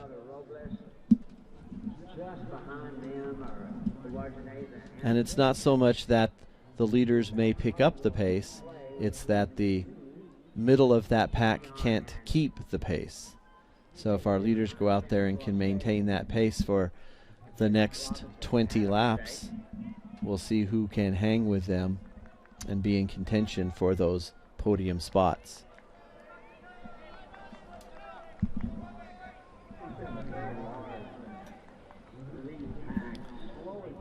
Coming off the curve, Brianna Robles of Adams State.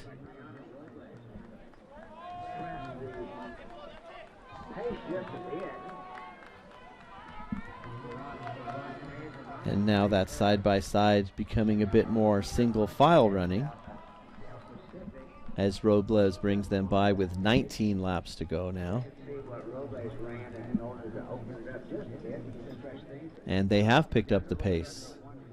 Just about an 80.88 for Robles, 80.89 for Uwajaniza. So the pace has picked up at the front, and that has not broken the lead pack, but it has thinned it out a little bit. Again, 10K on the track, 25 laps. Most of these athletes will be back on Saturday to run the 5,000.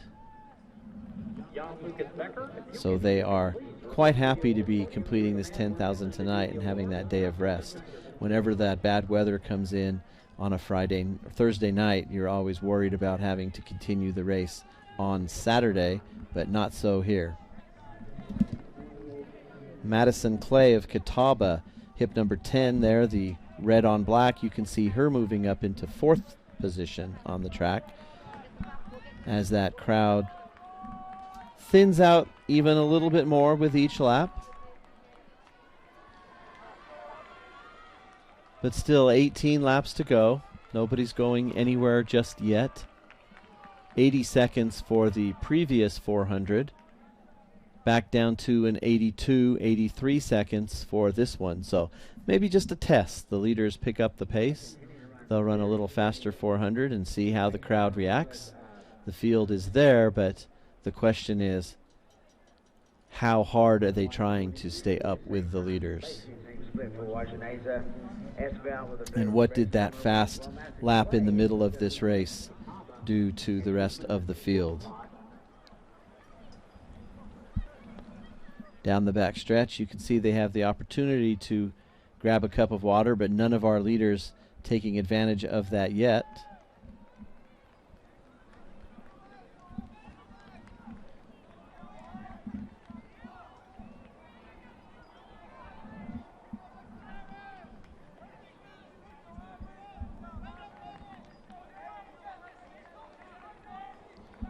$14 runners I count in this lead group, all still technically in contention. We know our favorites setting the pace and deciding how fast they want to run. That's the first half of that group, but the rest of that group, they're hanging right now. They are not necessarily running for a gold, but running for a personal best, running for a podium finish and a medal, or just to help their teams score team points and help that team championship. We know that 2 of our favorite teams have representatives out front, with Adams State West Texas A&M always in the battle to be in the top 3 teams individually, so you never know when a race like this and a significant 1 or 2 point change might make the difference in that team standings. Currently in 5th place, that is Kayla Dishian from Stanislaus. First time we've had her in that lead group, along with Zoe Baker of the Colorado School of Mines, now pushing her way into that front group. We're down to 12 now in this pack. You see the 2 off the back. So much like cycling, it's setting that pace and keeping it going. And then sooner enough, when you are the leader, you turn around and there are fewer behind you. But we know some of these athletes thinking now as they have 16 more laps around the oval. They're gauging how they're feeling. We'll see at some point somebody will make either another surge again once they feel that they can finish off the race. We're through 3,600, 82 seconds on that last 400-meter split for the leaders. Again, Robles of Adams State in the green has set the pace, and the rest of the field letting her do most of the work. Orwajaniza of West Texas A&M finishing up her fantastic and amazing career. She is just sitting on the shoulder. She may be saving her best finish for last.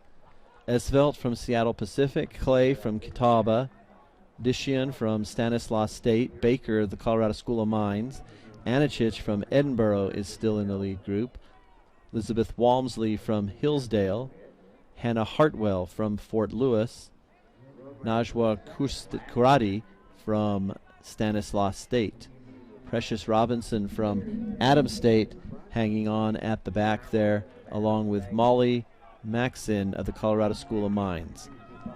That is this lead group.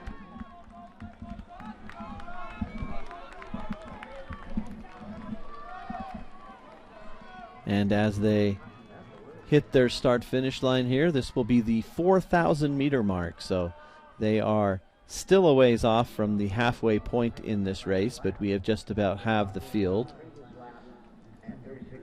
And at the 4,000-meter mark, Robles 13:49.21. But the pace has slowed dramatically. Just about a 90-second 400-meter split. So the entire group has slowed down, and you can see that is why they are now again bunched up and running 2 and even 3 across. So we have our 2 chase runners. They are going to see if they can get back in touch. That was Michaela Jones of Catawba and Irish Molina of Chico State. They are trying to again get contact with our leaders as the group has slowed down dramatically. Almost a 7-second drop in that last 400.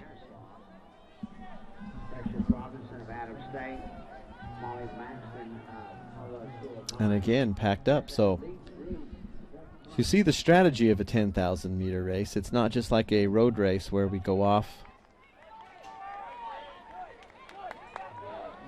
and they see what they can do. This is a strategic race because they will see each other at all times. And again, we are back with the group. They have made contact. So we have a huge, oh, you have a big group, you see. Almost looked like somebody stumbled there. All it takes is a step on a heel and a tumble. And if it's in the middle of that group, that could be danger for everybody. So it's always good to be on the inside, in the front, because nobody's going to fall down in front of you. But another slower 400 meters, 93 seconds. So we went from running consistent 82, 81 to 89 and now 93. So the pace has slowed dramatically. But as you watch them come down the backstretch, they may have started to pick it up again. But definitely a race of peaks and valleys as far as the pace time goes. And the last 2 laps were the slowest 2 of the race so far.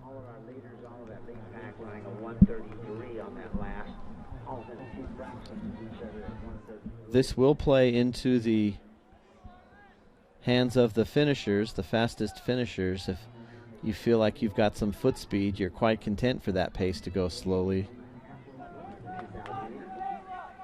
But they were going fast early, so we'll have to see who has enough strength left as we hit our 4,800 meter mark.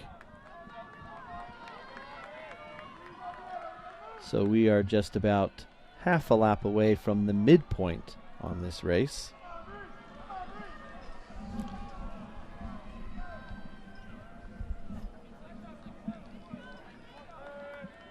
And that'll really give us a good idea of, they'll know the exact pace they are on at the midway point in this race, and then they can decide based on how they feel. Are they content to run together, or is somebody going to go ahead and make their move? For our seniors, this is their last 10,000 meter championship at the NCAAs, and you do not want to miss an opportunity. So this is approaching the midway point. They are 5,000 meters on the track at 17:26.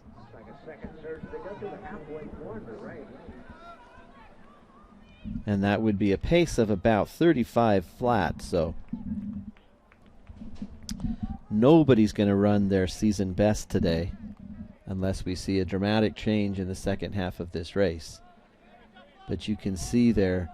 All right, man, let's go to the award podium and winner the presentation for the top 8 performers in the men's 10,000 meters. Again, we have the women coming through the track. We'll let them clear for a moment, and then we will start with our 8th place finisher today. Hard-earned effort there in a season best 29:46.54 from Colorado Christian, Josh Parent Tony.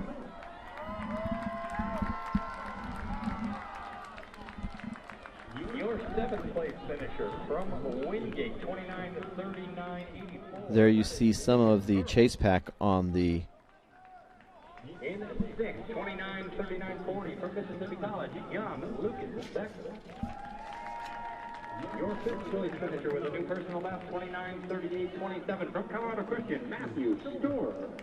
Precious Robinson of Adams State off the back of the front pack. She is now the leader in the chase pack that is remaining. So 1, 2, 3, 4, 5, 6, 7, 8, 9, 10 athletes up there. So the pace has picked up again. They've dropped 4, and we've got 10 athletes in contention, and you can see those at the back also now starting to struggle and say, is this something that they can keep up with at this pace?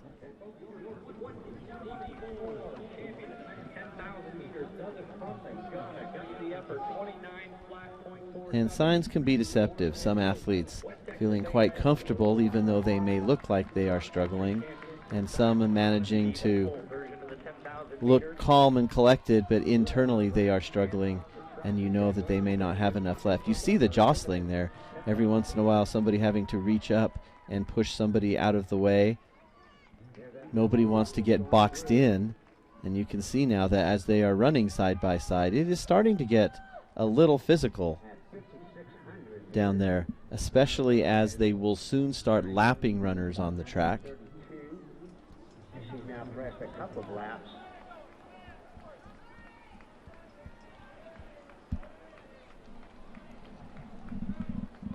But we are through 6,000 meters, 19:32. The pace has come back down a little bit.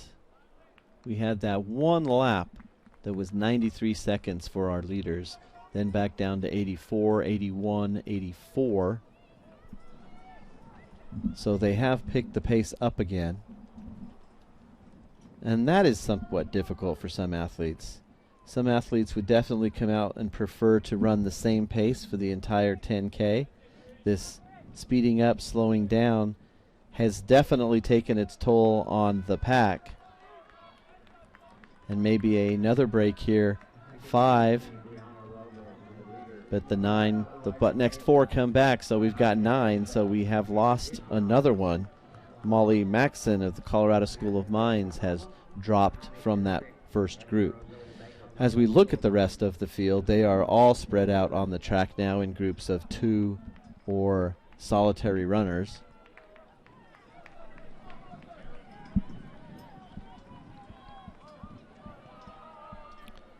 9 of our original 20 are running together at the front.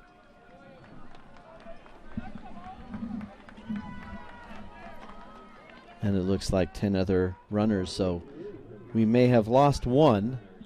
Not sure at the start if everybody started, but we may have lost one athlete. But we've got 9 at the front, and now maybe another break. We've got 5 runners now with maybe a 5-yard lead. You see one trying to cross the gap. This is when they start to put the hammer down if they feel it. And the last thing any runner wants to do is find themselves in no man's land in between. Definitely easier to run alongside someone and in a group, but just when you think they've shaken those last 4, the first 5 slow down again. And the pack is again 9. They have 9 laps to go, 9 runners at the front.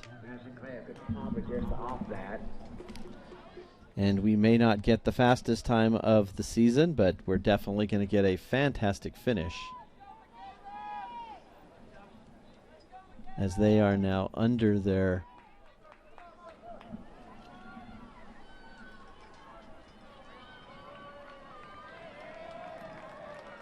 original pace again. 84 seconds on the last 400. And sometimes you have to wonder, is it Robles who's setting the pace with speeding up and slowing down? Or is it the fact that those front 3, Uwajaniza and Robles and Esvelt, are running together and controlling the pace? Most of these athletes have run against each other enough at the big meets, at the national meets, at the indoors and outdoor national championships. They know each other, so it's not like they're running against people they have never seen. They know each other's strengths. They hope they know each other's weaknesses. Their coaches are giving them their splits and strategy. And we're going to see 6 go across the line together. So we may have dropped 3 on that last lap. And just when you think that that pace may slow and they've come back to you, they kick it up a notch. And we'll see where these favorites want to go with it. It does look like the front 4 now have accelerated just a bit. So we've got 4 going down the backstretch with 2 chasing and then another 2. So they are starting to fall off the back. We still have Brianna Robles setting the pace. We still have Florence Uwajaniza from West Texas A&M on her shoulder. Those 2 have controlled this race. We've got Annika Esvelt from Seattle Pacific, who has been there since the beginning. And then we've also got Zoe Baker of the Colorado School of Mines. That is our first 4. So if they choose not to slow down, I don't know that they are going to fall back to the next group. Currently in 5th place, you can see her. That is Kylie Ansix of Edinburgh. But the next 2 are falling back with every lap. It looks like now our front 4 have decided that it is time to start to move. 25:09 on the clock, so they're going to come through their 7,200 mark. They have picked up the pace again. 82 seconds, 83 seconds for those first 4 on the track, and now clear separation. So what was 9 just a lap and a half ago is now down to 4, and we are going to have an exciting finish.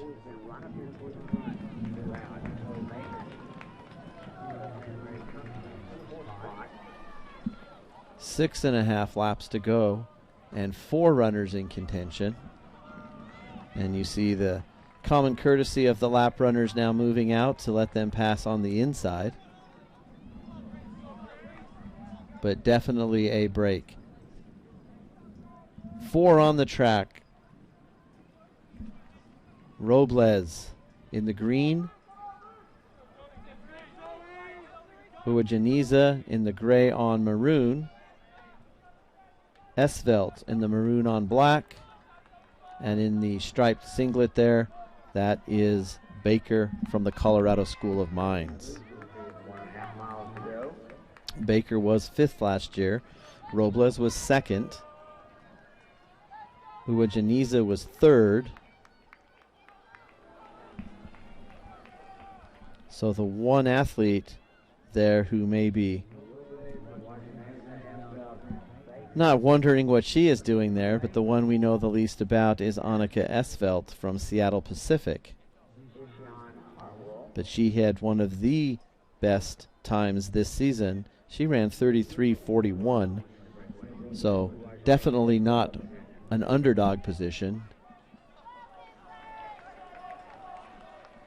But the 4 have pulled away, looking to capture the top 4 places in this 10,000. But always gold, silver, and bronze, the main goals.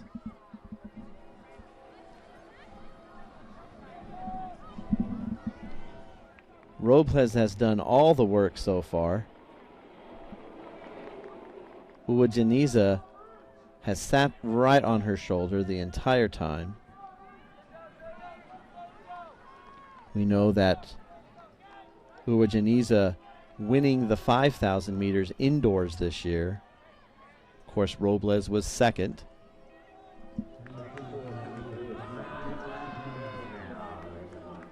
Five laps to go. So just 2,000 meters. They're still running 82, 83 second quarters. They've pulled away from the field. And if it's going to be Robles and Uwajaniza yet again, you have to think that Robles, in her mind, is trying to figure out what she's going to do. But look at that on the back stretch. There goes the move. There goes the move. Uwajaniza has countered. That was Esvelt who went first. They may have lost Baker. Baker has fallen off the pace. So now there were 3. And it was Esvelt who made the move going down the back stretch. Uwajaniza went right with her and shot to the front. Robles hesitated, but then she managed to stay with them. But they have lost Baker. So now they have 3 laps to go, or 4 laps to go for just the 3 at the front. And it's Robles' turn to run behind and see what she can do. But there is another surge. And we'll see if Robles can go with them yet again. Esvelt and Uwajaniza. Robles is still there.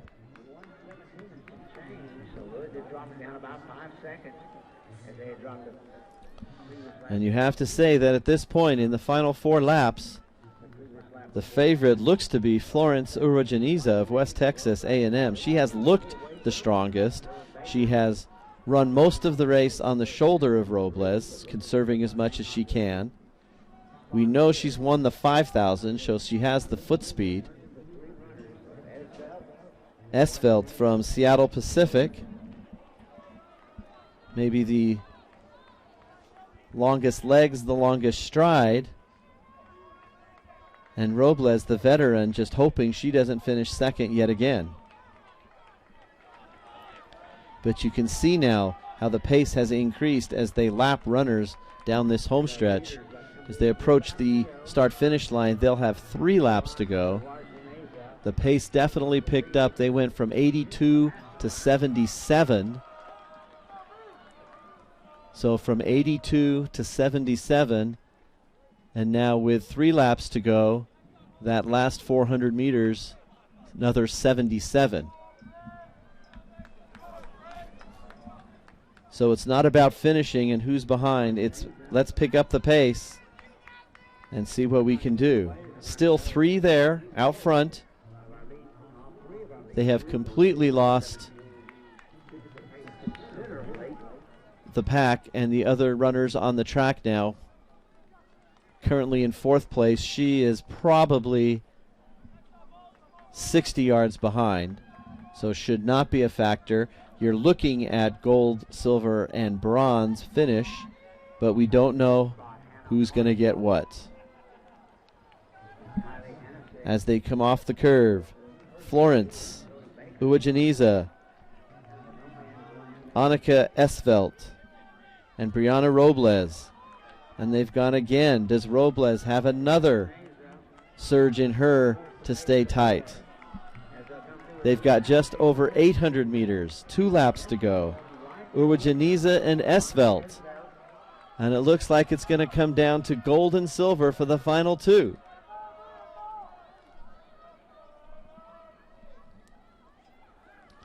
And they have lost Robles now, no longer in your picture.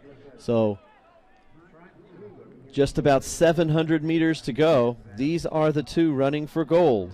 Florence Uwajaniza in the gray on maroon, and Annika Esvelt, the junior from Seattle Pacific, in the maroon on black. Robles now 10 to 15 yards behind.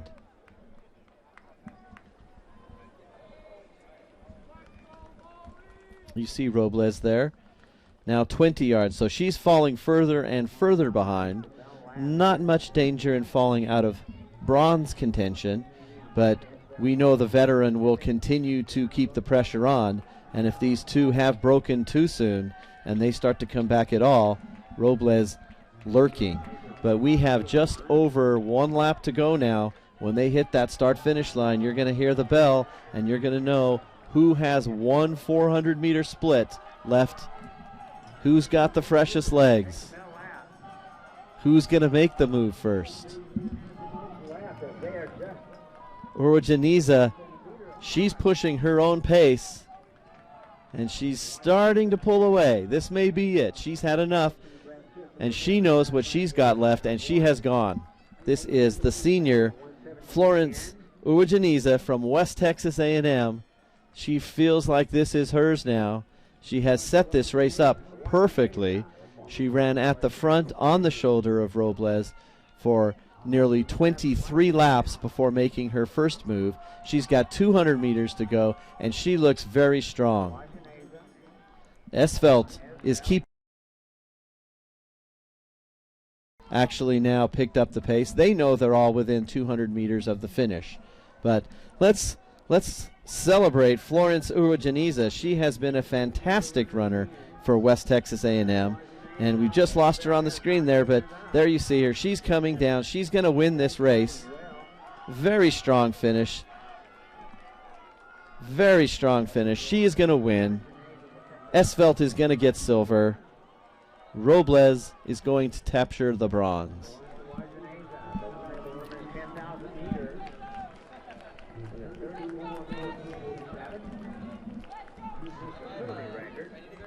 Our 4th place runner now just coming off the curve for the final time. This is going to be Zoe Baker from Colorado School of Mines. She is going to finish in 4th place.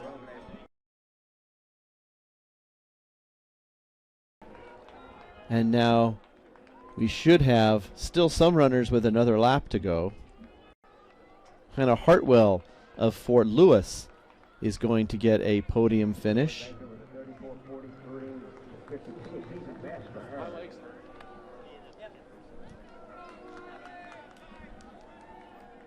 Kylie Anichich, she stayed with them at the beginning, the senior from Edinburgh. She's going to get a podium finish.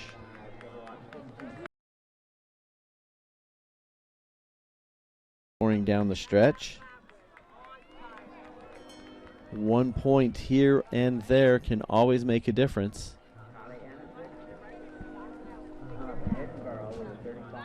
And there you see a smile. She's sitting down and resting now, but I did catch a smile.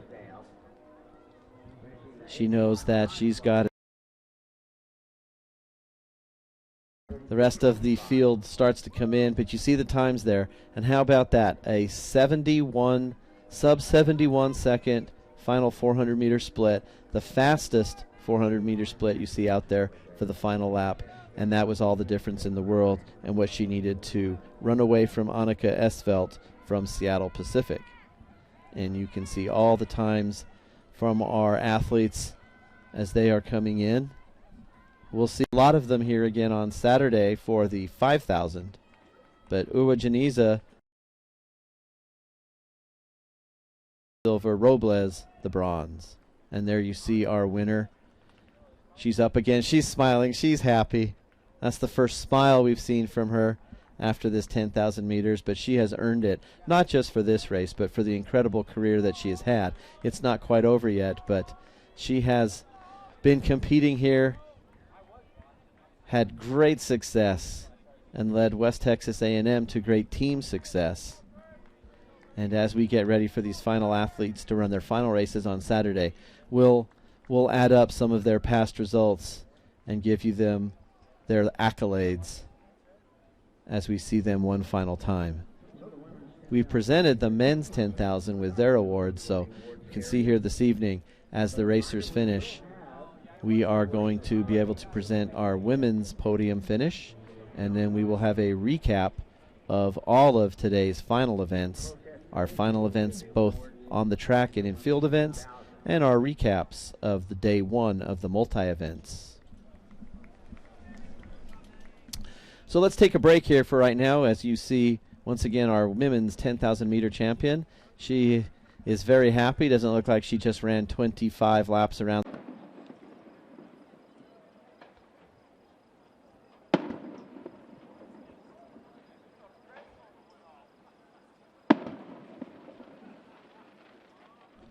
And welcome back to the 2024 NCAA Division II Men's and Women's Outdoor Track and Field Championships. We're in Emporia, Kansas, at the campus of Emporia State, Zola Witten Track at Welsh Stadium. You see the fireworks going off in the distance. That is signifying that we have finished up day one. We have just finished our men's and women's 10,000 meters. Had about a delay of about an hour and 20 minutes as some lightning and storms came through, but no athletes affected by the bad weather on the track or in their field events. So we've wrapped up day one of a 3-day national championship meet. We have finished several field events. We have finished day one of our decathlon and our heptathlon. We will get underway tomorrow morning, Friday, at 9:30. The decathlon 110 meters will kick off competition. And then as soon as they finish that 100 meters, they'll move to the discus as their second event. The heptathlon continues at 10:30 a.m. with the long jump. We'll get underway with field events at 1:30 with the men's discus, the men's high jump at 3:30, the women's discus at 4:30, the women's triple jump at 4:45. All those final events you can follow along on the final results, live results page going to the NCAA website. Our national anthem will kick us off tomorrow evening at 5:25. We're live streaming then right away with the preliminaries in the men's 200 meters. We will have preliminaries in the 200, the 800, the 100 and 110 meter hurdles. We'll have the finals in the men's steeplechase at 7:15 Central Time. That'll be followed by the women's 3,000 meter steeplechase. And of course, day two always concludes with the preliminaries in the 4x400 meter relays. For all of us here at Emporia State University, thank you for watching. We'll see you tomorrow.